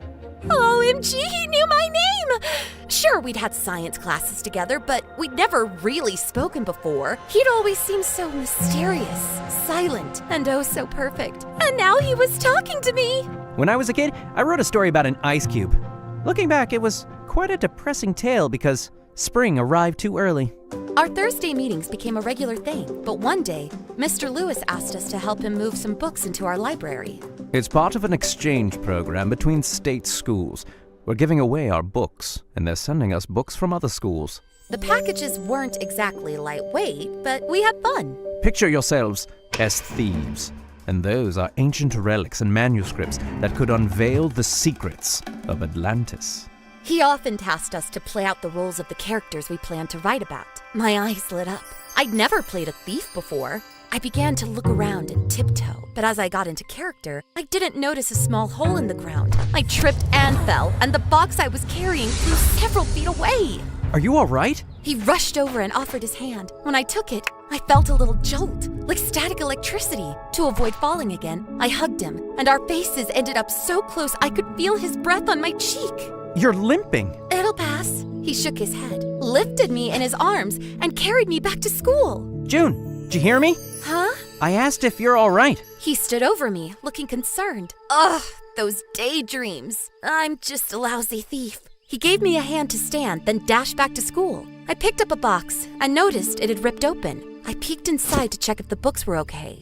History of Revolutions, boring but intact. Little Women, also fine. Whoa, what's that? I pulled out a massive volume, covered with colorful pictures and gold letters. It was so shiny I had to shield my eyes with my hand. I'd never seen a book this fancy before. The Holy Bible. Well, my copy is definitely not this pretty. I put the book away and carried the box to the library. Just in a few days, I was at home watching the news. They were talking about a bunch of bold robberies happening all over the country. 3 billionaires have already reported valuable stuff stolen from their collections. There were some rare books and old paintings, and the almost priceless King James Bible. I sat there, mouth wide open, a spoon in my hand, jam dripping from it. The Bible they showed on TV was exactly the same as the one I saw in that box. It's my teacher who stole it. Sweetie, come on, we talked about this. All made-up stories go in the notebook. But it's true! Right, and I guess he's also a cult leader, huh? That would be a cool twist, Dad. I knew this story was a goldmine. It could change everything, but I needed evidence, so I decided to play detective.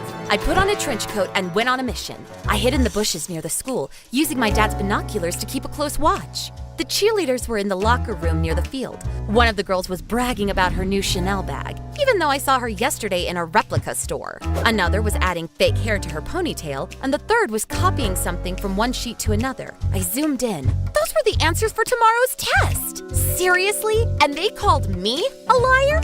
What are you up to? I jumped, accidentally banging my head on something. Playing detective. It's for a story. I'd ask if I could join, but I don't think I'm allowed to spy on the girls in the locker room. My cheeks flushed like ripe strawberries. It's not about them. I'm spying on Mr. Lewis. Oh? Why? I spilled the beans about that weird book and the robberies happening around, and how badly I needed some proof for the cops. Honestly, I was pretty sure he wouldn't buy it. He'd likely go, "You're just making stuff up," or "Quit with the lies." But instead, he just nodded and said, "I'm in."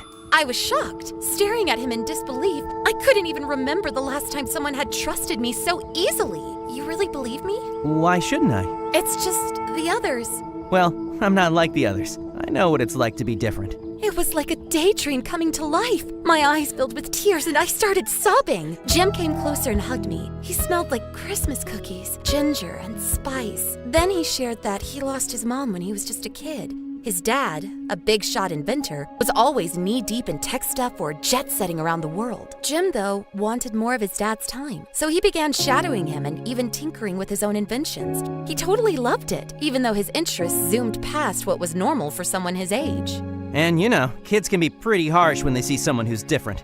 So I learned to stay quiet and keep everything to myself. I gazed into his eyes, deep as the ocean. I just wished he'd grab my hand and we'd dash into the sunset together. So we dove into spying on Mr. Lewis. Days passed with no sign of anything fishy, but Jim brought some cool gadgets, like an invisible UV ink pen or a dice with a hidden camera. Are you like a real spy or something? I made these for fun after binge watching James Bond. Never tried them out for real, so no guarantees they'll work. He pulled something out from his pocket, a super cute necklace with a black stone. He gently placed it around my neck. Is this for me? It's a voice recorder. Just tap it here and it'll start recording. OMG, I totally forgot how to breathe. Is it even legal to be this perfect? Oh, it's him! Mr. Lewis was speedwalking, holding a package. He glanced back before vanishing into the alley behind the school. Hurry, or he'll slip away. We sprinted after him, trying to stay low, trailing him until he reached what seemed like an old factory building. He entered. Darn it, we've got to follow. I looked around. There was an open window about 7 feet off the ground. Jim crouched down. I stepped on his hands, and he boosted me up. I grabbed the frame and pulled myself inside, with Jim following. June, you do know that we just freely walked through the door, right? Shh, that's my story. So, what did I say? Oh yeah, we ended up in this massive warehouse. Rows upon rows of shelves stacked with boxes. We snooped around a bit, found some ancient stuff, paintings, and books. Sick! I snapped a few pics with my phone. We moved on, trying to be all stealthy. That's it? We both froze. My heart was pounding like crazy, so I grabbed Jim's hand for comfort. He gave it a reassuring squeeze. The last one. We better move. I've got a bad feeling. About what? Just pack everything up and be ready tomorrow. I heard footsteps fading away and peeked from behind the shelves. Nobody. Quick, over here. There was a table piled with papers, some documents and maps. I didn't know if any of it mattered, but I took some snaps and sneaked a dice with a camera between the stacks. We gotta find that book. This one? All kinds of stuff happened at once. I jumped up. Someone's grip clamped painfully onto our arms from behind. Ouch! 2 burly men had us locked down tight. No way to squirm free. Mr. Lewis leaned against a wall, holding the stolen Bible. Well, well, my best students. Playing detective, I suppose? He strolled over and picked up the dice, checking it out. Impressive. A camera. Clever move. He tossed it on the floor and crushed it underfoot. Darn it! I wished I could free my hands and activate the necklace recorder, but the dude behind me wasn't giving me any room to work. You stole all that stuff. Why? He took the phone from my pocket and began deleting the photos I'd snapped earlier. As he did, he explained that he swiped identities to use as a cover while robbing rich jerks who hoarded rare items and locked them away in dark rooms, hidden from the world. I aim to open a museum where everyone can see these treasures. Noble cause, but why stealing? He mumbled something about rich morons who'd never understand. I was done with it. I twitched and sank my teeth into the burly man's hand. He howled in pain and shoved me away. Quick as lightning, I sprung back up, landing a solid punch right on his nose. Don't mess with me! Jim seized the chance and delivered a swift kick to his captor's shin. Take that! We were fighting like a team. We were furious. We were on fire. It was like we had a superpower that made us invincible. I paused to scan the area, but there was no sign of Mr. Lewis. And then, a sudden blow, and everything faded to black. I woke up to soft touches. Jim loomed over me, gently wiping my forehead with a damp towel. Note to self, never get on your bad side. I chuckled, and he explained that when one of the guards knocked me out, he got really freaked out. So he decided to even the score by giving them a few knocks, and then carried me away. Oh, my white knight, the hero of my story! But we still don't have any proof against Mr. Lewis. He flashed a sly grin and removed my necklace. I switched it on when I pretended to kiss you. Pretended? My heart sank. I thought it didn't take long to convince the cops when we handed over the recording. Sadly, by the time they arrived to arrest Mr. Lewis, he'd vanished without a trace. But hey, at least all the stolen stuff found its way back to their rightful owners. Now that we've recovered the stolen gems, we can finally realize our long-standing dream of establishing the museum. We've always wanted to allow people worldwide to marvel at these precious artifacts. Yeah, right. It's been their long-standing dream all along. As for me, after tons of reporters swarmed the school wanting interviews, it turned out that everybody wanted to say some nice words about me on camera. She's like my ride or die, you know? We're practically sisters. She's a creative genius. Her stories are seriously something else.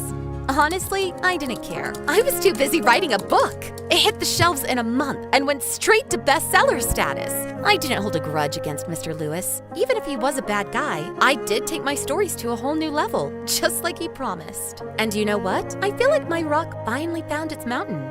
Wait, I thought mountain was like its dad. It's an allegory, silly. Oh, and one last thing. Just yesterday, I got a copy of my book with a little note on it. Well done, A+. Any guesses on who that might have been?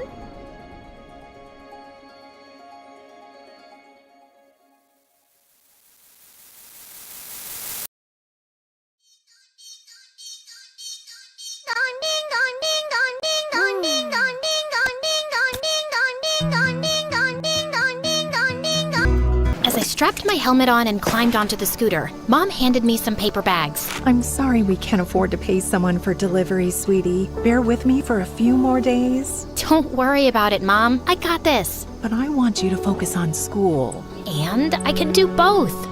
Fine. But always remember, stay in the side lane and pause at every crossing to watch cars coming from all directions. Mom, trust me to know all this. I'm off now. Bye! As I zoomed through my hometown and reached the city center, I slowed down and stopped in front of a clothes shop. I'd been eyeing the red dress in the window display for ages, and I was so relieved to see it was still there. You wait for me, okay? I'm saving up for you. You're gonna look so good on Mom. Then I was on my way again, following the directions on the GPS to a huge mansion. I parked in the driveway and rang the bell, and to my shock, the door was opened by Dana, the bane of my life. I'd gotten the female lead in the school play instead of her last year, and she seemed to be holding on to a huge grudge ever since. Hi, you ordered chicken? Dana casually reached out to take the bags from me, and then tossed them aside. So, the rumor is true. You're just a poor delivery girl running around town with greasy chicken. No wonder you always wear clothes that seem to be straight out of the trash. They smell like that too. That'll be $20. Here's $500. Keep the change. I know you badly need it. I took the dollar bills, pulled out a 20, and put the rest on the floor. Not badly enough to accept it from you. And yeah, you shouldn't eat fried chicken. Maybe order a salad from someplace. Anyway, I gotta go. Bye! I turned around and hopped onto my scooter before she could reply. I stood behind a pillar in the lobby of Dad's company Biotech, which was currently filled with journalists and photographers. My half-brother Ace stood confidently behind the podium on the makeshift stage, then signaled to one of the journalists to ask his question. How does it feel to know that you'll be the country's youngest CEO at 18, 3 months from now? It feels great. I know it's a huge responsibility, but I'm certainly up for the challenge. Next. The company seems to be in some trouble. We haven't seen any groundbreaking product in a long time. Can you keep up with your competitors? Yes, of course. We're always working on new ideas, and I believe in my team's ability to come up with something that will keep us on top. Thank you all for coming today. Please, help yourselves to the buffet. As the journalists dispersed, Ace wasn't smiling as widely anymore. He walked over to Dad, and I made sure to stay out of sight as I listened to them talking. I'm impressed with how you handled those questions, son. But we both know that we need something really innovative this time, and soon. Don't worry, Dad. I got this. Of course, I trust you. But we need some breakthrough research, and that's not your area of expertise. It's your brother's. Ace just rolled his eyes at that. I can always find a way. You know that. I just need a little more time, Dad. Dad nodded and patted him on the back, and I slipped away. My half-brother was an arrogant jerk who always wanted me to stay in the shadows so he could be the face of Dad's company. Well, he might have the looks and charisma, but I had the brains, and I'd been working on something very promising that I hoped I could share with Dad soon. I was at my desk trying to focus on what I was typing, but that was not happening with my BFF Clover yapping away and eating chips loudly. Dina is such a witch. She thinks she can get away with anything because she's the principal's daughter. She looks like an evil frog. I'll give Frog-Face Witch a piece of my mind in school tomorrow. No, don't do that, Clover. She's not worth our time. Just forget about her. Fine, if you insist. So, how's your story going? You're gonna get paid for it, right? Yeah, it's just enough to help Mom with the bills this month. I have to submit it in 2 days, though, and I'm panicking because I'm having writer's block. But I noticed Clover wasn't even listening to me anymore and was busy leaning out the window. Oh my, you better get your butt here this minute, sister. Guess who's back? OMG, Ace? For real? Clover and I were practically drooling over the view next door. There was Ace, my gorgeous neighbor, stepping out of the pool with water rippling down his just the perfect hero for love stories. Handsome, smart, and so charming. You're lucky you live next door to him. I'm so jealous. But just then, his brother Dominic walked out to the poolside and blocked Ace from our view. Ugh, Dominic is ruining the show. Why are you friends with the wrong half-brother again? You should have befriended the hot one. Come on, Dom is nice. You'll have to accept at some point that he's also one of my best friends. Yeah, a friend who's in love with you.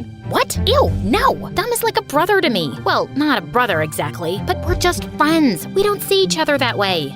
Okay, if you say so. I guess you've never paid attention to how he says your name. There's only one way to say my name. No, he goes like, Sadie, like he's stretching it out in a sexy kind of way. Where do you come up with this trash? Look, only one of us can have Ace anyway, so you should take the dork. Just then, I noticed Dominic turning his head to look directly at me and Clover.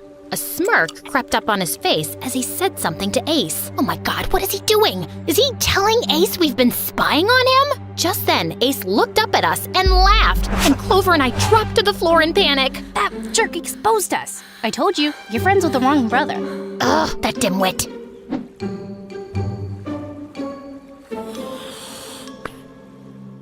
I was brimming with excitement as I worked in Dad's lab, feeling confident that this time my experiment would work. But seconds later, I was interrupted when the door flung open and Ace walked in like he owned the place.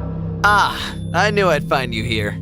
I think you missed the do not disturb sign. What are you doing here anyway? Don't you have some party to go to? Well, as the older and better brother who has chosen to lead this company by Dad one day, I thought I should come by and oversee things now and then. I decided to ignore him as I continued working, but he walked closer to me and leaned on the counter. If I were you, I'd spend less time in the lab and just focus on school, bro. I don't think your ideas are working out, and I may have to hire more capable scientists soon. I'm not giving up yet. I think I'm close to something good. Well, I'm not holding my breath. And with that, he turned and left, leaving the door open. I walked behind him and slammed it shut. I hoped my idea would work, just so I could rub Ace's smug, stupid face in it. I was determined to finish my story tonight no matter what. It was nice and quiet, I had my lucky socks on, and I just ordered my favorite banana pizza. Just as I was about to bite into a slice, my cat jumped up and snatched it from me. Hey, give that back, you greedy creature! Your cat food's in the bowl. This is mine! I chased Meowly Cyrus around the room, knocking over a bunch of things. It's the last piece, and I haven't eaten all day! I finally jumped forward and caught him. Gotcha! Just as I was about to snatch my slice from him, a roll of toilet paper came flying through the window and hit me on the forehead. I looked up annoyed to see Dominic climbing into the window ledge. Let the poor cat eat in peace. Stop acting like Meowly Cyrus's dad. Fine, Meowly. Here, have it. Are you happy now? It's just a freaking pizza. A disgusting banana one, actually. It's the meaning of my life, and you know it! Also, I'm still mad at you for yesterday. Why did you embarrass me and Clover in front of Ace? He must be thinking we're so lame! He's not thinking about you. You're just one of his 1,000 fangirls. Then he just flopped down on my bed, took out his own laptop from under it, and started working on something. I really hope you're doing some homework. You're always focused on your scientific research, and you'll fail high school at this rate. This research is more important. I really need to prove my worth. You know your dad loves you and Ace the same, right? Sometimes I really don't think he does. And Ace definitely thinks he's better than me because his mom is rich and mine's poor. I know he's smart, but I really believe I can run Dad's company better. So I just gotta show him that. Sadie dropped down on the bed beside me and stared up at the ceiling, looking deep in thought. How's your romance story going? I still need a few more scenes, but my mind isn't cooperating and I don't know why. He's just being difficult. And yes, it's a he. I've assigned a pronoun to each body part. It's a surprise for someone as feminist as you to call the mind a he. Well, he's annoying and stubborn and also gives me really stupid ideas at times. So yeah, it's a he. Sadie sighed, then pulled out her hair tie and shook her hair out. And I felt kinda stunned. At that moment, She looked prettier than ever. Maybe you need to finally date someone. Experience is the best inspiration, you know. Why would I date someone when we'll eventually break up? Nothing lasts forever, Dommy boy, so no thanks. Wow, I didn't expect that coming from a romance writer. The perfect love stories only exist on paper. Trust me. Okay, Miss Cynical. What if you fake dated then? You know, role-playing can help visualize scenarios better. That's an idea. But who would agree to fake date me? I'm a very busy guy, but I could take out some time to help a friend in need. What? I wouldn't be able to take you seriously for a second. That would never work. And what prize would I get if I prove you wrong? Sadie smacked me with a pillow. This and this too. We both laughed as we broke up into a pillow fight. The next day at school when the last bell rang, I was in a hurry to leave because I had to make Mom's deliveries. As I was rushing down the corridor, I suddenly went crashing straight into someone and dropped all my books. I looked up to see that it was freaking Dana. Oops, sorry, didn't see ya. As I quickly picked up my stuff, Dana's minion suddenly grabbed my arms. Not so fast, honey. And then Dana snatched my bag and took out my laptop. Ooh, nice lappy. Where did you steal this from? What? It's mine. Don't touch it. I tried moving towards Dana, but her minion was holding me back in a tight grip. We've always wondered how a trashy peasant like you got accepted into this elite school. There's a thing called a scholarship. I guess only smart kids know about it. Look at that attitude. You don't belong here, delivery girl. And with that, Dana threw the laptop on the floor so hard, it was instantly wrecked. No! Dana's minion let me go, and I kneeled down next to my poor laptop in despair. No, I don't have a backup for my story. Just then, I noticed a small crowd had gathered, which suddenly fell quiet and made way for someone to walk through. It was Margot, the most popular girl in school, who was sheer perfection from head to toe. But right now, her lovely face looked grim. What's happening here? Dana and her minion looked at each other in alarm. Margot, we didn't do anything. She bumped into us on purpose. We were just teaching her a lesson, I swear. She deserved it. She was really rude to me the other day. Margot turned to Dana and gently pushed her against the wall. Touch her again, and I'll make sure you'll regret it. Do you understand? The two girls nodded their heads quickly and then fled the scene. Margot picked up my bag and handed it to me. I'm sorry about what they did. I'll replace your laptop. I tried to hold back my tears as I shook my head. You don't have to do that. It's not your fault. I kind of feel like it is. They're my friends. It's really not, and you're not them. Okay, but if you change your mind, let me know. I mustered a small smile and nodded, then watched Margot walk away. Rich, popular, pretty, and kind. I wish I could be like you. Later that night, I was sitting on my bed, mindlessly scrolling through my phone, when the doorbell rang downstairs. And to my surprise, it was a butler from Dominic's house with a package for me. I raced up to my room, ripping into the package like a ninja on a mission. Inside was the sleekest laptop I'd ever seen, shining like a knight's armor. Heard what happened in school today. I'm gonna be stuck in the lab till really late tonight, so I couldn't come see you. But you better not miss the deadline for that story. P.S. Don't drool on the keyboard, Dom. Oh my god, I could kiss you right now, Dom. I had to start the story from scratch, but I was suddenly pumped. I typed furiously the whole night and was finally done at dawn. At some point, I must have dozed off on my desk because I suddenly opened my eyes to find someone's face really close to me, and I jumped back with a shriek, falling off my chair. Dom! You scared the living daylights out of me! I'm sorry. I was just checking to see if you were breathing. You're a very quiet sleeper. Have you submitted your story? No, I need to do a final proofreading. Why don't I do it for you? I felt relieved as Dom took over my laptop, but then he made a funny face. Princess Walk Walk. That's your pen name? Yeah, it's cute, right? A chicken sound, like this. Bark, bark, bark, bark. Yeah, it's great. Got a nice ring to it. I'm sure Princess Walk Walk will be a very famous writer one day. I stared sleepily at Dom's face as he read my story, and I couldn't help thinking that he looked really cute with his mussed-up hair. Done! I think it's really good, Sadie. Send it. I triumphantly sent the email and felt a weight lift off my shoulders. Wait, are you just coming back from the lab? Yep, just thought I'd check on you before heading home, which I should do now. I could use a shower. As he was leaving out the window, I placed a hand on his arm. Thank you again, for everything. You're the best. Dom looked back at me with a serious expression that I couldn't read. You're welcome. Actually, Sadie, before I go, there's something I've been meaning to tell you.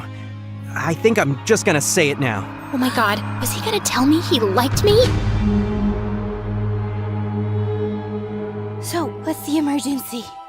Okay, so yesterday I was having trouble with my ideas for my romantic story, and Dominic suggested that he and I could fake date for inspiration. Of course, I didn't take that seriously, but then he sent me a brand new laptop last evening so I could finish my story. I mean, that was just him being a good friend. But then he popped by this morning to check up on me and said he wanted to tell me something, and he looked really serious. And then he just told me something about their company problems. But Clover, I think you might be right, and he wanted to tell me that he likes me. No, wait, what if he's obsessed with me? I can't lose him as a friend, Clover. Wow. So this is the emergency you're talking about? And I already told you he likes you. So now you want to confirm it? Yes, and you will help me. Clover immediately dug into her bag and took out a book titled How to Tell If a Guy Likes You. Here are 18 signs. You just have that lying around in your bag? Yes, for moments just like this. Also, I have a book called How to Dump a Guy Nicely. Here are 18 ways, but it's too soon for that.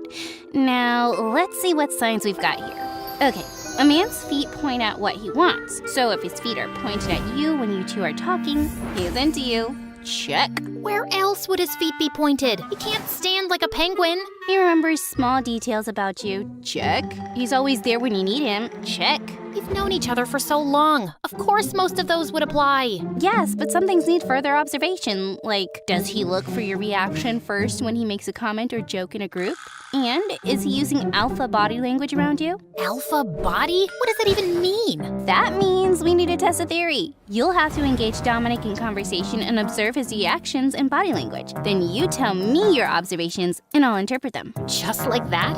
Yep. It won't be anything difficult. You're just talking to him like usual. But you'll just pay more attention this time. Okay, I suppose I can do that. I was in my pajamas and taking a plate of food to my room when I spotted the maid talking to someone at our front door. And it was the last person I was expecting. Margot? What brings you here? Oh, hi. Can I come in and explain myself? Yeah, of course. Come in, please. The maid moved aside and let Margot in and then left. And as Margot looked at me with a half smirk, I was suddenly very aware of my stupid pajamas. Dominic, right? I came to see your brother. Oh, wow. So you know my name? Of course, we're in the same class. Yeah, I knew that. My brother's not home yet. That's all right. I just wanted to return his wallet. He dropped it at the dance club earlier today. You guys were there together? No, I just found it on the floor and realized it was his because of the ID inside. I see. Well, I'll make sure he gets this. Thanks. Suddenly, an awkward silence fell between us as my brain scrambled for words.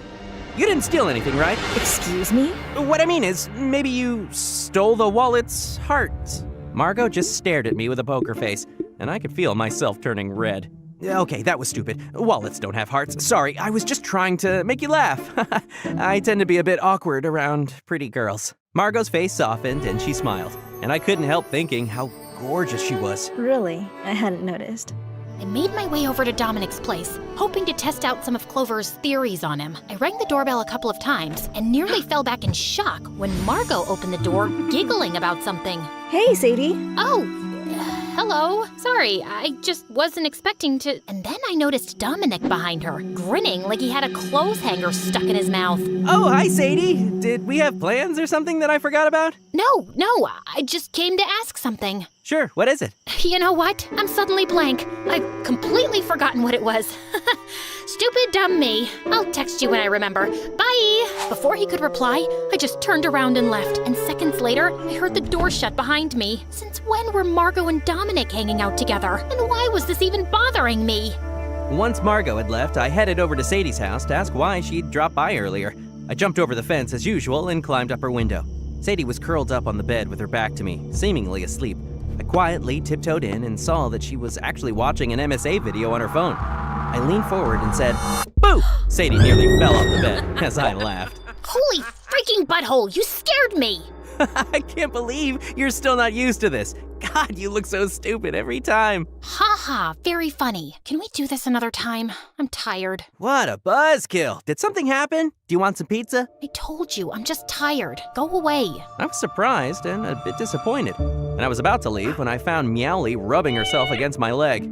Oh, hello there, Meowly. Do you know how to twerk? Meowly suddenly sneered and scratched my hand hard. Ow, bad kitty! Look, Sadie, she scratched me. I've been telling you, Meowly is evil, but you always take her side. She glared at Meowly, who was busy licking its butt now, and then rummaged through her drawers for her first aid kit. Give me your hand. I immediately obliged, and as she put a bandage on, I couldn't help sneaking a few glances at her face. There you go.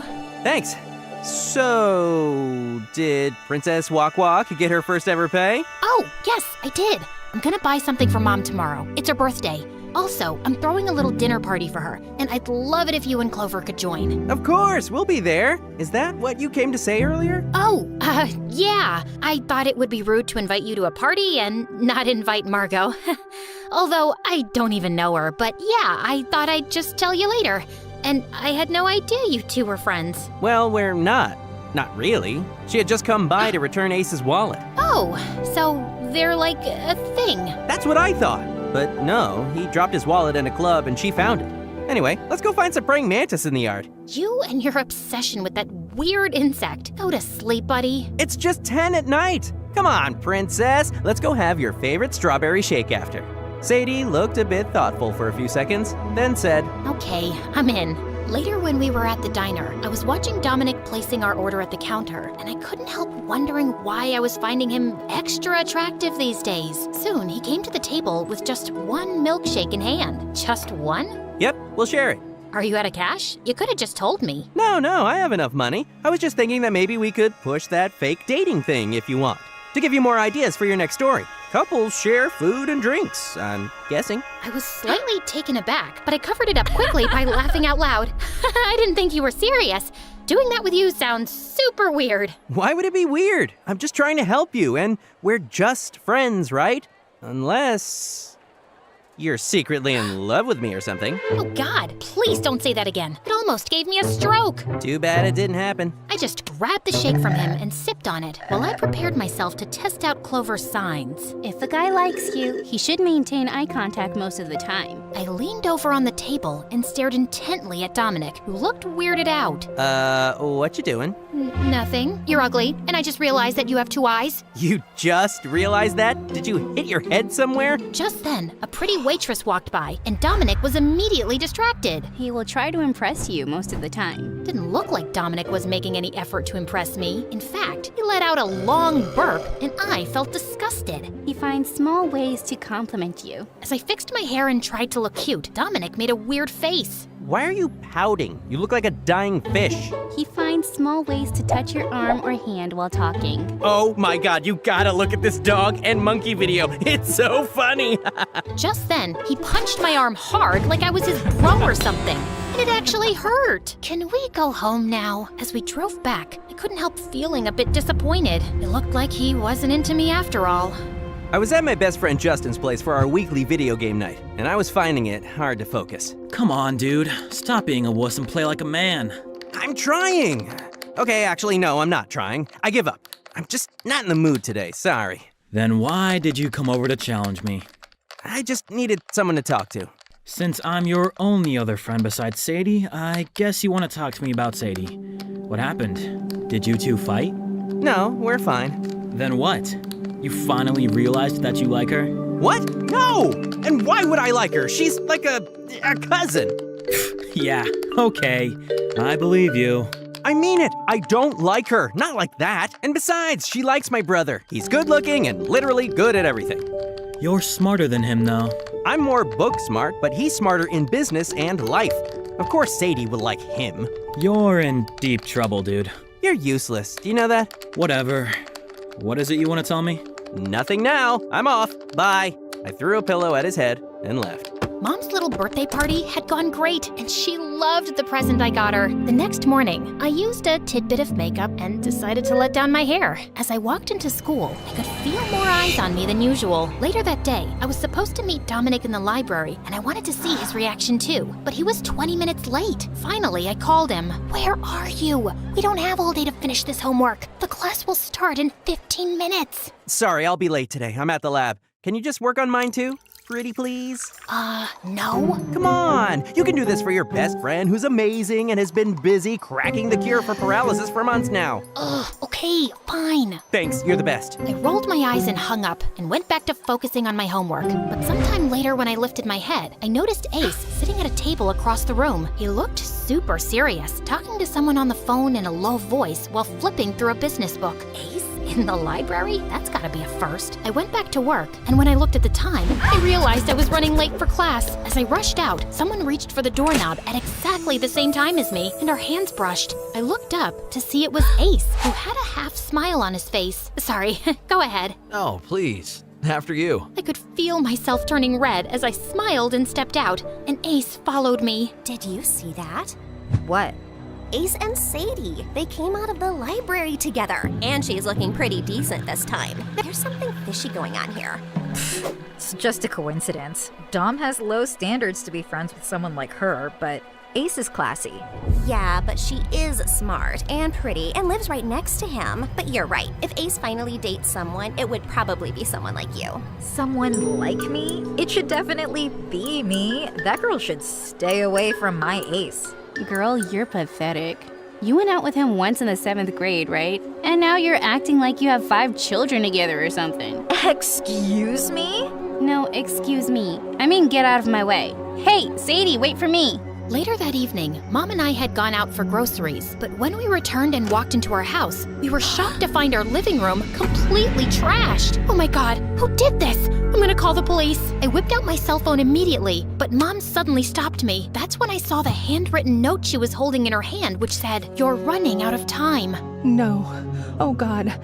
I know who did this. You do? What's happening, Mom? Who's that note from? Mom looked terrified and started to cry, and I gently led her to the couch. Mom, whatever it is, please tell me. Once she was a bit calmer, she started to speak. I took out loans from some people for business in this house a long time ago, and I've been repaying them over the years, but this year it just started to get a bit overwhelming. I've been late with some payments, and they're not happy about it. Why didn't you go to the bank for loans? I can't, sweetie. You know I'm an illegal immigrant. You should have told me about this earlier. I could have looked for another job besides writing. I didn't want to burden you with more. I'm so sorry, Sadie. I hugged Mom tight, trying to reassure her that everything would be okay, when suddenly we heard a loud thud outside, and we both froze in alarm. We had just sat down for dinner when Ace sniffed the air, then made an annoyed face. Dad, can we please move to a better neighborhood? Why? It's a nice place and our house is fancy enough. But the smell of fried chicken is killing me. Who hates the smell of fried chicken? I do. It's all I can think about all day and I can't even eat it. Do you know how hard I work out? Okay, enough with the nonsense talk, boys. I have an important announcement to make tonight. I already knew what it was, and I could barely hide my glee. I got a call from Dr. Henry at the lab some time ago, and he informed me that Dominic just made what could be the medical breakthrough of the decade. Ace looked completely stunned. Several companies are already showing interest in buying the research to produce it. Dom, you may just have solved the company's financial problems. Dad, I want us to produce and distribute it ourselves. Trust me, it'll bring more money to the company. I've worked out the numbers. And here I thought you don't have a business mind. Ace, your brother is giving you some tough competition for the CEO spot. Now let's raise a toast to him. To Dominic. To Dominic. The next day, I decided to join the gym where Ace worked out, and he clearly wasn't happy to see me. He put on boxing gloves and started hitting the punching bag, and I was certain he was imagining it was my face. I started exercising too, but just a few minutes later, I heard a girl's shrill scream, and I turned around to find Dana on the floor next to Ace, who looked very confused. Oh my God, you hit my cheek with your elbow. I did? You did. It hurts so much. Oh God, my flawless cheek will be bruised till Christmas. I controlled my laughter and walked over to Ace as Dana's loud wailing continued drawing attention. Okay, I'm sorry. Can you stop crying, please? Let me take you to the clinic downstairs. I think it's better if you just take me to lunch. I'm sure an ice pack would help my bruise. Bro, it's the least you could do after hitting her. Ace glared at me as he turned to Dana. Sorry, but I don't have time for... Oh my God, this hurts. My face. Fine. I think lunch is a good idea. Dom, you should join us too. Does he have to? I'd love to. Later in the food court, I couldn't stop grinning as Data slurped loudly on an extra-large smoothie while Ace looked bored and annoyed. I can't believe I'm looking at the future president of biotech. Wow. Who are you talking about? Me, of course. It's not set in stone, bro. Ew, of course it's gonna be Ace. You're so cool, Ace. Your next girlfriend would be the luckiest girl on Earth, babe. She winked at him, and he just stared back at her blankly. This is just the best second date ever. How is this a date? And when did we have our first? Don't you remember our 7th grade date? You know, that time we went to the amusement park and you held my hand on the merry-go-round? And then you puked on my shoes? Holy shit. Your vomit girl? Yes, that's me. And it's so cute you have a nickname for me too. I think I'm gonna cry. OMG, you guys are just meant to be! Tom, why are you even here? You literally invited me. Dana, are you feeling better now? So much better. Great. Now if you'll excuse me, I have important things to do. What? But Ace left before she could even finish, and I burst out laughing. I paid for it immediately when Dana dunked the rest of her smoothie on my head and stormed off. But it was kind of worth it. I was sitting with Clover in the cafe when Justin came by looking for Dominic. I told him we were waiting for him too, and he plopped his butt next to us and started playing on his phone. Clover looked annoyed at him as usual and was sipping her juice loudly when suddenly she started coughing hard. Hey, are you okay? What a careless squid. Did you just call me a squid? What should I call you dressed like that? A beautiful princess from a faraway land? Finally, you're making some sense. I was laughing at their dumb banter when Dominic walked in, smiling from ear to ear. Here comes the superstar. You're all over the news, dude. Fist bump. I'm so proud of you, Dom. I wanted to celebrate it with you last night, but Dad kept me really busy. I guess you're the favorite son now. You bet I am. Okay, Dominic's here now, so tell us your news, Sadie. Oh, yeah, I didn't want to bring the mood down, but I really have to tell you guys this. So, Mom told me something. As I was speaking, Dom's phone kept ringing, and he was obviously distracted. I'm so sorry, guys. I need to take this. It could take a while. He got up to answer the call, and Justin picked up his bag too. Okay then, I'm gonna head out. Literally no one asked, and also, we don't care. Justin picked up her sandwich from her food tray, made a peace sign, and left. Ugh, he's so annoying. Why is Dom even friends with him? Speaking of which, it looks like Dommy Boy is booked and busy now. Of course he is, and I'm happy for him. I hope he doesn't forget all about us soon. So, what were you saying about your mom again? Yeah, about that. Some really shady people are after us. They broke into our house and destroyed the living room and threw some big rocks at our door. What? That's terrifying. Did you call the police? No, we can't do that. It's a long story. Dad had booked a private hall in a hotel for the night's event, and the place was bustling with people in expensive suits and gowns. As Dad stepped onto the small stage, the chatter and the music died down as all eyes turned to him. Good evening, everyone, and thank you for coming. Tonight is a very special night because we are celebrating a milestone in my younger son's career as a scientist. His amazing new product will be available on the market in 3 weeks' time. He beamed at me proudly as the audience applauded. Dad raised his glass, and everyone followed him. I present to you with great pride the brains behind our company's latest contribution to the medical field, Dominic!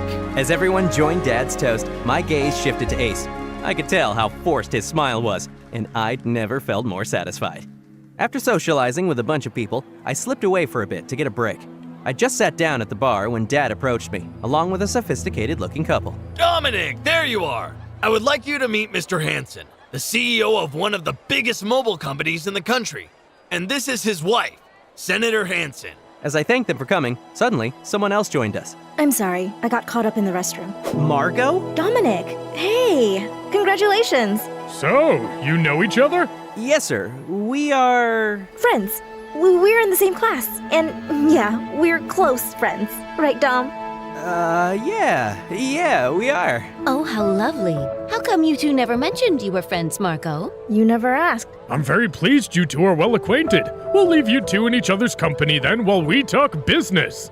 When our parents were far enough, I turned to Margot. What was all that about? I'm so sorry for putting you on the spot. My parents are always after me for not being social enough, and I knew they'd be happy if they thought we were friends. Okay, I guess that makes sense. Would you like some fruit punch? Sure, why not? The bartender got us our drinks and we sipped away in awkward silence before Margot broke it. Well, I didn't completely lie. We're in the same class. You got a point. So that just makes you half a liar. Is that better? Margot laughed, and I felt rather pleased with myself. She finished her drink and got up to leave. See you around, Dominic. I'll look forward to your jokes next time. I could feel myself turn red as I smiled and watched her walk away. I kept looking out my window impatiently, wondering when Dominic would be back. He hadn't replied to my texts, and when I called him, he didn't answer either. Just then, I looked out the window again, and to my surprise, I found Ace by the pool. If he's back from the event, shouldn't Dom be too? I decided to just go over and ask Ace. I walked through the gap in the fence that divided our houses and went to the pool area. Ace was propped up against the ledge, with his head leaning back and his eyes closed. Hi. Sorry to disturb you. I just wanted to ask where Dominic is. He hasn't been answering my calls. Ace turned around with a half smirk on his face. He's still pretty busy with all the attention he's getting now. He's been craving this kind of validation his whole life, you know? I was just asking if he's already home because I was getting worried. As I was speaking, Ace got out of the pool, stood in front of me, and started shaking water out of his hair. Oh, yeah? And then, out of nowhere, he pulled me in by the waist till our faces were inches apart. What are you doing? You got a stray eyelash. He flicked it away gently from my cheek. Wow, how did you see that? It's pretty dark. Perfect vision, I guess? Then he winked at me and let me go. I was still feeling pretty confused by the whole situation when I spotted Dom walk up to the front door of their house. As I stormed angrily towards the door, I couldn't believe that I'd just seen Ace and Sadie kissing. Yeah, sure, I knew everyone had a crush on Ace, but I never imagined Sadie would like Ace seriously. Just as I was opening the main door, I saw Sadie running up to me. Hey, buddy, where have you been? I called you a whole lot. Sadie, if you don't mind, I'm exhausted right now. Let's talk tomorrow. Oh, okay. Good night then. I managed to give her a weak smile before I went in and closed the door. It felt like my heart was burning. The next day at school, I was still feeling troubled by Dom's behavior, and I started talking to Clover about it as we put away our stuff in the lockers. So, last night, I went over to Dom's place, and just then, I noticed Clover wasn't even listening and was watching something over my shoulder. Wait, is that Dom? I turned around, and I could hardly believe what I was seeing. Dom's shirt was unbuttoned at the top. He wasn't wearing thick glasses anymore, and his hair was slicked back with gel. Other kids in the hallway were turning around to look at him as he walked towards us. You're Dominic the science nerd, right? Hey, what's with the new look? We barely recognized you. But Dominic just ignored us like we were invisible. And then to my shock, he walked straight to Margot at the end of the hall. The two of them left together, laughing and chatting. Did he just ignore us and walk up to Margot? I just stayed quiet as I watched them, and suddenly Justin was beside me. Is that our boy? What happened to his hair? Beats me. We're running late for class, Clover. Yeah, you go ahead. I'll be there in 2 minutes. I shrugged and left. Hey, can you take your headphones off for 1 second? We need to talk. Do we really need to? Yes, we do. What's going on with Dominic? Did he say anything to you about Sadie or Margot? What Dominic and I talk about stays between us. And you shouldn't be so nosy. You're already annoying enough. Now, if you'll excuse me, I have my video game to get to. Hope you lose badly. The next day, when I walked into the kitchen, I found Mom sitting at the table with her head in her hands. Mom, are you all right? Mom looked up and she was crying. Mom, what's wrong? The people who trashed our house. Their boss called earlier and reminded me of the money I owe him. I told him I could pay a portion of it soon, but he wants the full amount. Sadie, he was the one who helped me with my immigration papers. He said if I don't pay up soon, he could easily mess up my documents and get me deported. What? Mom, he can't do that. Can he? She just looked at me sadly, and I hugged her tight, feeling panicked. I called up Clover later and told her everything, and she immediately told me to talk to Dom.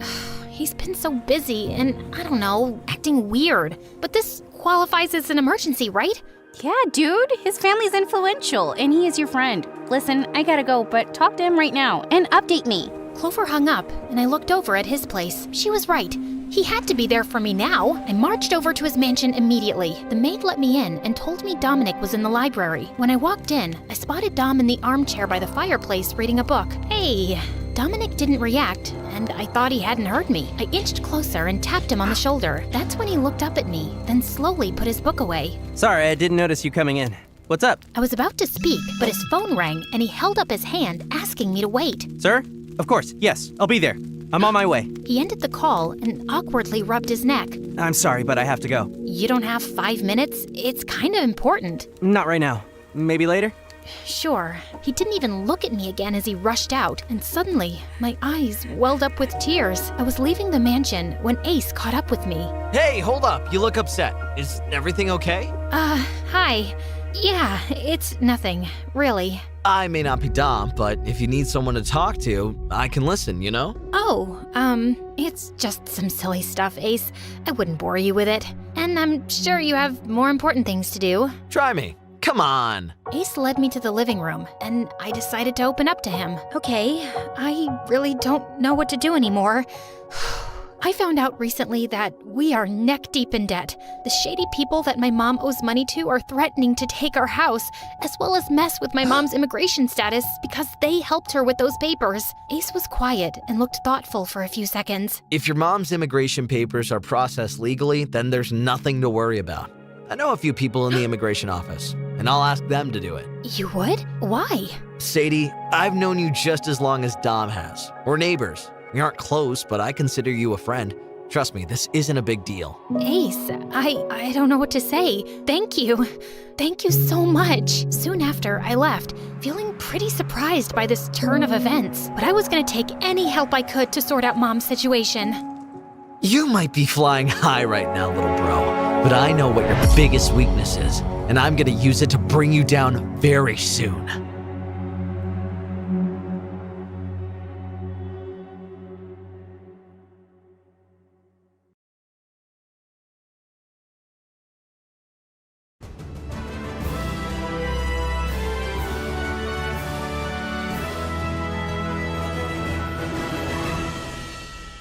The first time I saved a life, I was 6 years old. I was having dinner with my parents when I saw my neighbor through my window, suddenly fainting on her couch. I suddenly felt a pain in my chest, and I knew that she was feeling it too. That lady was in danger. I made my parents follow me to her house and call 911. She'd been having a heart attack, and the doctors saved her life thanks to our help. That was the day my powers were recognized. You see, I've always been a bit different from others around me. My parents didn't realize it for the longest time. They thought it was just funny that I burped every time they did. They loved me for how I always seemed to know how they were feeling. I was the dream daughter, but they never thought that I was some kind of medical marvel. After many years of testing, we discovered that I had a rare condition called mirror touch synesthesia. I could physically feel what other people feel, so long as I was looking at them. I became an instant hit among the doctors in town. Synesthesia this strong was rare to find, and they were all clawing at the chance to study me. I wanted to help people with what my dad called my superpower. So I answered doctors' questions day after day and let them run countless tests on me. And the day they published their findings, everything changed. I went to school like it was any ordinary day, and noticed that the vibe was totally different. People were saying hello to me. They wanted to talk to me and sit with me at lunch. Wait, what? I'd always been the weird, emotional loner. Why was I suddenly Miss Popular? Everyone was curious about me and wanted my attention. Even Selena, the most popular girl in school. When I was heading to class, she pulled me aside. You're the girl who can feel people's emotions, right? Yes? Great. I need you to do something for me. Apparently, Selena was in a crisis. She was sure her boyfriend was cheating on her, and she wanted me to watch him while she asked him the truth. He's too good a liar. The only person he can't lie to is you, Lucia. I don't know. I'll give you $100. Sold. She took me to the football field where her boyfriend was hanging out with the other players. Tell me the truth, Sam. Are you cheating on me? The entire team fell silent as everyone stared at the two. No way, babe. You're the only one for me. Selena turned to me. Sorry, he's lying. I can feel his guilt. Sam, you total jerk. Babe, don't tell me you believe this loony over me. You bet I do. We're over, jerkface. Come on, Lucia, let's go. Selena stormed away, pulling me along. She took me to her cheerleading gang and told them what I did for her. Before I knew it, I had become a celebrity among the girls in my school. I could tell girls who had a crush on them and who hated them. I even knew if their boyfriends had a secret crush on their sisters. The assignments got crazier by the day, and the payments got bigger. Once my list of clients began to grow, I decided to take my business a step further. I built a simple app that the girls could use to reach me with their problems. I could tell a lot just looking at a photo. The app spread through my school like wildfire. I had a new energy when I went to school now. I was the most popular girl in school, and I loved it. I now had a huge, strong troop of loyal girlfriends. I was invited to every party and sleepover, and my social schedule was always packed.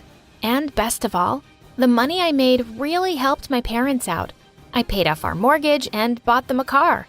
And I had money left over to buy myself an awesome gaming setup and a whole new wardrobe. Life was going great, till the day I decided to ask Nate, the new boy, out. Nate was such a total babe that I knew I had to ask him out. So I made my move at lunch. He noticed me as I came near him, and his boredom changed to fear? Before I could even process his emotions, he picked up his tray and ran away. What was happening? I tried to talk to Nate once more when we were leaving school that day, but one look at me and he ran away again. I looked around me in shock, and that's when I suddenly noticed it. I gasped. There were no boys near me. They'd all formed small groups that hovered at the edges of the parking lot, and they were always looking at me. Even at this distance, I could feel it. I walked towards them, and they literally ran away from me like scared little rabbits. What's up with the boys, Selena? They're scared of you, Luce. They know that if you see them up close, you'll know all their little secrets. So it turned out that my powers were scaring all the boys away from me. I tried to ignore it at first, but it started to get under my skin. First, they stopped partnering with me in class. Then they started wearing hoodies and sunglasses to school to hide their faces from me. Till one day, they even started disappearing from the hallways when they saw me. This was getting beyond ridiculous. As if this wasn't bad enough, this Lucy phobia meant my job was getting harder too. Now that the boys were avoiding me, I was always hiding and wearing disguises to spy on people's dates. Thankfully, the money was still rolling in. But when I didn't get asked out for the spring dance, I was devastated. I turned off my app for a day. I didn't want to hear anyone's problems today. I had enough of my own. Selena called me 5 minutes later. Hey, why is your app not working? Because I don't want to work. Why not? Luce, I want you. It's like life and death. It's Alex. Ugh. Alex was some boy from another high school that Selena had been crushing on forever. He's coming to my party tonight, and I'm gonna finally ask him out. You have to come too, because I obviously, totally need you. When I tried to refuse, she offered to triple my rate. I gave in. Fine. Just this last time. I promise I won't need your help once I have Alex. I sure hoped so. Her party was a wild, crowded scene. But even here, the boys took one terrified look at me and moved away. That's it. I'm out, I thought as I stormed off away from them and crashed right into someone, spilling water all over them. Oh my God, I'm so sorry. That's okay, beautiful. I looked up in surprise to see the most gorgeous boy I had ever laid eyes on. But I ruined your shirt. I don't mind you ruining anything I own. I could feel that he meant it. I blushed. Now, show me where I can clean up. I led him to the bathroom. We talked while we ran through Selena's giant mansion, and it felt amazing. Finally, a boy who didn't look at me like I was a ghost. Then as we spoke, he suddenly took off his shirt to dry it over a heating vent. He looked so hot, I literally wanted to melt. Are you checking me out? No. Liar. He grinned at me. My face was pretty much entirely red now as I turned to leave. Perhaps you could continue checking me out over dinner sometime. I was too shocked to hide my surprise. You're asking me out on a date? I know, it's a bit fast. I mean, I don't even know your name. I gasped. That's why he was so chill. He didn't know who I was. But sometimes you just have a feeling, you know? I knew exactly how he felt. Just as I was about to say yes, Selena showed up behind us. Lucia, Alex, you already met. I nearly passed out. He was Alex? The Alex? Why is he shirtless? Alex answered her while I mentally kicked myself repeatedly, hard. I wanted the one guy I couldn't have tonight, and he wanted me. But that didn't matter. Selena quickly texted me to go away and watch them from a distance because she was gonna ask him out. I made a lame excuse and started walking away when I felt a tap on my shoulder. It was Alex. Hey, before you go, were you gonna say yes? I panicked and blurted out, yes to what? Going out with me? Sorry, no. I walked away hurriedly and sat with them in my vision. I watched Selena ask him out. I felt Alex's disappointment as he said yes. I was disappointed too. Selena begged me to shadow them for 2 dates, just till he asked her to be his girlfriend. With the crazy money she was offering, I just had to do it. I could retire. On their first date, I was very careful and wore my best disguise. I was watching Alex's face over the top of my book when suddenly he looked at me, like right at me. He recognized me. I could feel his confusion and amusement. He was about to come over. I panicked and slid under the table. Nice outfit, Lucia. He walked away without waiting for a reply. I had no answers to give when Selena grilled me. I can't believe he spotted you. Ugh, look, I need you there when I ask him to be my boyfriend. So I'll just do it in a public event, like a party. Unstoppable Selena put together an event faster than I could blink. I went for my last assignment, sulking the whole way there.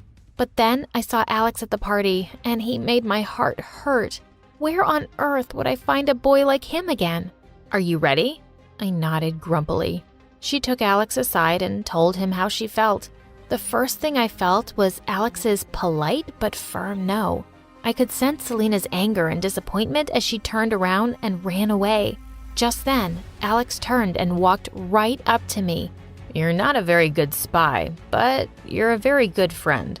Helping Selena out like this with your powers when you clearly have a crush on me. My face was red again. So what? You have a crush on me. Yeah? But you know what I do. Why aren't you running like the other boys? Because I have nothing to hide. Plus, you're just too gorgeous to ignore. Will you go out with me? Just don't ruin my shirt. I finally said yes.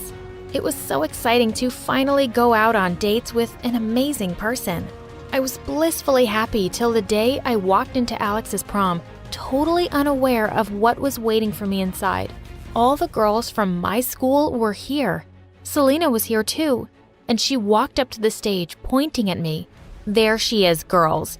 There's the awful girl who promised to help me and then stole my boyfriend. The girls began to boo me loudly. Let this be a warning to all of you. Never, ever hire Lucia ever again. The girls began to boo even louder. I wasn't even dating Selena. She's nuts. It's okay, Alex. I could feel the hatred of literally 100 girls right now, but I really meant that. I was done helping them. My life at school went back to usual and people quickly forgot I even existed. They left me alone, but this time I wasn't lonely.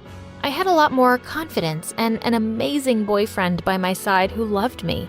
With Alex and my parents' support, I finished my education in psychology and began to help people as a licensed therapist. I finally started using my powers the way they were meant to be used, to save lives. Years ago, outside a busy restaurant, there was a 17-year-old girl begging for money. She held a child in her arms. She was too skinny, dirty, and tired. No one paid any attention to her. A few minutes later, exhausted, she sat on the curb, holding her baby, listening to the hungry cries of her newborn. She didn't know what to do. A car pulled up beside her. A lady walked out and took her hand. "Stand up, sweetheart." The young girl stood. "Why are you here?" The young girl told the lady her story. Her boyfriend abandoned her when he knew she was pregnant, and she didn't know anyone else in the city. She didn't know where to go or how to get her next meal. The lady listened to the story without interrupting. "My name's Griselda," she said. "I've got a place that you can go to. I've helped many women just like you. Will you come with me?" Desperate, the young girl joined the woman in her car. She took her to a shelter for women in need. The young girl had heard stories about shelters, but this was nothing like the accounts she'd heard. It was neat, friendly, and warm. It was a place where women regained their dignity and cared for their children.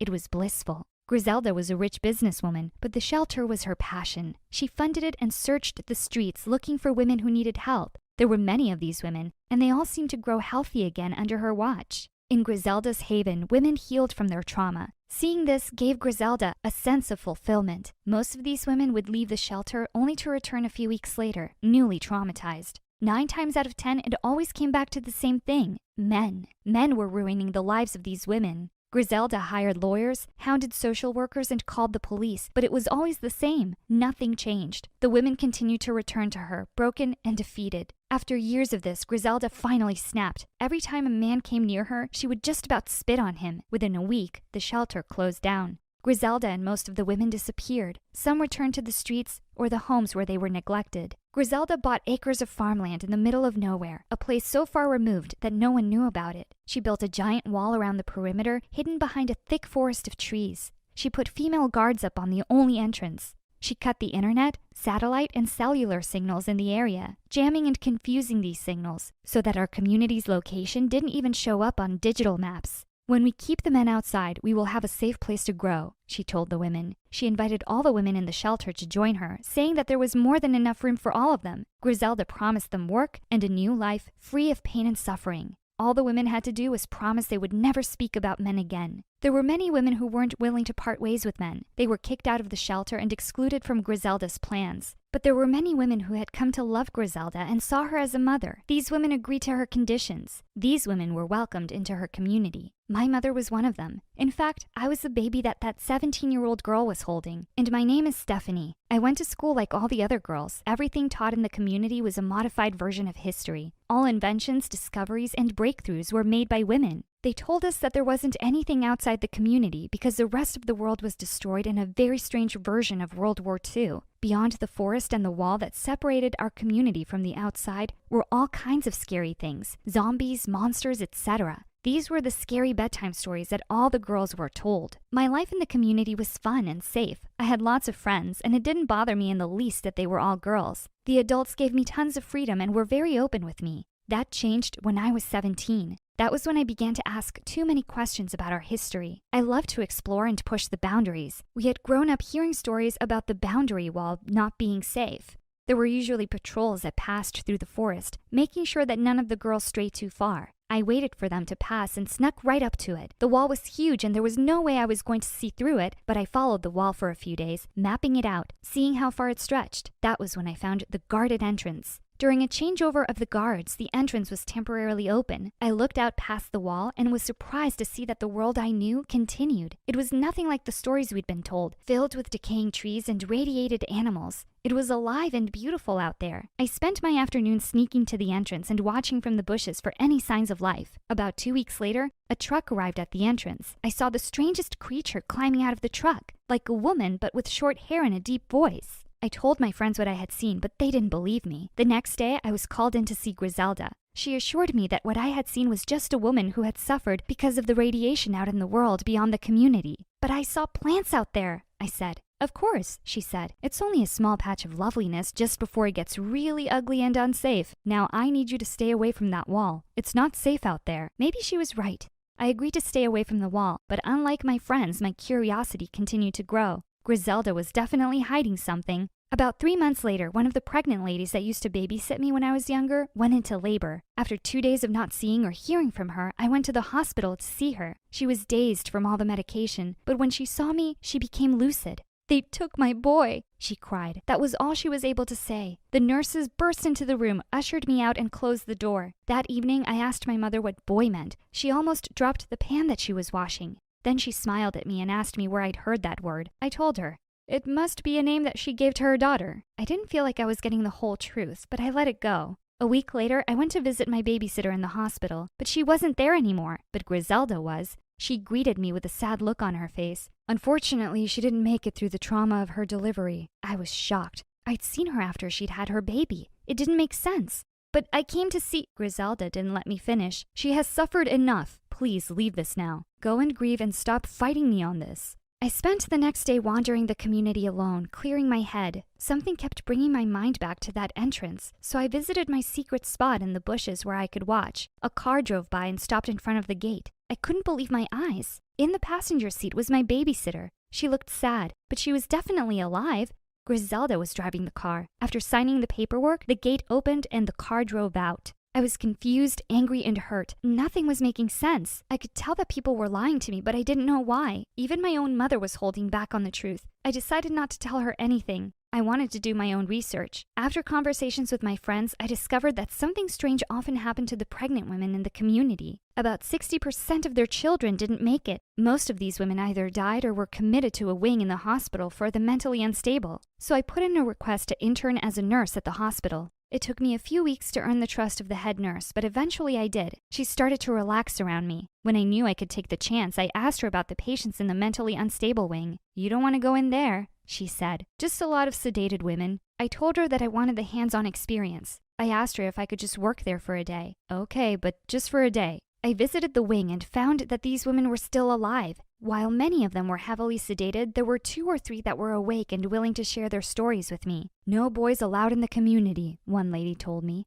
"What does boy mean?" She laughed at me and told me the strangest story I had ever been told. It went against all the biology lessons I had learned at school. "There's a whole world out there," she said. "I remember leaving it when I was about 7 years old. It's not a wasteland. They've been lying to us."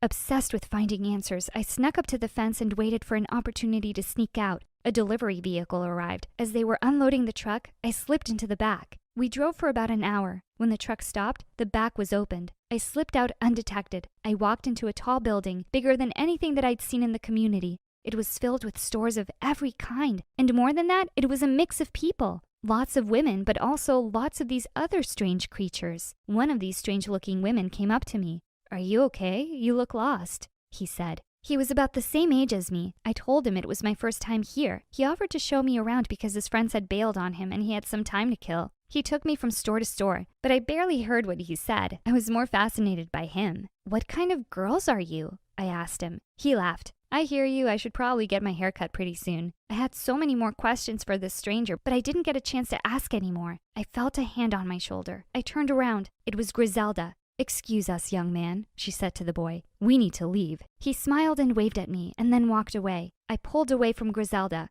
"I'm not going anywhere with you," I said. Griselda shook her head. "You have no idea what you're doing, Stephanie. I'm not the villain here, okay? But if you want answers, I'll give them to you." Griselda took me to a coffee shop and we sat down. Griselda specifically asked for a female waiter. "This is a mall," she said, "and those strange creatures that you're seeing are boys. All the stories that we've told you, they've been to protect you and your sisters in the community, but they haven't been the whole truth." "What is the truth?" I asked. "The truth is that boys become men and men end up hurting women." Griselda told me why she had started the community. We spoke for hours. The more she explained, the more I could understand why she hated men so much. "Your own mother was abandoned by a man. Your father. Is that the life that you want to live? One filled with these vile creatures?" "They can't all be bad," I said. Griselda shook her head. "They are, every last one of them." She looked a bit creepy when she said that, but then she took a deep breath and calmed down. "We're going to go back home now, Stephanie, to your family, your mother, your friends, your community.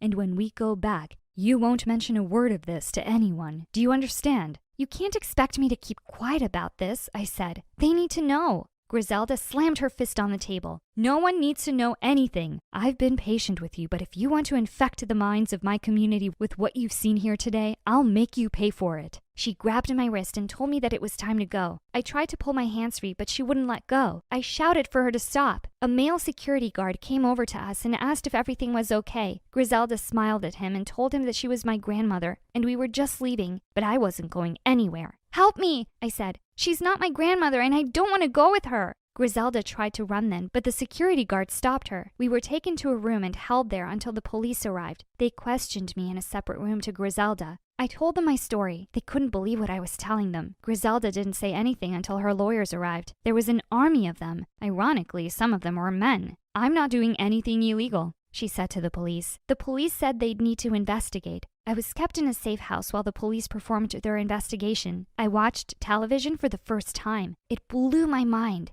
I surfed the internet and even signed up for a few social media accounts. I couldn't believe that there was a whole world of information out there and anyone could access it for free. I also watched the news from all over the world. It was there that I saw regular updates about what was happening with Griselda and the community. It turns out she had broken the law, and she had hurt a lot of women who didn't want to play by her rules. I felt sorry for her, though. I knew that she just wanted to help. Her anger had overcome her. I testified against her in the court case. Griselda's lawyers kept her out of prison, but she had to give up the farmland and the community. The court ordered her to create a rehabilitation program for all the women who lived on her compound. I spent the next year learning about the real world, about real history, real boys, and everything else that actually happened. I have to admit, Griselda was right. The real world was a mess, but it was real, and I prefer it that way. Some of the other girls didn't cope in this new world. They struggled and wanted things to go back to the normal that they remembered. I did my best to remind them about the truth. The world is a harsh place, but running and hiding is not a solution.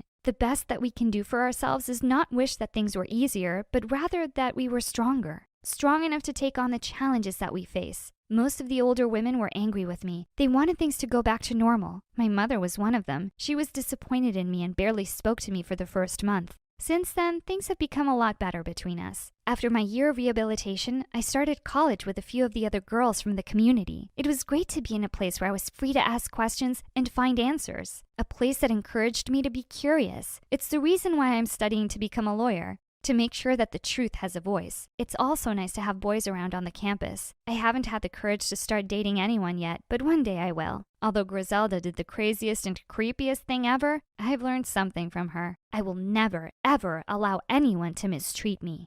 Hello, my name is Lily, and I live in a hidden village high up in the mountains. My father was from a long line of wealthy traders who built these castles themselves. They built a huge wall around the town to keep us safe, and the kids were forbidden from going outside. Obviously, that meant we tried to leave all the time. We would dare each other to get past the gates, but there were 100 guards ready to stop us. The others laughed it off, but I was mad. My father went out for trades all the time. Why couldn't I? When I was 10, I sneaked into his bags before a trip, and I jumped out once the carriage left town. Woohoo! I'm outside with you, Papa! He screamed, and his guards almost jumped on me. Father made the carriage turn back, but he made a stop on the way and showed me a dark, chilly forest. This is the outside world, Lily. It's full of horrible monsters and bad people. As the future chiefess of our town, you have to be inside to be safe.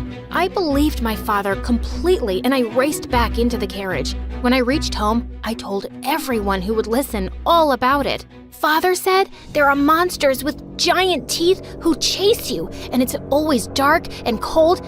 I'm never going outside again. Suddenly, I heard someone laughing at me. It was Arthur, the boy who delivered milk to the town every day. There are no such things as monsters. The chief is a liar. How dare you? Take that back. Nuh-uh. I live outside and I have never seen any monsters. And it's sunny all the time. You're a fool. Everyone laughed at me and I turned red with embarrassment. People started asking Arthur what he had seen, and he said there were towns way bigger than ours. There was even something called a school where hundreds of children got together to play games and learn skills. Hundreds of children?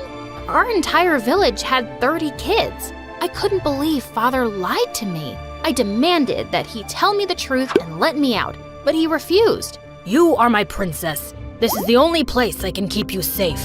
His control over me changed everything. Over the next few years, I stopped being the sweet Lily he used to know. I turned into a total troublemaker. I broke expensive vases he got from his travels and tore up tapestries he dearly loved. One time he had an important meeting with big traders, and I let all of our goats run free into the room.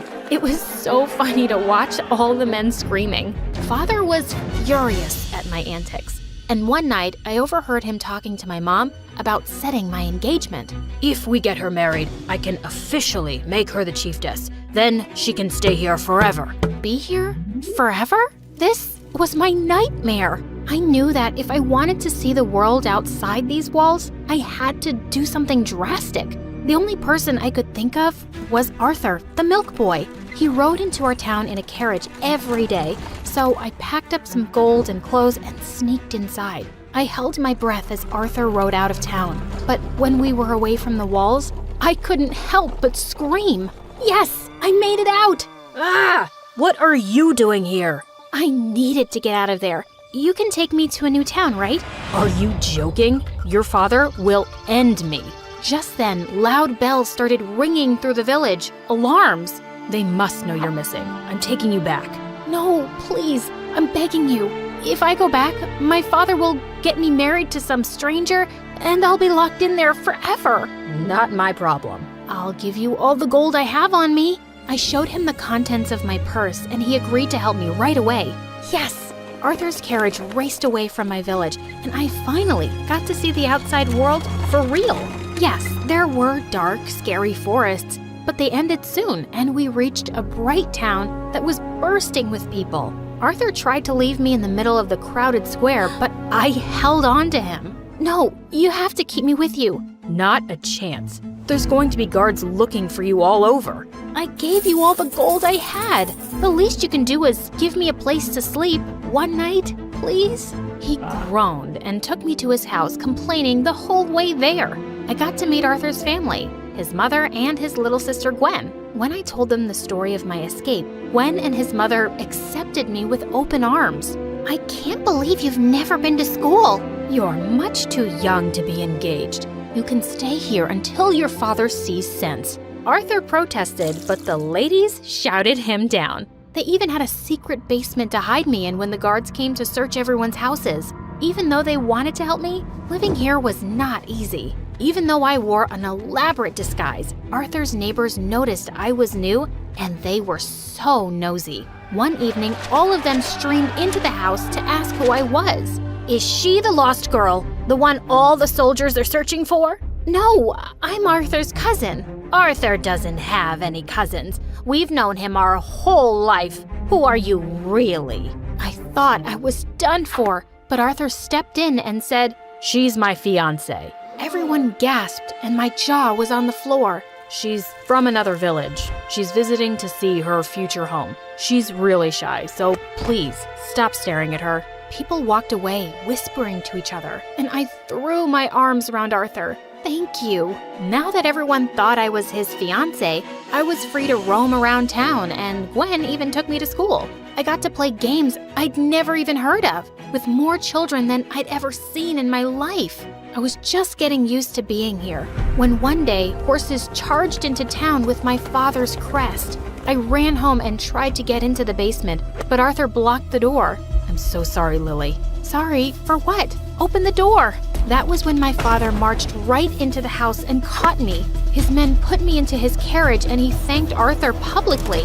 You must be rewarded for helping me find my daughter. From now on, you work for me, son. I will take care of your education and your family. Pack up your things and follow us.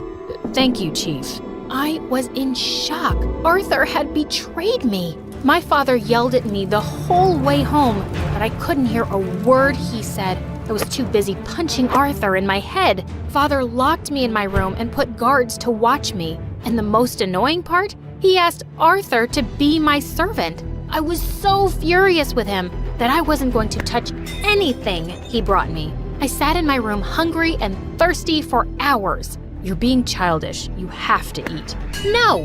I'm sorry I betrayed you, but my family was struggling every day outside. Your father offered a huge reward. I couldn't turn it down. The gold you took wasn't enough? Just go away. Because of him, my father was about to marry me off to some weirdo, like the richest boy in my town, who showed up with his creepy smiles. You're the future chiefess, right? You're even more beautiful than they said. I can't wait to win your hand. He gave me a flower and he leaned forward to kiss my cheek. Arthur pushed him away. Who kisses a lady like that? The guy who's going to marry her. No way was I going to marry this idiot. But my father actually agreed to his offer. He didn't even care when I said no. He has enough castles to amuse you your whole life, Lily. You'll love it. The day of my wedding was fixed, and I knew I had to run away somehow, but the days kept passing and I could never get around the guards. There was no way out, and suddenly my wedding day was here, and hour before the ceremony, Arthur ran into my chambers. You look incredible. What do you want? I'm freaking out. You want to run away, right? I can help you. I will never trust you. I have a plan. No one will see us. Come on. I had no other option. Arthur pulled a rope and we used it to climb down the walls. The town was empty. Everyone was in church for my wedding. We ran out of there at full speed. Arthur's family was waiting in his carriage too, and they hugged me tight as we rode off into the sunset. Why did you do this, Arthur? You just lost everything you got from my father. I felt too guilty for ruining your life. I can't live with that. I'd rather go back to selling milk. He likes you. Shut up. Arthur rode to a friend's place 2 towns over. I'd hidden there for just 2 days when I started hearing the weirdest news about home. People were saying that a sickness was spreading through my town. Many were ill and some were even dying. Arthur thought this was my father's trick to get me to come back, but I couldn't just ignore this. We found some horses and raced back to my town. My worst fears came true when I got there. Our only lake was covered in algae. The water was toxic, all the fish were dead, and anyone who drank the water became severely ill. Father, I'm here. Lily, you're all right. I thought I'd never see you again. I saw the lake. We have to leave this town. It's not safe here anymore. No, we built this place with our own 2 hands. We can't just leave. We have to fix this. There was no way to fix this. I had to do something. I ran out of the castle and began to rouse the whole town to get out of their houses. All the guards were sick, and there was no one to stop me. We have to leave. You all know it. This place has